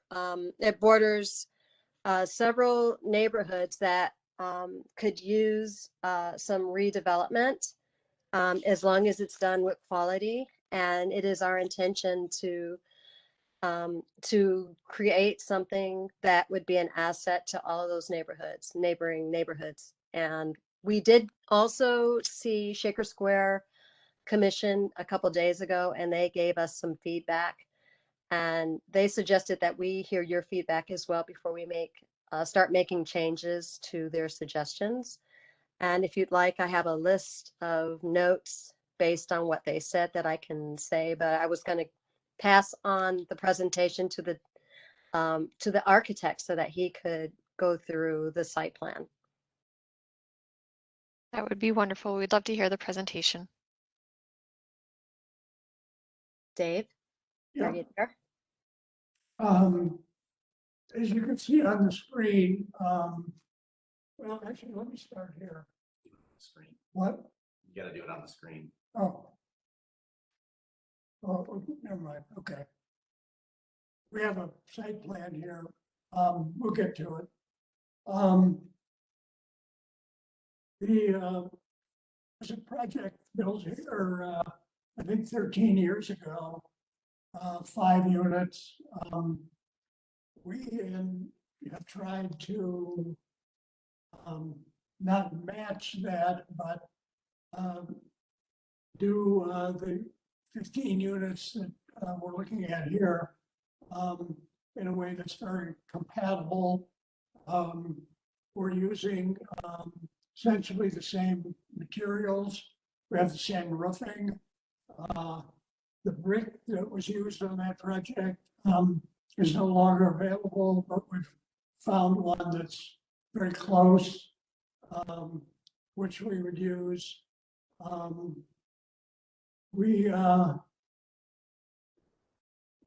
Excuse me, that was a 3-story, was a 3-story building of 5 units. We're only going to have 2, it's a little less imposing. One of the things we wanted to do was make it look like, frankly, a place that you would like to live. Tried to warm it up a little bit. A little color. The setbacks that we have were part of the property when it was acquired. Those were set probably the 13 years ago. We've basically honored those, so we've kind of guided the site development. We have a pitched roof, which is similar with the same material, but a different pattern. We're not really matching that exact roof shape. Again, we're trying to distinguish ourselves a little bit from the existing building that's there. We have followed the townhouse code in a variety of things, including the height of the floor above the grade, and various other items that are in there. We've got front porches on, is that on all of the units or most of them? All of the units? We have fairly generous stoops at the entry with some brick highlighting the entry somewhat.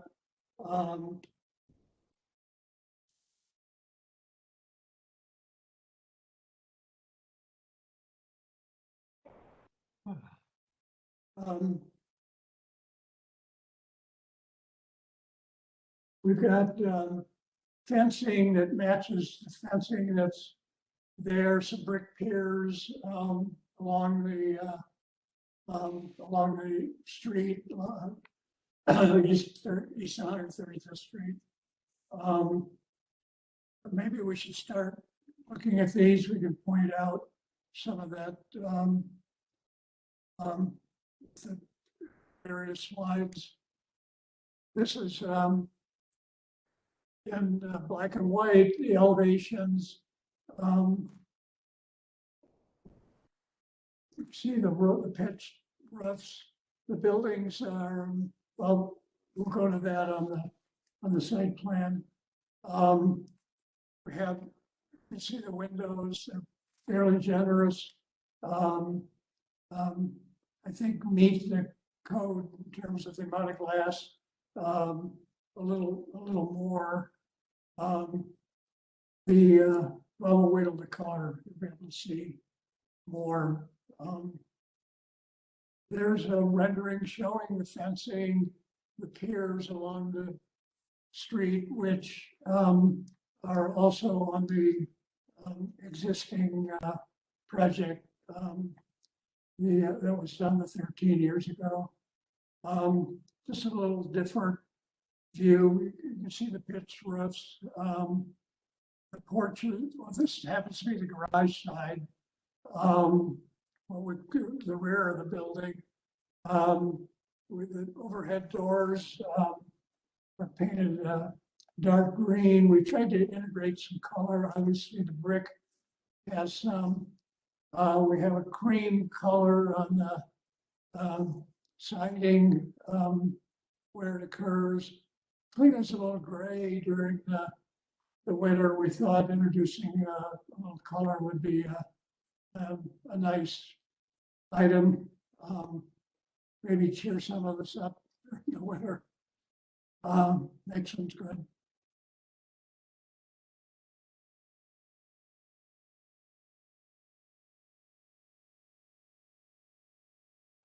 This is the dark green for the garage doors. That's the brick, pretty close match to what's there. This shows you a typical entrance with the wood, the glass. They're open, we think very attractive. This is an aerial. I'm sure it's not a little bigger. It's the one we have on the board here. Shows you the units, which are staggered a little bit to create some shadow and some interest and so on. They're not just a straight shot down the street. We'll be adding planting more than we show here. We didn't put too much on the rendering because we didn't want to hide the buildings, but that's where you see the porches. Well, you would if this were a little larger. See the porches and the stoops at the entry. Again, that's the siding color. That's a shot of the brick samples. We don't have existing bricks here to show you a match, but they're not bad. Next one's good. Where is that? Okay. This is just another view. You can see the brick up to the window still, just another view of the buildings as they move around a little bit, give you a varied look. Again, it's not just a straight shot. Next one, please. We saw that one. That's the materials. I believe that's all we have right now. Okay. I think that's, thank you for the thorough presentation. We appreciate that. And was there anything else that you'd like to say? I'm sorry, I didn't mean to cut you off. No, we tried to make it very residential, not a hard design, something that will be comfortable for people, looks like housing. That's pretty much it. Okay, excellent. Well, thank you for the presentation. I'm going to now turn it over to see if there's feedback from the local committee. Yes, Madam Chair. This went to the Shaker Square Design Review Committee on Tuesday. They had several comments, as Ms. Webster pointed out earlier. They support the project conceptually. Some of their concerns were with the proportions of the windows and the trim.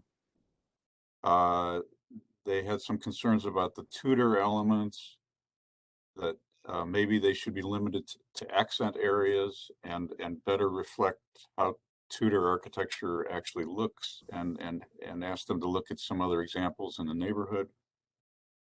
They asked for more landscaping in the main parking drive interior to the site, and maybe look at adding islands. There was a concern about snow removal. There was a concern that there be some consistency with the brick piers in some of the parts of the main elevations. They were concerned about some of the active uses in the usable yard space, and maybe flipping, either the the walkways or other ways to make that space more usable. And there was also a concern with potential ice dams in the roofs. With all those contiguous gable roofs, they were concerned about how water would be drained. Those are my notes from the meeting. I would also point out that this went through a staff review prior to the design review meeting. It was landmark staff and city planning staff, including some of the zoning staff. We asked them to make changes. They came back with this proposal. We think it's vastly improved. The other comment from the design review committee that I don't want to miss is that they also asked that they reduce the in and out element, that there's more consistency with the setbacks in terms of the contiguous units. The original proposals had very little variation, but the committee thought that there was now too much differentiation in the setbacks of the units. So that's all I have, unless there's anything Felicia wants to add additionally.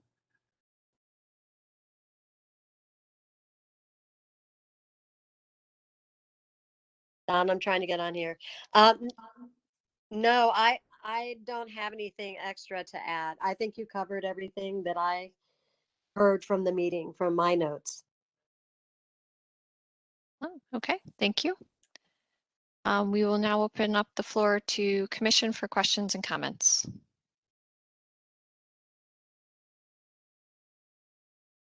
Could I make a comment before we do that? Sure. We were here a couple of days ago, and many of the things that Don read, we agree with.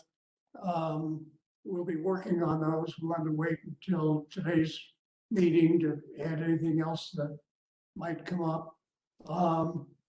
be very candid, we don't agree with everything, but we agree with many of them, and we'll be adapting the buildings accordingly. Okay, thank you for letting us know that. That's helpful. So are there questions and comments from the commission?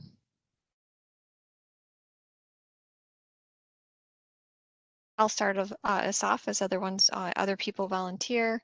I would agree with the comments that were made. I mean, I think your desire to try to tie this into the existing development next door is, great, and I think it will build the connectivity of the street. But making sure that the details do match or at least complement each other is key. So, starting at the street front, the height and materiality of the piers and how you address those at the corners, like how it steps up at the corners, along that drive, and then down at the entranceways to the to each townhouse, I think is key. And then where and how the Tudor details and proportions of that detailing is used throughout each individual unit would be good to look at. And that would really allow this development to tie itself together, but also tie it to the existing development. I think the windows and the batten configuration is probably, if you studied that more, that would help tie these things together. It looks like the existing buildings and existing, Tudor houses through the neighborhood probably have a slightly different proportion of the board and batten sort of approach of the, for lack of a better description, in the current design. I'd also encourage you to maybe look at stepping up the brick, at least in your corner units, and so that, the units that address the East 135th and how they've done that in the existing development. In other Tudor examples throughout the neighborhood, you'll probably see that too, so that it feels grounded in the architecture of the area. And obviously landscaping, I'm sure, will come with your development of the design. Let's see. The continuous porches, I think, I would also ask you to look at that. Every house may not warrant a continuous or townhouse continuous porch over the bay windows. Is there ways that you could break that to allow for a less monolithic look at those areas?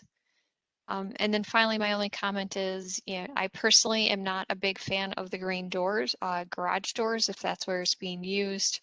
I think for a front door, that could be appropriate, but for the garage doors and how large they are, I would personally prefer a tone that blended in with your main building colors or brick color.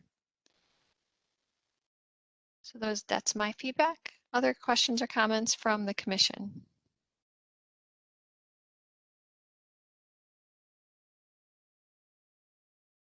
Mr. Dreyer, Ms. Anderson, I think you're some of the you that are left here. So if you have any questions or comment, that would be great. I agree with your comments. I think the windows, they're just a little bit off. I think they just need to be a little more informed by what's going on in other properties. And I like the half timber look. I think it'd probably be less of it would be better. But yeah, basically I agree with most of what you said. Thank you for that feedback, Ms. Anderson.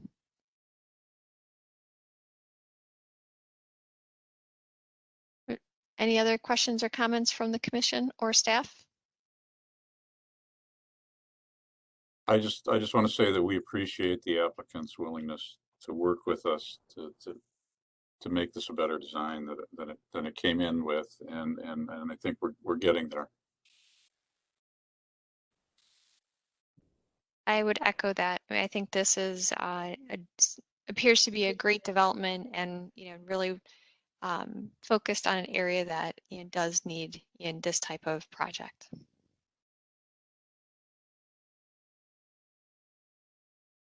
With that, since you did receive extensive feedback from the local committee also, do you feel like you've received enough feedback from ourselves and the committee to continue the development of your project and prepare your final presentation for us? Yes. Excellent. Well, since this is concept only, we will not be voting, but we look forward to you continuing the development and having you return here in the near future. Thank you. Thank you. Thank you. That concludes our concept plan review. Administrative reports. Thank you, Madam Chair. I have two items, and I know it's very late, but I'll get through them very quickly. The first one is a happy note.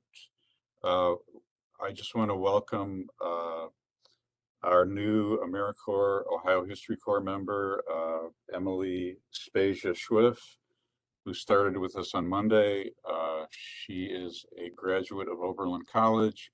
She comes to us from Bend River, Oregon. So she came a long way. She's committed to working with us for the next year as a community surveyor. And I just want to welcome her to the commission and wish her well in the upcoming year. Welcome, Emily. Anything else, Todd? Yes, this is a more serious issue. I did forward this to all the commission members earlier today. On Monday night, Council Member Brian Mooney introduced legislation at City Council to amend Chapter 161 of the Landmarks Ordinance. And I think Mr. Roberts will want to speak to this too. It basically adds an amendment that requires that a certificate of appropriateness is not required for the repair or replacement of clay, slate, or tile when the owner determines that such repair or replacement is cost prohibitive if done under the constraints of this section. In such case, with a clay, slate, or tile roof, the owner may repair or replace the roof with architectural shingles. Staff is very concerned that this sets a very dangerous precedent. We've never had an amendment like this to our code. It basically takes one architectural element out of our design review process, and I'm just concerned beyond the fact that it sets a precedent. I'm concerned with the way that this has come about, how this got here, how it went from a case before the commission a month ago and is now an amendment in the codified ordinances. And I think it's something we need to discuss in a different forum. I don't think today's the place, but I just wanted to make you all aware that this is happening. And we definitely, we've spoken to Director Collier. We've spoken to our law representative. We all think this is serious and needs to be addressed. Agree. Mr. Roberts, do you have anything to add before we open up the floor to the commission? Thank you, Madam Chair.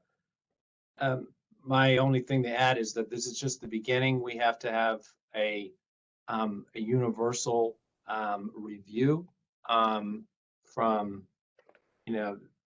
Don and Carl Brunges and I have quickly, started looking at this. I think not only is it a surprise to see an ordinance amendment come to us in the manner in which it did is troubling. There are so many layers of this that we can't go into right now, but fundamentally, the flaws in this approach have to be addressed. And while it was introduced on Monday night with City Council, like any amendment to a codified ordinance, it has to be fully vetted. even if the intentions were uniformly agreed to by the body in which the ordinance covers, namely 161 is the Landmarks Commission's, as Don and Carl would say, it's this commission's constitution. And you don't just arbitrarily try to throw in a something that is so outside of the structure of the ordinance. So, what I would like it to encourage is that everyone on the commission, and then those of whom are part of the process that this commission takes, namely all our design review committees. And I know that, and Krista Pisarcik is on right now. She was on earlier. I asked her to come back. She's on here. She's already provided a very passionate and detailed objection that she sent to Council Member Jenny Spencer about how, like Don mentioned, how this would set a precedent that would be very harmful. So we're going to take the necessary steps. It's going to go to Planning Commission. It's going to go to various committees of City Council. If it has a life that goes that far, but we will take it one step at a time. But just realize that it didn't come through the law department. It didn't go through staff. It came to us out of the blue. That's not the approach that anyone should take when you amend any ordinance in the city of Cleveland. So, like I said, there's so many different layers of objections here, but we'll cover those, okay? But Okay. if Madam Chair or anybody on the commission, if you have any questions, I'll be happy to talk to you offline. You can email me, text me, I don't care. But rest assured, we're taking all of the necessary reviews that this warrants. Thank you for that feedback, and I think You're it welcome. does warrant a deep review. Candidly, it's just disappointing to me personally. I know Agreed. Ms. Pisarcik, and would you like to, you've patiently waited to speak on this, so please go ahead. Thank you, Madam Chair. I think Don kind of prefaced it, as did Mr. Roberts, as far as like just my concerns about the precedent that this sets, removing a specific architectural feature that is, considered by the National Park Service as a defining characteristic in historic districts. It becomes a very slippery slope, and it worries me. So, just as a design review member, I just wanted to voice my opinion on it. No, thank you for staying with us to do that, because I think it's worrisome, in this area, similar to the conversation earlier about removing certain properties from landmarks districts. To me, this is an extension of that that occurred. My personal opinion of, we're now removing specific elements from and taking it out of the conversation and our purview. So I think this warrants a deeper conversation, maybe at the beginning of a meeting or at a separate meeting, I should say, so that we could really go into this. But I think I appreciate the update, but I do think we probably need to have an offline as this continues to develop, to see how we as a commission should act related to this, and where it's appropriate and who would be appropriate to voice our concern on this. So maybe Don, we can set up an offline meeting where we can do that to identify the right steps to help inform everyone of the commission and the committee's feelings on this subject. Yeah, I think that's a great idea. I think it's necessary that the commission be part of this conversation, and you know, also our other partners in what we do. But I think an offline meeting would be the best place to start. Well, if you don't mind taking the lead on that, Don, that would, or Carl, we would appreciate it, because I definitely would like to be part of that conversation.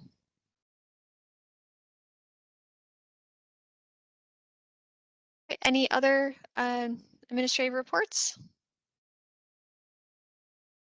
That's all I have. Okay, well then I am going to adjourn our meeting today, and we will see everybody in 2 weeks. Thank you. Thank you. All right, thanks everyone. Thank you all. Bye-bye. Have a Take great care. day.